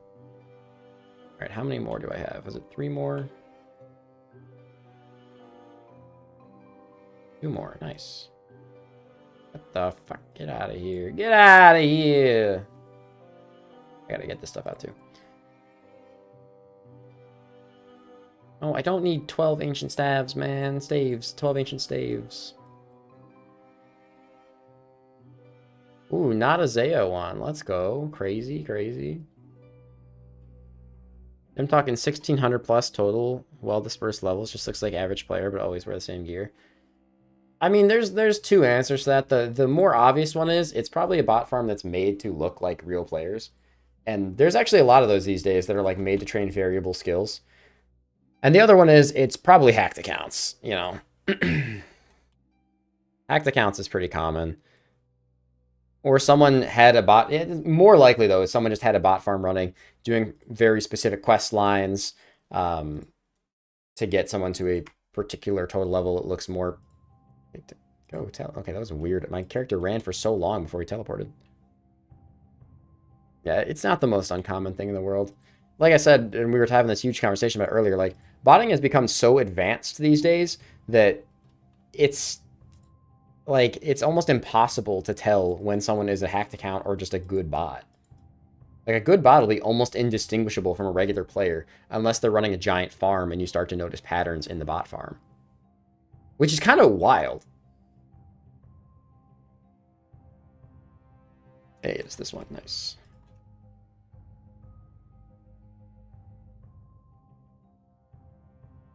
I mean, it just goes to show you. Thanks to today's sponsor, BootDev. You could code your own bots. I'm sorry, that's tempting. That's really tempting. Fuck, I should go get a BootDev sponsor just so I can do that ad read. Do you guys think they'll let me do that as a lead-in?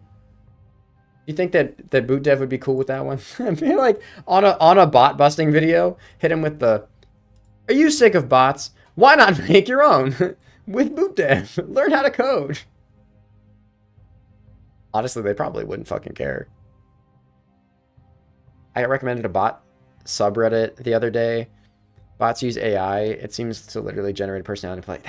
I mean, yeah, that's crazy, but it makes sense, right? I mean, you're much less likely to get banned that way. I remember when people were first implementing like chat bots into their in-game bots, and you'd like bump into them at like Chaos Altar or, you know, fucking Elder Chaos Rose or something, and they'd sit there and just start saying random bullshit that makes it more obvious that they're a bot rather than if they just said nothing at all. Sir Pugger doing it'd be funny. Yeah, I'm surprised he has never done that one.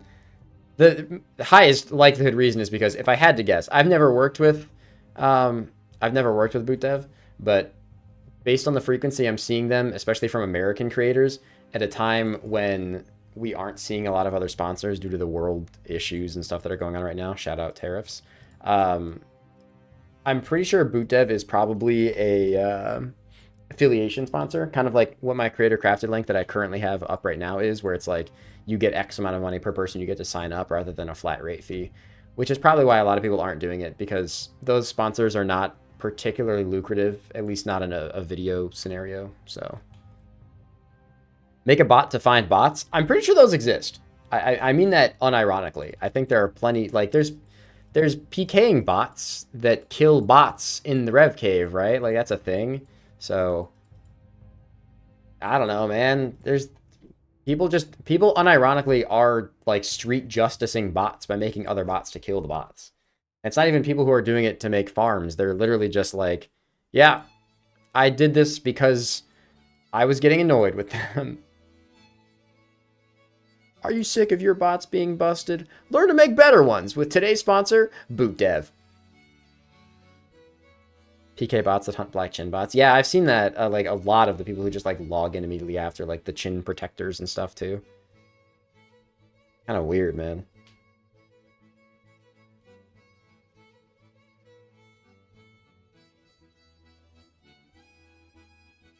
I mean, I'll say this, and maybe this is a weird take to have. I actually find that whole dynamic of like the botting scene of RuneScape to be really interesting. Like, I don't code. I'm not smart enough to code, and I never will be smart enough to code. But like, the fact that people are making these crazy well-designed bots implemented with all these insane features, it's a little fascinating. I don't know. Maybe I'm just saying. It's a little fascinating. RuneLite exists from bot raiders who were more interested in improving gameplay. Yeah, I mean, like, the other one that existed, and this is going to date myself as a RuneScape player, OS Buddy was originally the power bot client, wasn't it? Like, back in the day? Like, OS Buddy, the other client that was once phased out was PowerBot, I think. Like, they were one of the biggest botting clients ever, way back when. But then they realized they could make more money with ads and getting people to pay for, like, premium OS Buddy rather than paying for bots. So, yeah, and it clearly worked. It was for a very long time the client people used before RuneLite came out, and then there was this, I remember all the weirdness with RuneLite. I still remember, and still, despite using RuneLite, because it's obviously significantly better than the default client, remember all the fucking drama, or at least a synopsis of the drama that the RuneLite creator had, where he was like, when Jagex was asking him to remove certain plugins, I specifically remember how, sorry, but how petty he was about a lot of, he's like, well, if they're trying to make me remove specific plugins, I'm not going to let anyone use the client at all, or some shit like that. I'm like, dude, you're using their IP. Like, it's their intellectual property. You should be lucky they're not telling you to shut your shit down, especially because you're making money off of it. Like, that was a crazy one. I remember that one, like, blowing up all over Reddit for a while. I mean, granted, this was a long time ago, too. Why does this fucking coif look like a fucking powdered wig, bro? What the fuck? OS Buddy was written by the same devs as RS Buddy. Right, it was a botting client, right? I'm pretty sure. I mean, I'm not saying OS Buddy was a botting client. I'm saying, like, the devs that made it originally had it as a botting client or whatever. But did I not actually talk to him with my stuff on? Oh, it's, of course. It's one of the New Age clues where you have to finish the dialogue to get the new clue scroll. Because coding consistency in clue scrolls is the worst thing ever. Remember all that drama was a wild time to play? Bro, you're talking wild time to play? Do you guys not remember how fucking crazy, like, 2013, 2014, like, RuneScape streamer drama was? That shit was insane. It was like, oh yeah, today there was just a girl who someone put 50 mil in the trade window, and she flashed, like, her whole ass and pussy on webcam, and the person didn't even accept the trade. And then there's like, oh, did you hear about the guy who fucking, like, basically goat-seed his mic because he was being fucking, what was it, like, lured into a relationship by the person who became known as Poison Ivy because she was, like, trying to make men ruin their lives or whatever. Do you guys remember this shit? It was insane, bro. The RuneScape drama scene used to be crazy. Like, it was actually crazy, bro. I'm not saying I want to go back to that. That was a really fucked up time for RuneScape, but oh my god. Never ever heard about that? Okay, the Poison Ivy one was like, she was taking a lot of, like, the, let's say, less socially adjusted, like, high-end skillers and gamers at the time, and she was, like, baiting them into relationships where they would buy her stuff and then embarrass herself, or embarrass themselves, like, they would shave their heads, they would write her name on, like, their fucking balls, and all this super weird shit. And then she would just, like, make them admit they were terrible people or something, and then publicize it. Like, dude, it was fucking insane.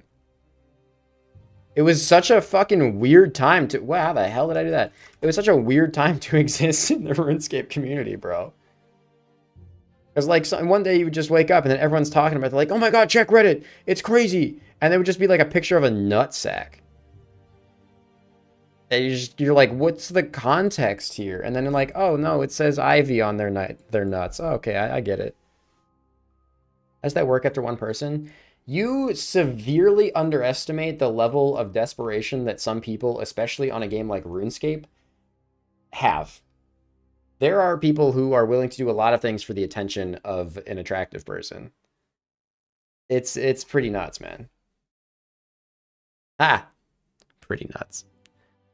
Nah, it was a weird time, dude.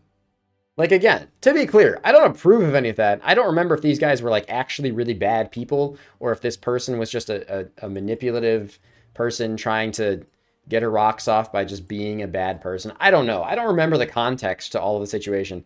I just remember how weird that time was to exist in the RuneScape community. Like, it was something, man. It was something.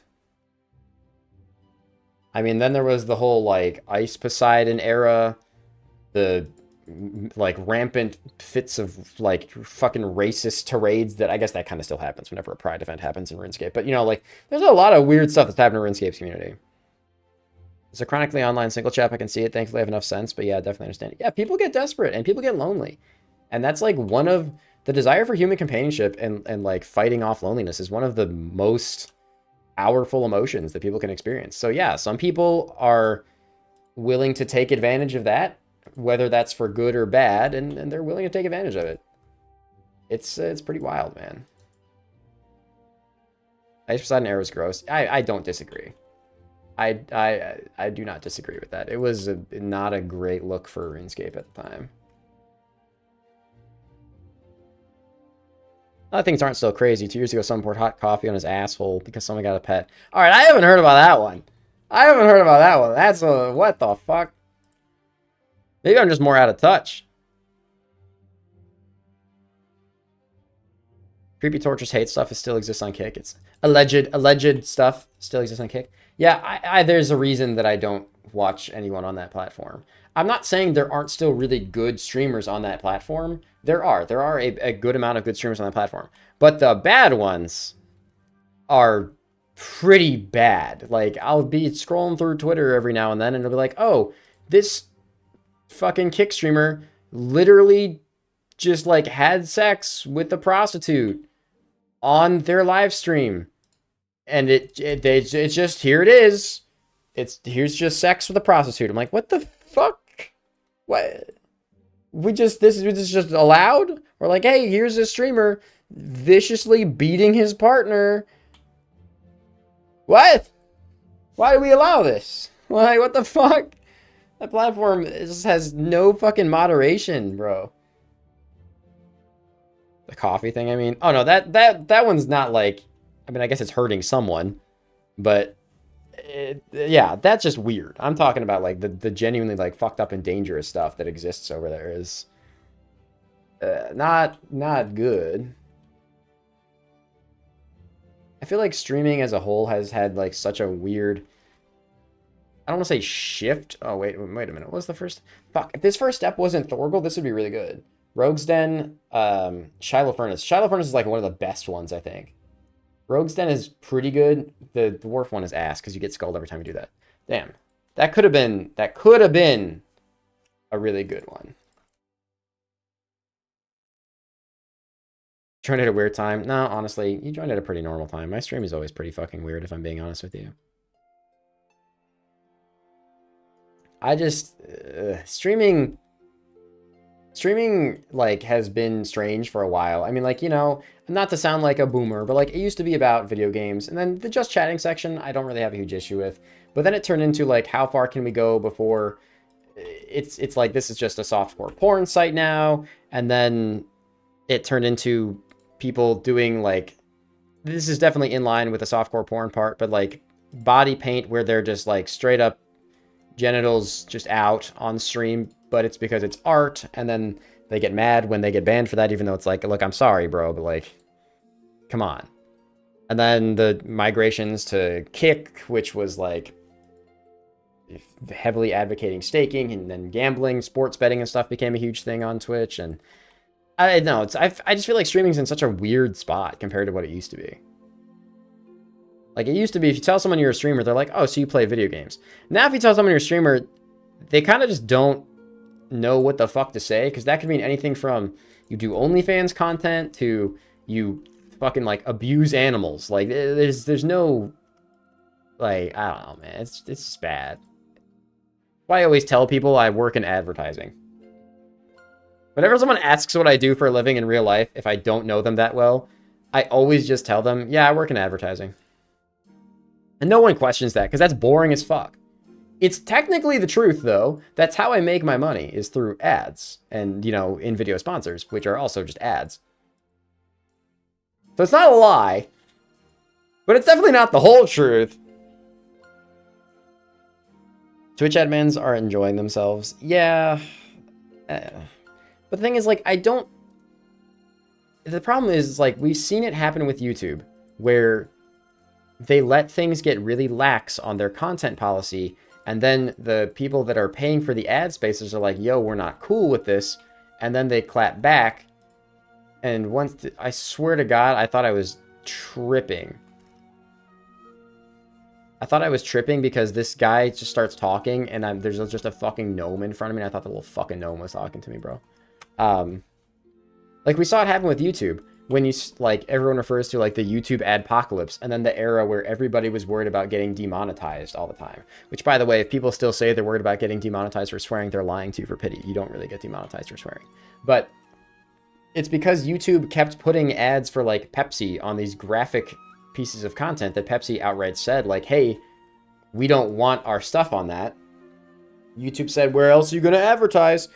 And then Pepsi said, okay, we're going to go advertise somewhere else. YouTube lost a bunch of its fucking regular advertisers.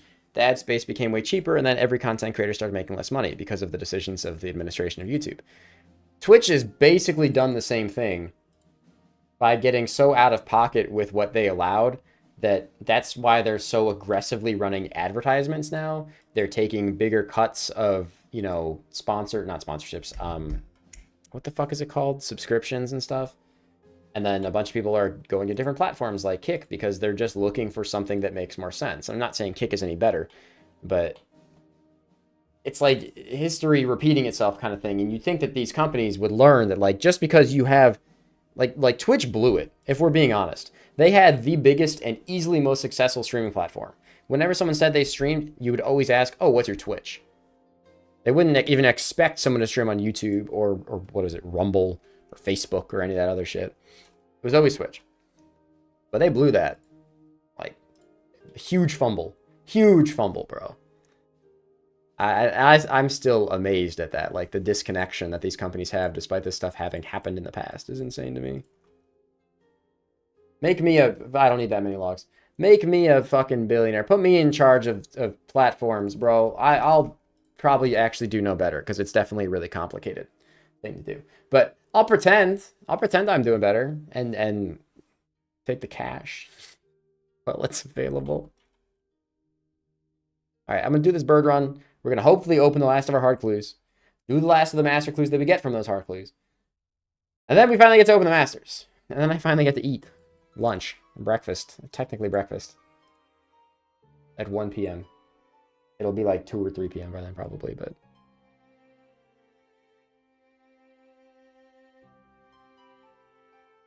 Also, I need to buy more seeds for birdhouses soon. I'm just using all the obscure seeds like poison ivy. I'm never gonna plant 300 poison ivy bushes, and I'll just get more from Farming Guild shit if I need more of them.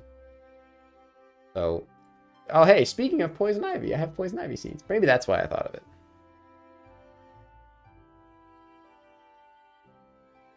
Twitch rents out their back end to other platforms. Kick is almost entirely rented Twitch tech. Yeah, I understand that. But what I'm saying is, like, Twitch was the big thing. They were the big platform, but they fucked up really bad by not just listening to their advertisers and basically not even trying to make changes until the advertisers were all leaving the platform in masses.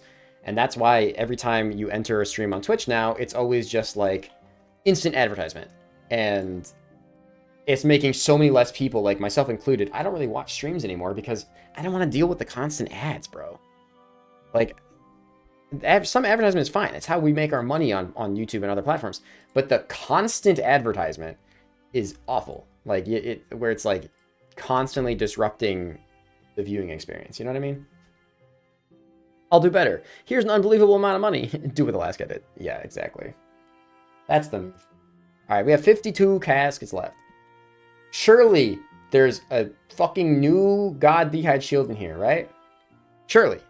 Ad block? Ad block doesn't work on everything. I mean, there's like 800 ad blocks now, sure, but like... Still. the concept of what I'm saying. I feel like you get the point, right? No, my 13 Black Cavaliers. I watch streamers who pre-roll ads. I don't think you have a choice.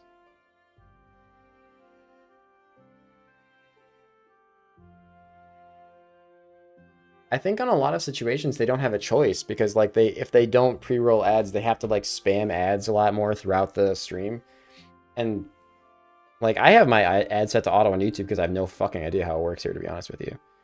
But I think it's mostly for the VOD, and then there's an entry ad here like there is in every other YouTube thing, which, I mean, to be fair, again, it's how I make my money. So I don't criticize the streamers for it. Streamers didn't used to need to do that.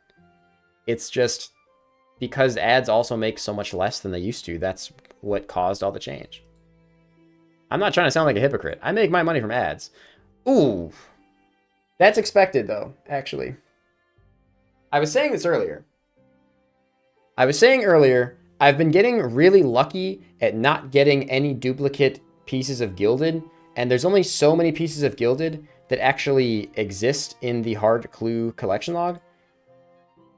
Like, if we go to the Hard Clue collection log, there's only so many pieces of Gilded you can get from here. It's what, like fucking 13 or something like that? Or 11? What is this? 12? 11. There's only 11 pieces. So it's not that surprising to get a duplicate. It does kind of suck, but at the same time, it's also kind of cool. Source, streamers open about monetizing and content creation. Yeah, I mean, I don't know about how it works on Twitch, but, and I'm only familiar with my own content and stuff, but just from my perspective, I'm not going to insult someone for running ads, right? Like, I'd have to do it too. That's how I make my money. Especially in the current environment. It used to be like, I'd make like, past couple years, I made like 60-ish% of my money from sponsors. 40% would still be like YouTube ads and other miscellaneous things, but I made about 60% from sponsors. Well, this year, one, I can tell you my income's a hell of a lot lower than it was in previous years. This is not me begging for donations. Please don't take that insinuation. I'm just trying to speak off the cuff. But as you can imagine, because like I said, of the current world state and everything going on, I've had so many less sponsors this year that the vast majority of my money is just coming directly from YouTube ads themselves. So I get why, especially now, people who live in the States are also running more ads and stuff too. Yeah, definitely get dupes before getting them all. Yeah, especially with Gilded, right? Like it's pretty expected. I'm not upset about that. It would have been nice if that Gilded square was just a different shield, as in any God D'hide shield that I don't have, that I somehow have only even seen one of this entire opening. That's fucking crazy. Actually, I've seen more Third Age and more Gilded this opening than God D'hide shields. Oh, like, what? That's insane. God D'hide boots, though. We still take those. Deal with it, editor. I'm kidding. You don't have to deal with it. It sounded so aggressive. I appreciate the work you do. Thank you for editing my videos, man. At 0 D'hide shields with almost 2k hearts. Honestly, I think you'd prefer that to mine, which is, I did get a D'hide shield in this clue opening. Except, can you guess which D'hide shield I got in this clue opening?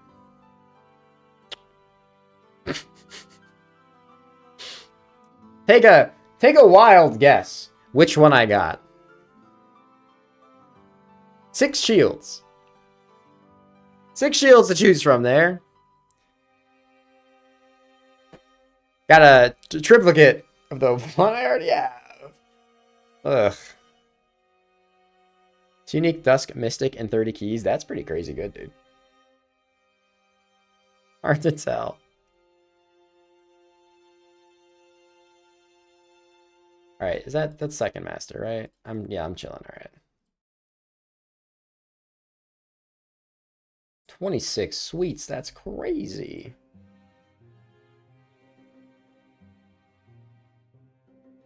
Wait, really? They took down the collection log site. I wasn't aware of that. I was never a part of it, but why'd they take it down? Was it like too much to manage, or did Jagex make them take it down or something?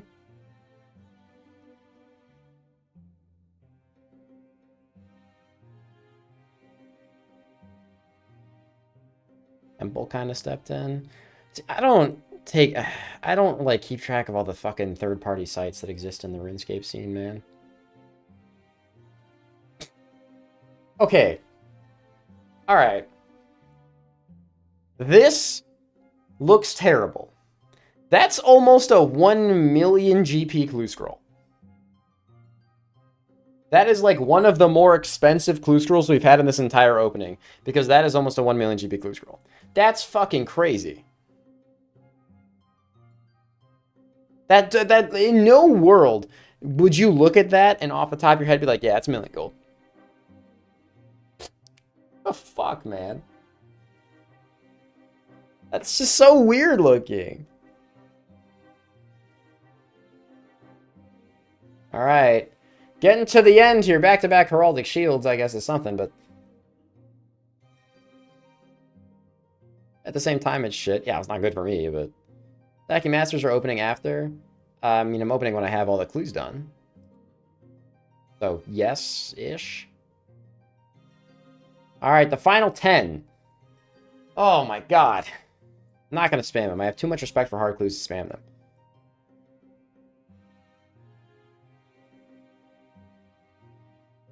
Just give me a fucking new goddamn shield, bro. Come on.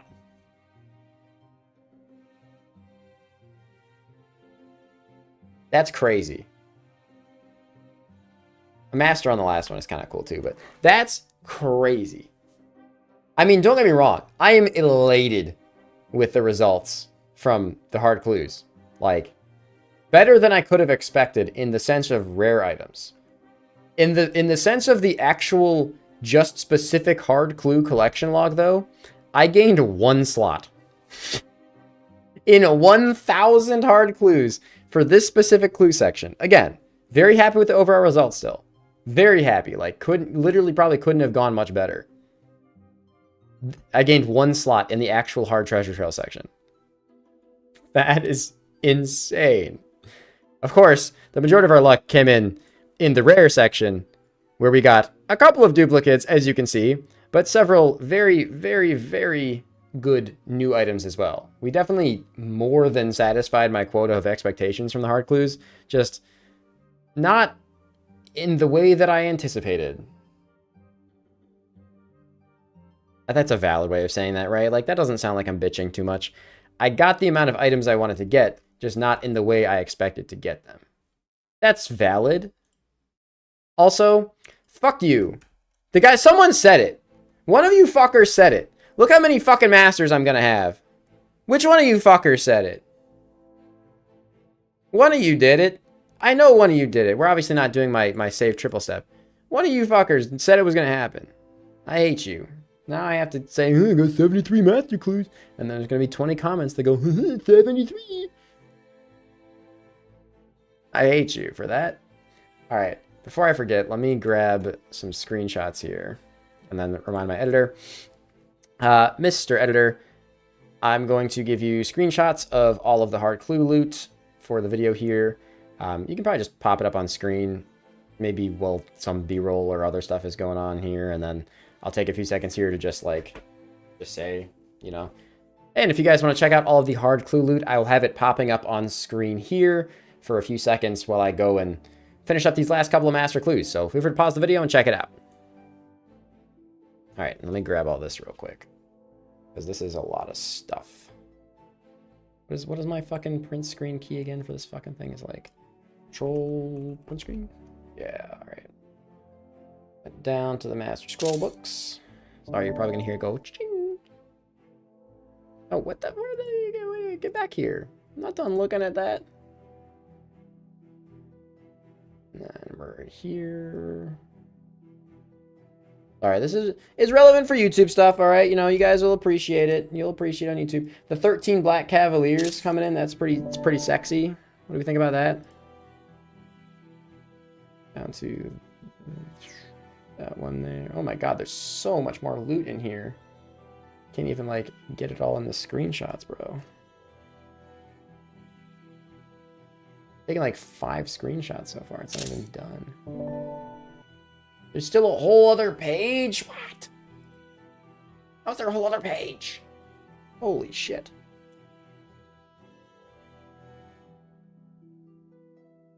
4 fucking pictures for my editor here that I'll have to stick on the side. Episode, this one. Hard clue screenshots. Sorry, this is what it looks like to try and keep all the video stuff organized, is you have to make sure that you're giving your editor all the footage he needs to be able to make the video good. Alright, I think I got all that now. Couple of files there. Boom, boom, boom. We're chilling. Alright. Do high out to unlock all bank slots? High out and shop sold stuff. Mostly shop selling, to be honest. ShareX for screenshots? Yes. I think. I'm pretty sure it's ShareX. I don't know. I used Gyazo for the longest time, and then people were like, no, you have to have your files on Imgur. Actually, I'm pretty sure it was Foe that was like, you have to have your files on this site, otherwise we don't like them, and we hate you, and you should die. And I'm like, okay, alright. Whoa. It's a little extreme. But, I did it, so it's fine. They're basically the same thing, though. Oh, this to Sherlock. I happily will. I'm gonna level with you. I didn't anticipate the stream being as long as it's been so far, and I still have like a little bit of stuff I have left to do on it, so I have to use it for work. Really? Faux extreme. Alright, I remember you guys made me do some stupid shit for this step before. What was it? It was, I can wear the forestry basket, but I have to take off the crystal body for the fucking clue to work or some shit. So it was something stupid like that, right? That sounds right.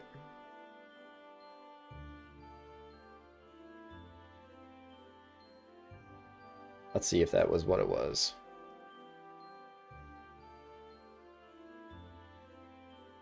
$326 hearts, 3 unique god shields, 2 heraldic plates. That's pretty fucking crazy, bro.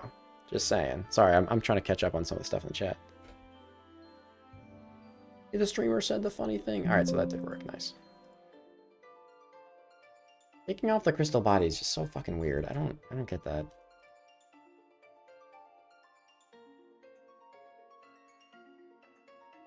I don't know, this one might be on Zaya.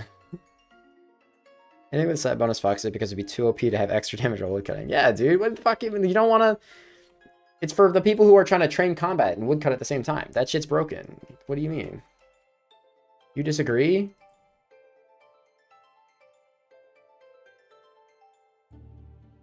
Chasian. Sweets. So probably DJR.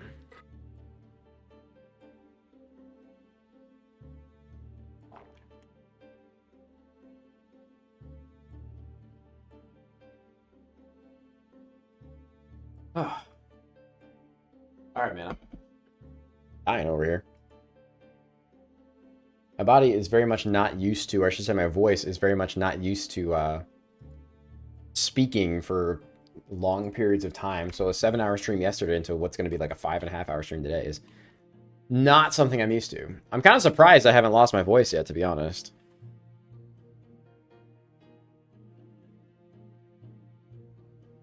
They just didn't want people defaulting to graceful again, but went too heavy-handed. I guess, but yeah, it's kind of strange. Does that also apply for, like, Inquisitor? Because that technically has a set bonus on it, right? Or is it only items that are specifically, like, labeled as a set? I'm kind of curious, like, how far they took that.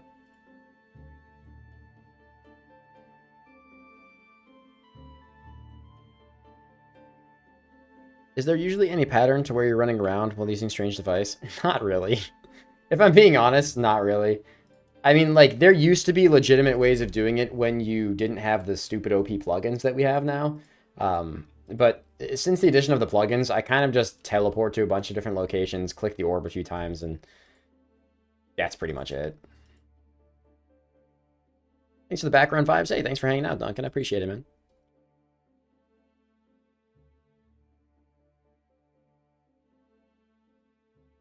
I'm not gonna lie. I'm gonna be kind of excited to not do a clue scroll for a while after this. Like, what am I? Oh, that's right, Bulwer. I'm gonna be kind of excited to not do a clue scroll for a little while after this. I've been doing like passive hard clues for, like I said, the better part of 6 or 7 months, getting the stack of 1,000 hards. And then on top of that, I've also been just like spamming these masters for days now, man. Like I'll have 73 masters when I'm done. Doing a 73 master clues in 2 days, bro, it destroys your love of clue scrolls. Set the bull roar as the clue item for clue details. I could, but it's in the stash unit anyway, so it doesn't really matter. That's the first time that I've like kind of poo-brained it. Again, it's probably just because I'm doing so many of these fucking clues that my brain is kind of like right that switching before I talk to the guy. My brain is just kind of starting to reject reality a little bit. Is that silly? Yeah, absolutely it's silly, but it's exhausting, man. Again, I'm not saying it's the hardest thing in the world. I'm just saying, you know, do anything for 11 straight hours. It's a little exhausting, all right? Boom, boom, boom. I have a couple pyre logs left over. Let's fucking go.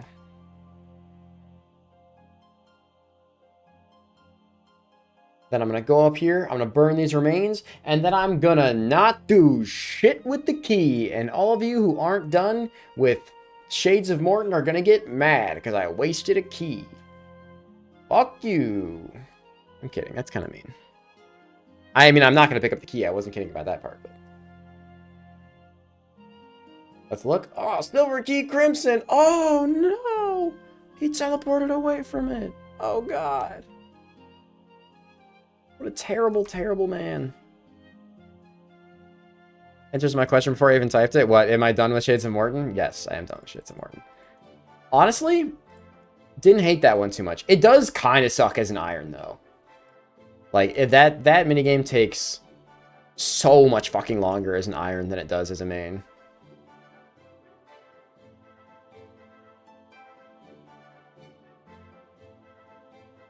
-1 Fine Cloth.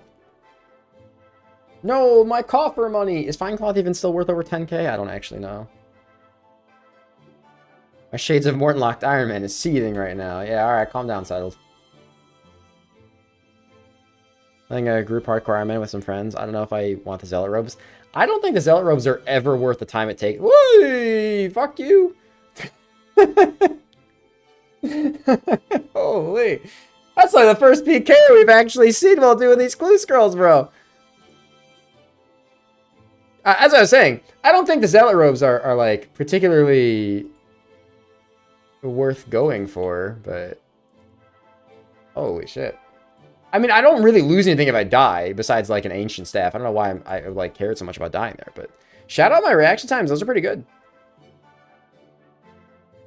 Just do 2k Shades and get Alex and Logs. No, it is so AFK as an iron. I mean, AFK in the sense of a minigame that to me really didn't really affect anything at all, because again, I was already maxed when I was doing it. Wasn't really valid. I don't know. It wasn't like motivational. Like, yeah, getting the oil, getting the logs, you're making it all. It's all like each part of the process is okay. I mean, AFKing the Shades is kind of hard because they aggro really weirdly, which is kind of part of the frustrations and a pain point. I don't know. I wasn't a huge fan of it, but I didn't hate it either. It was just very, very slow on iron compared to a main. You can like streamline the process. But you breathe fire on me, thank you.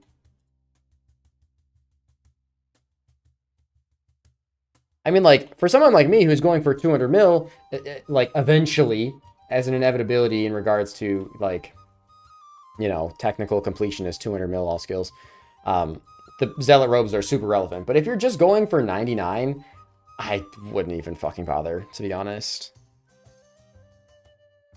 Used them for a bit, but forgot the prod item once, and the boots and coins. Oof. Yeah, they should have also just made them a 3-piece set. I think would have been better, considering people are going to frequently take them into the wilderness, so. I personally don't think it's worth the time, unless you plan on doing the content eventually anyway, or it's some kind of weird way to get Amulets of the Damned to, like, skip getting a glory or something. I don't know. I mean, I guess Bloodbark, if you're a group Iron account, especially a group Hardcore account, Getting Bloodbark or the ability to make Bloodbark for your team is probably pretty huge because Bloodbark is actually pretty fucking good now. So I guess in that sense, it's probably worth it.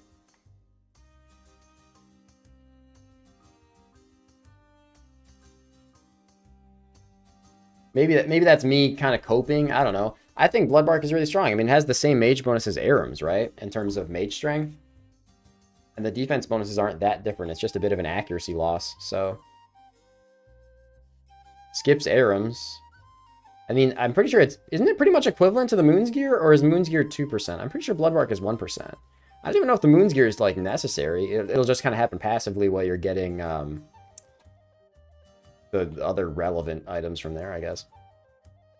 Because what? Blood Moon helps you kind of skip Bandos, sort of. Or at least it's a decent alternative. And the boppers are pretty fucking good for a lot of content, so. The fucking mid-game of old school has got to be confusing as fuck now, bro. Like, there's so many different paths you can take these days. Like I said this the other day, but part of me, a small part of me, granted, part of me kind of wants to just, like, make another account and just dick around on it. Like, maxing has got to be fun because there's so many fun ways to train skills now, and training those skills when you're actually gaining experience has got to be pretty enjoyable. The mid-game just goes crazy these days. I truly believe that the mid-game is more fun to be in than the end game, at least on an Iron Man. Because, like, there's just so much. There's so much to do.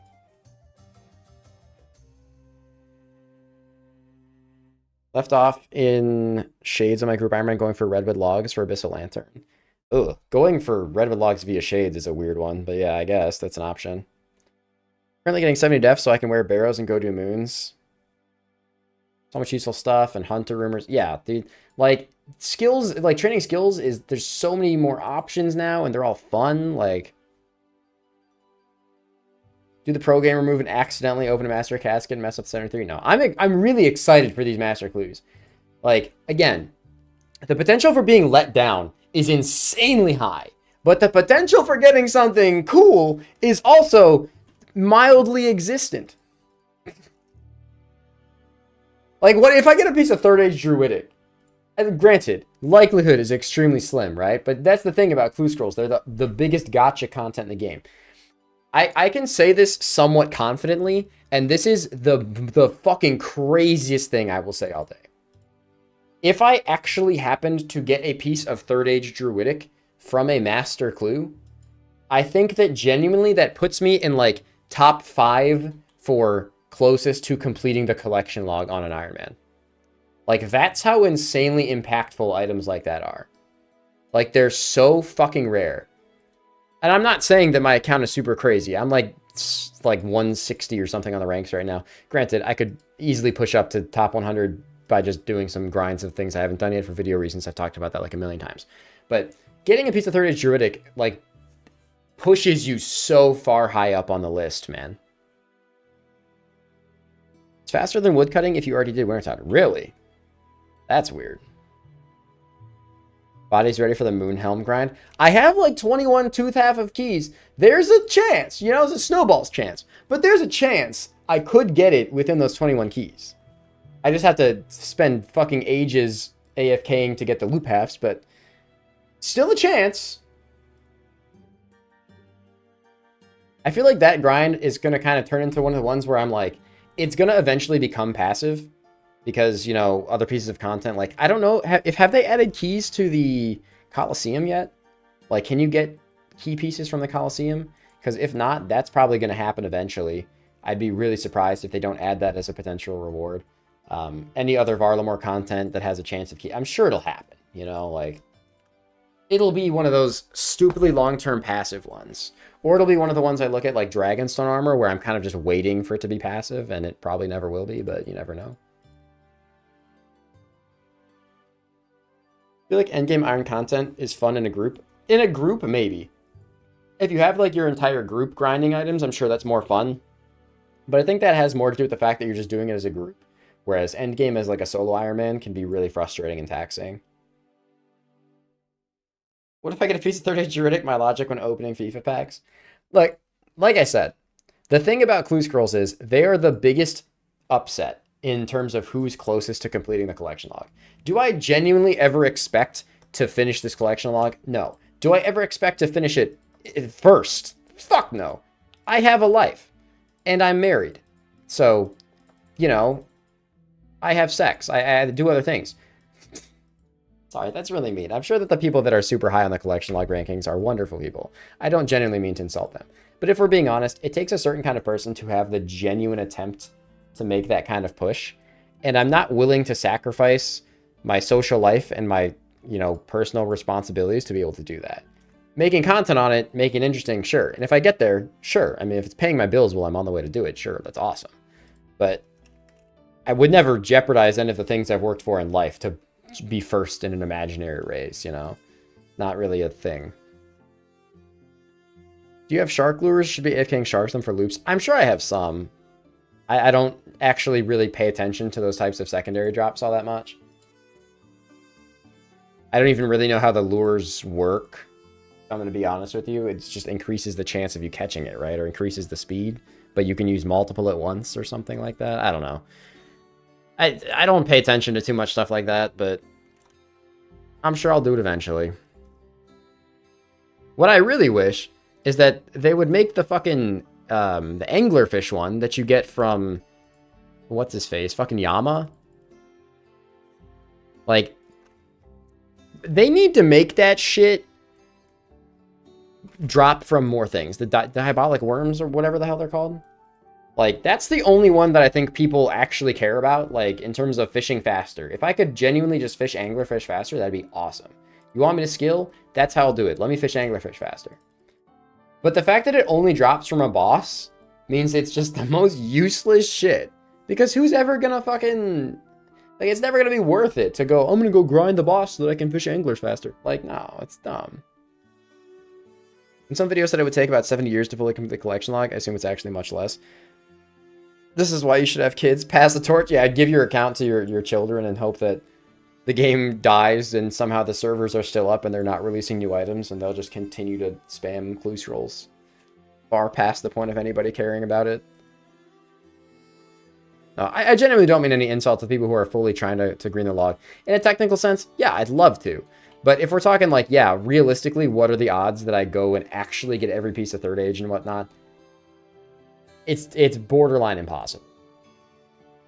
It's borderline impossible.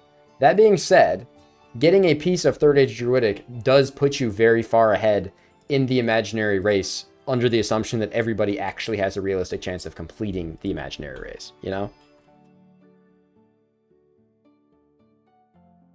All right, one more to go.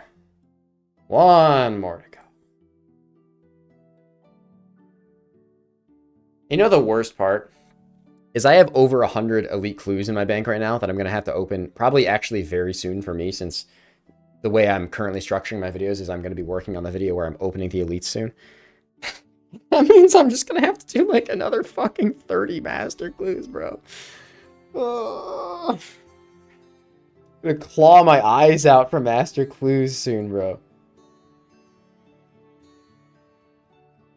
Part of me wanted to open them all in this video, and then when I thought about it, I'm like, look, doing 1,000 hard clues and the masters you get from them is already a good enough video. Does adding more clue scrolls from other tiers actually change the likelihood of anybody watching the video? No, the answer is no. If I were to change the title from I'm opening 1,000 hard clues to I'm opening 1,500 clue caskets, and it's all like medium hard and master. Or medium hard master, medium hard and elite, and of course the masters as well at the end. It's not going to make more people click it.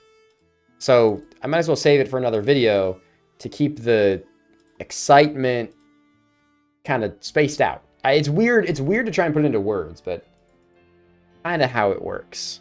You have to sort of structure your content in a way where you're not going through all of the very exciting stuff in a single video. You know, spread the views kind of thing. Yo, fucking BCP, grats. This is one of those things I was kind of talking about and like alluding to earlier, where I focus a hell of a lot more on entertaining videos than I do on individual account progression. If I cared about account progression, I can almost guarantee my account would be significantly farther than it is currently. But if I'm also only doing that, probably none of you guys would be here because it would just be super boring. I'm just I was gonna say if I'm constantly just focused on one thing at a time, but here we are. If I'm that's what I have to do anyway. If I, for example, didn't say, hey, I'm gonna be done with TOA for a while, and then it was like 4 straight videos of me spamming TOA just trying to get the fucking shadow. By video 4, the views are gonna have fallen off so hard, it's just not worth it. Sorry, I totally did not smack my mic there pretending to punch you guys in the face. Didn't happen. 70,000 magic logs is always hilarious to see.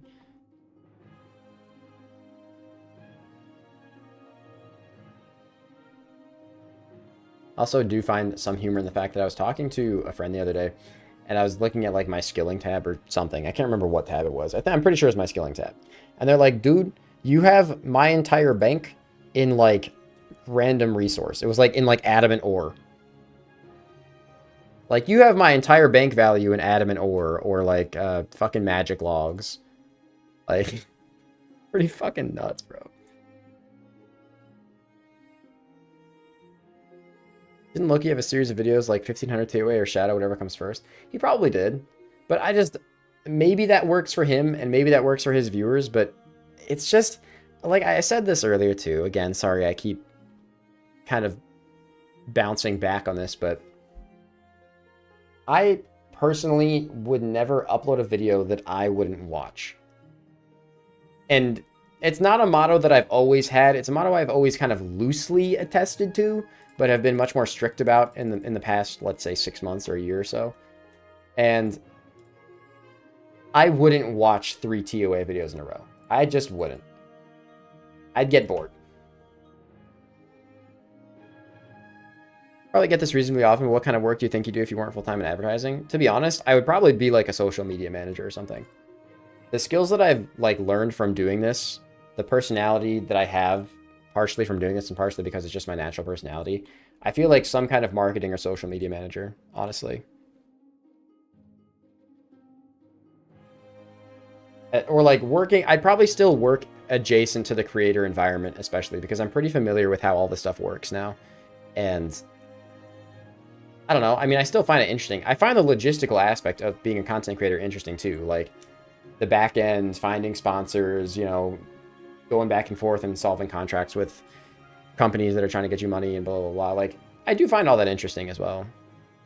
Now, if I had never done any content creation whatsoever and never had interest in it, I was originally in school to be a civil engineer. Way back in the day. Duolingo's hiring a new social media team and the managers are starting at 200K. Maybe I should go do that, bro. Holy. $200,000, fucking goddamn. I can't even imagine having $200,000 at once, to be honest with you. That's like, that's a lot of fucking money, bro. Start doing that without telling my wife, and then all of a sudden, she comes home, this new fucking car in the driveway, like. She got a 3-step master. Yeah, it's a really slight adjustment to the one I had the other day. It's just 2 steps are in the RCS library, so it's a little better. Not much. It's a really maybe like a 10-second difference, but over the course of all the clues I've done, it's probably saved me a few minutes. I think my favorite series of yours was the Hardcore Man Chambers grind. Remember rooting for you so hard to get the T-bow, not saying you should do 10 TOA videos, especially because TOA, yeah. Like I said, back in the day, I used to do stuff like that. And I think it's a product of its time in the sense that at that time, even then, it didn't work super well, but it could work. But nowadays, with how much the OSRS content field has shifted and the expectations from OSRS content creators being higher than ever, I really don't feel like that kind of stuff would really fly these days, you know? Like, I'm not saying you would get fucking canceled for it. I'm just saying I think everyone would just kind of stop watching you after a while. Like, the hype of the excitement video of you finally finishing a grind like that is never worth the amount of subscribers and average viewers that you lose by just spamming those videos to get to that point faster.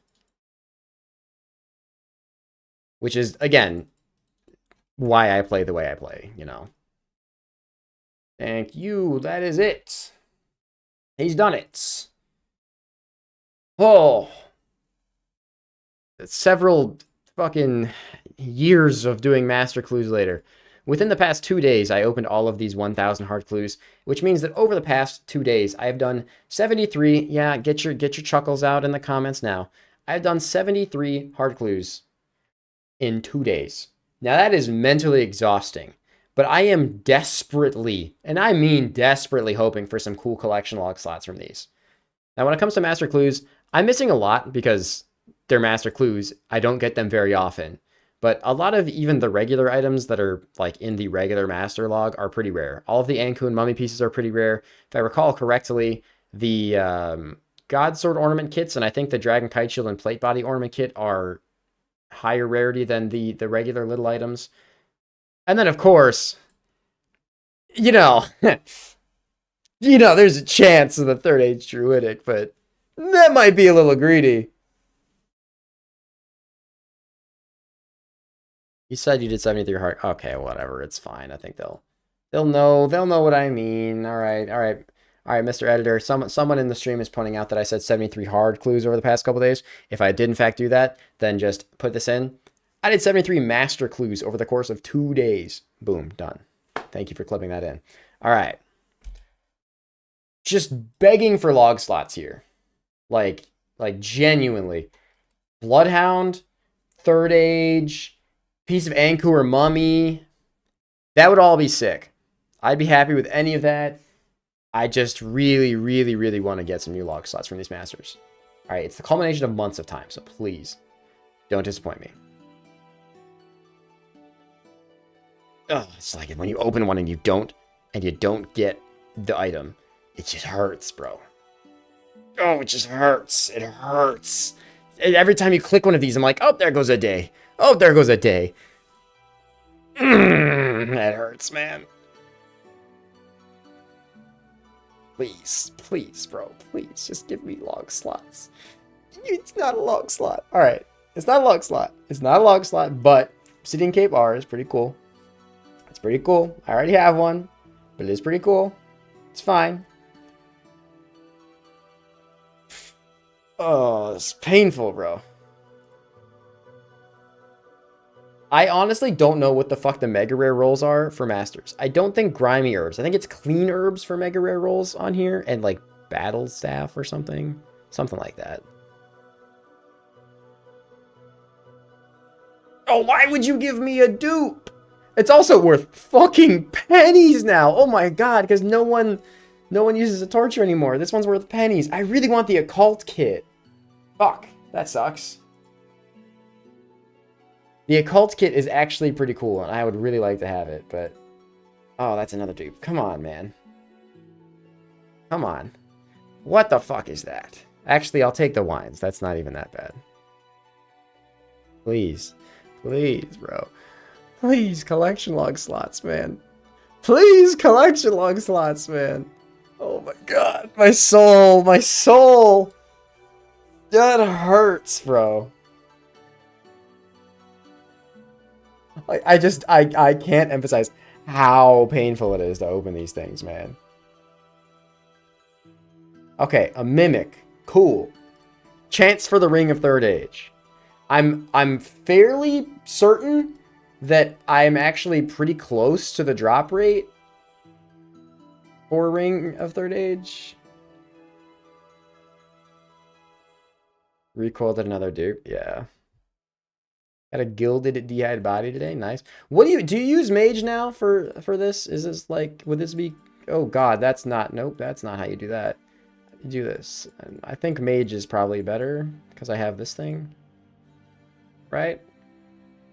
I don't know, fuck it. I'll try it. Where's my thingy? There it is. This, I don't know if I even have Watson teleports right now, actually. Do I have Watson teleports in my book? Stack the mimics. I always forget you can do that. No, I like doing them one at a time, though. I think it's more fun. Get the right boots. Did I take the wrong fucking boots out? I did, didn't I? Because I have them in the same row. That is, the Avernic Treads are going to be the fucking death of me, bro. Seriously. Like, I love them. Fantastic item. It's been 10 years since we've had Bis boots, but the fact that there's no longer like boot for each style at the end of my gearing row is gonna fuck me. It's so bad. I don't know. Let's just try this. Let's see if this fucking works. What I probably like some, just in case, a couple prayer potions and some fish. I don't know. And my max cape to tally out. All right, let's go. Mimic time. Where the hell are my Watson tellies? People's bank layouts get fucked letters. Dude, it's awful. I love those boots though. They're super cool. But also, it's kind of awful. Imbued heart. Anyway, let's kill this mimic. I probably should have taken a potion, but that was funny. That was a good joke. You're a funny guy. See, this guy said imbued heart, bro. That's hilarious. Gotta pull 2 more treads and load them up with different combos of Sir Boots. Honestly, that would have been a great idea before I dropped over some items. I probably still wouldn't do it. I don't think it's the end of the world either way, but... Alright, I like maging this. That's not bad.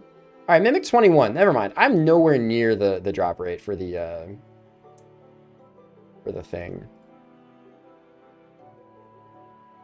Hey, Dave. Dave, crap. Autocorrect. No, I don't stream on Twitch, and I very rarely stream on YouTube either. It's okay, buddy. I know what you meant. I appreciate the attempt at correction, though.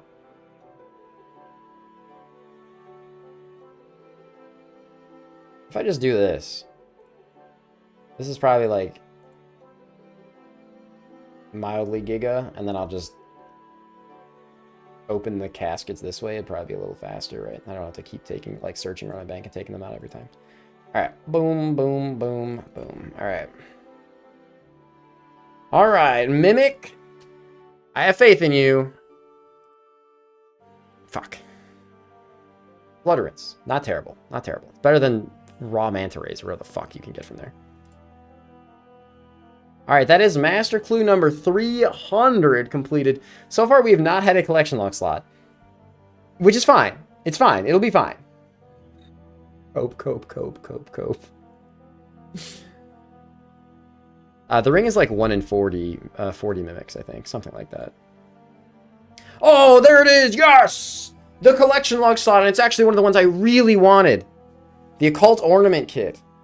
That is super sick. I already have the occult necklace on, actually. Boom. Occult necklace, occult ornament kit. This is exactly what I wanted. That thing looks amazing.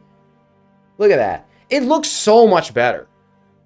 It genuinely, like, actually looks so much better. And the icon looks fucking phenomenal, too. I love that. Like, the fucking sprite and the way that it looks on character is both really, really good. That's awesome. Now update all your loadouts. Yeah, I mean, this one's not that hard to do, because anytime I see an occult necklace in a loadout, I have like 20 other occult necklaces, so it's not like they're going away. But I just put this in here, and then I'll drag this to my special random shit tab, and I guess all these will just rest in here. Where are my whips at?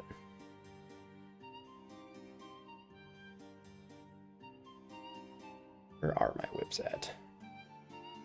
Ah, there they are. So I'll put it up there. Some other random Slayer shit, right? Why not? You update all at once. It isn't bad. It's not that bad. Like, look, I'll remember. It'll be fine. It'll be fine. I'm happy. It's not obviously the only item I'm hoping to get. I'm hoping to get more than that. But at least knowing that I got one item and it's one that I actually genuinely really wanted is really nice. Like, that's super cool. I've been wanting an occult ornament kit for so long, dude.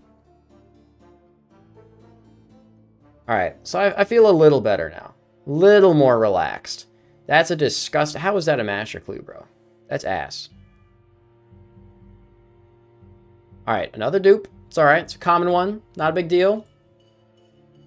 Alright, some more garbage. Master clues.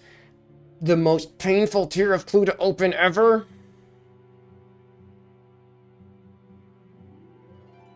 Okay, nothing, it's fine, Cope.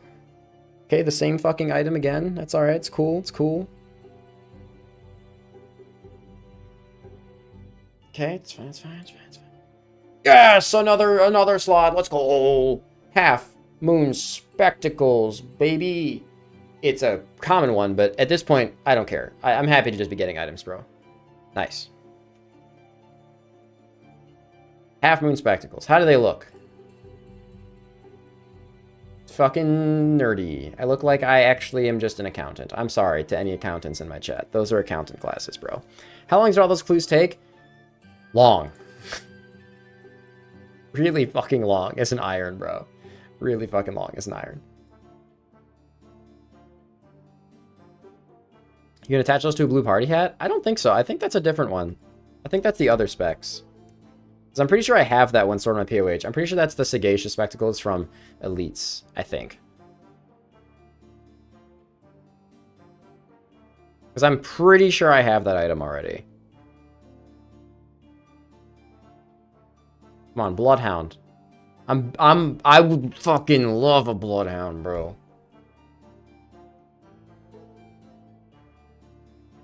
I want a Bloodhound so fucking bad, man. So fucking bad.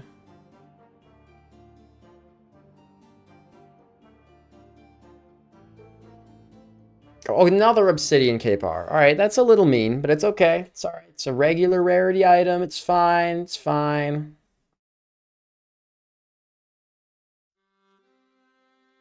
Alright, Samurai Gloves. I am missing some pieces of Samurai outfit, but again, it's fine. It's fine. It's fine. It's fine. It's fine. It's Clue Scrolls. Nature Clue Scrolls. I'm not going to tilt. I've gotten, no matter what, I'm not going to tilt. My Heart Clues went amazing, and I've gotten an Occult Ornament Kit. And now I've got a Bando's Godsword Ornament Kit. See? Put out good vibes. Get good items. Hell yeah. And I'm actually pretty sure that the Godsword kits are a little more rare than the other uniques. I could be wrong. Let me actually double check that, because I don't want to be spouting false information in my videos. Samurai Gloves are 1 in 851. Godswords are 1. Yeah, they're like 4 times more rare-ish. I think 4 or 5. Yeah, all right, sweet. So I'm pretty sure these are 4 or 5 times more rare compared to other blue items. So, but first, let's just grab out the BGS that we have in the bank. Boom. So right now it looks like this. All right, cool. Then I think this just changes the hilt of it or something, right? Okay, I mean, honestly, I like it. I like it. I think it's nice. I think it's nice. And we just do this, and we go boop, boop, boop. There's another thing to have to upgrade, but that one's a little easier to put in all the thingies, like all the loadouts, because like I only have 1 BGS in the bank, so if I see the BGS is missing from the loadout, I just simply grab the fucking ornament one and drag it in there. It's not a big deal. Cool. All right, and we're chilling now. Now we're chilling. Oh yes, back to back. Again, this one's a common one, but back to back. You love to see it. The samurai shirt. He's streaking, baby. Not in the get him, he's streaking, like the cops go get him way, but he's streaking in the clog way.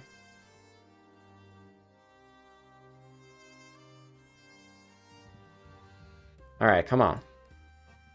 Some nutsacks in there. All right, okay. All right. Now that's just rude. That's just rude. Fucking 2 clues later, get another one. That's just rude. All right, you know, like, it's fine, but rude. Okay. All right. You trying to say something, RuneScape? It's a lot of samurai pieces. You trying to say something?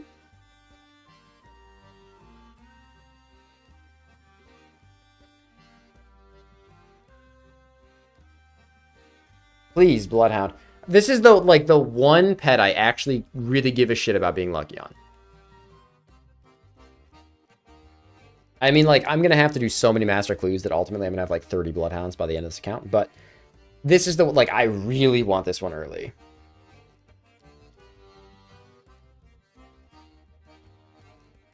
Oh, Mimic.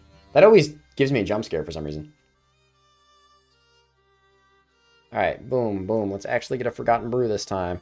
Boom. Not all, just one. Boom. Some prayer potions. Boom. And then we get some fish. That's not my fish tab. Some fish. A meeting in 10 minutes and I don't want to miss these. You missed the meeting!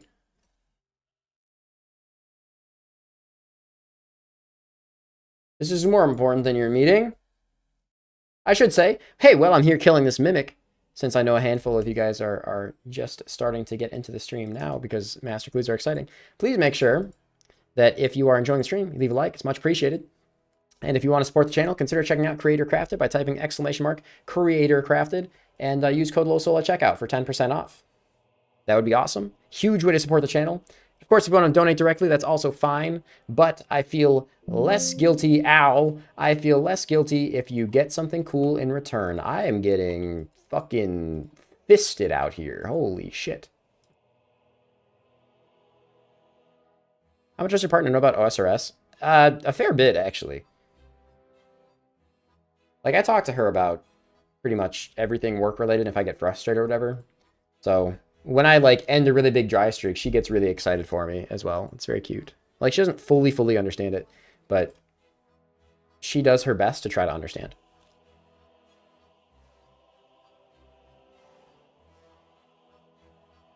And I very much appreciate her for that.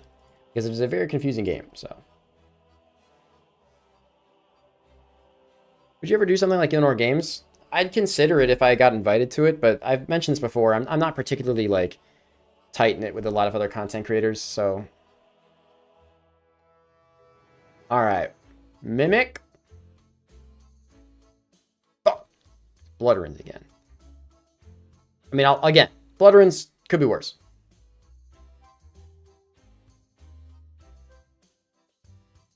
Just, yes, the Greaves, he's done it! He's done it! The samurai outfit, he's done it! Let's go! 1396. We're closing in, bro. Closing in. I think that's the full samurai outfit now. Nice. Happy gamer. Happy gamer noises. Alright, come on. Come on. Come on. Yeah, that trolls me every time. It trolls me every time. Oh, it's always the row bottom of darkness. Always gets me. Even if I'm watching someone else's stream, it always gets me. It's not even that it looks that close to third age, but it's like, it's just close enough to trigger that, like, that instantaneous little, like, hit. Always gets me. Every fucking time, man. Every fucking time. Alright, come on. Please. I'm begging. Please. Stop. You can tell that the dopamine is kind of wearing off because I'm clicking through the clues faster. There's only 18 left, man. This is months of my life. That's ass. How is that even possible? Sub 100k master clue should not be allowed. And all right. Sorry, tangential like rant here. I think that you should not be able to get god pages from master clues. I think they need to remove god pages from master clue rules. I genuinely think that would actually be pretty helpful. Like, if you're doing master clues, come on. Just fucking get rid of that shit. Like, the herbs and stuff are fine. I'm okay with that. Get rid of the fucking god pages, though. And maybe the teleports, too, honestly. Make master clues feel more like master clues. Like, yeah, the shared uniques, I don't think should be on the master clue table. Genuinely. Like, this, look at that. That's a 68k master clue. Bro, that's ass. That's so bad. 68k master clue should be fucking illegal, bro. Imagine you're like just the average like Andy and you spend like days getting all the requirements and everything to be able to do your master clue, and you open it and it's fucking Limport Roots, Manta Rays, 2 Firelighters, and a Dragon Dagger. I would never do a clue again. Yeah, like half the clue value is in the fish. That's terrible, bro. Come on. Finish with a bang. Finish with a bang. Fuck off. I mean, that's really cool. 2 uniques and 1 clue. That's actually really sad that you look at the price and with 2 uniques and 1 clue, it's only 110K. Finish with a bang. Please. Stop giving me duplicates, man. I spent months of my life getting these clue scrolls. Please. God, come on. Man, it's fine. You know what? It's fine. I'll say this as we close out the last 4 master clues. Honestly, this went so much better than I could have ever expected. And I'm pretty happy. I'm pretty fucking happy with the way everything went. That being said, I will happily take my Bloodhound on the last master clue. Thank you very much. Fuck. You know, you gotta give it a shot once in a while to see if the call out actually works. All right, so the master clues were honestly a little bit underwhelming. That being said, I still did get several new collection lock slots from the masters. The Band of Scotswood Ornament Kit, cool, pretty fucking rare one. I'll go through the log now. Like the Band of Scotswood Ornament Kit, pretty cool because that's a pretty fucking rare one. Honestly, hard to be upset about that. Occult Ornament Kit is actually an item I'm genuinely happy to have received because it just is fucking cool. Finish the Samurai outfit is kind of irrelevant because it's a common one.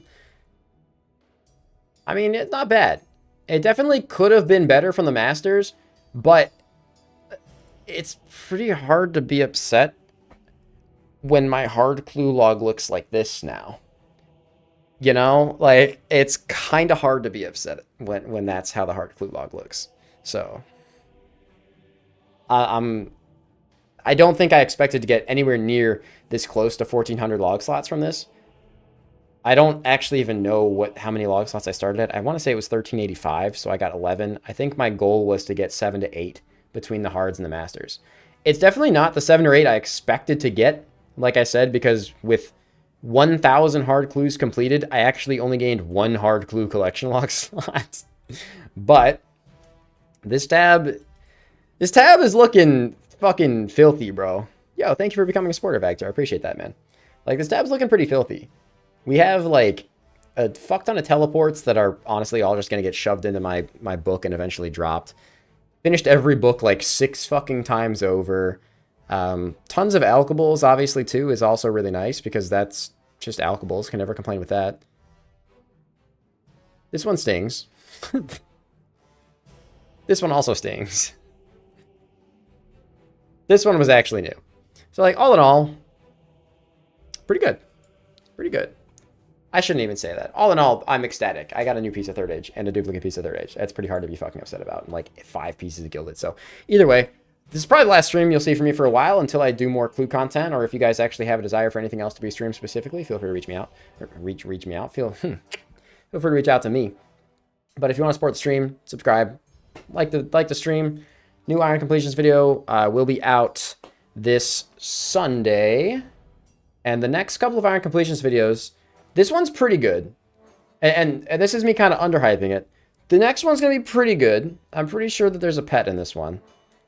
The 3 or 4 following that are fucking astronomically good and finishing some pretty big endgame grinds. So I'm really looking forward to uploading those. Again, if you want to support the channel, feel free to check out creatorcrafted. It's linked down below, or feel free to send me a tip via the Streamlabs tip down there. And I will see you guys all this Sunday for the new video. Have a fantastic rest of your day. Peace out.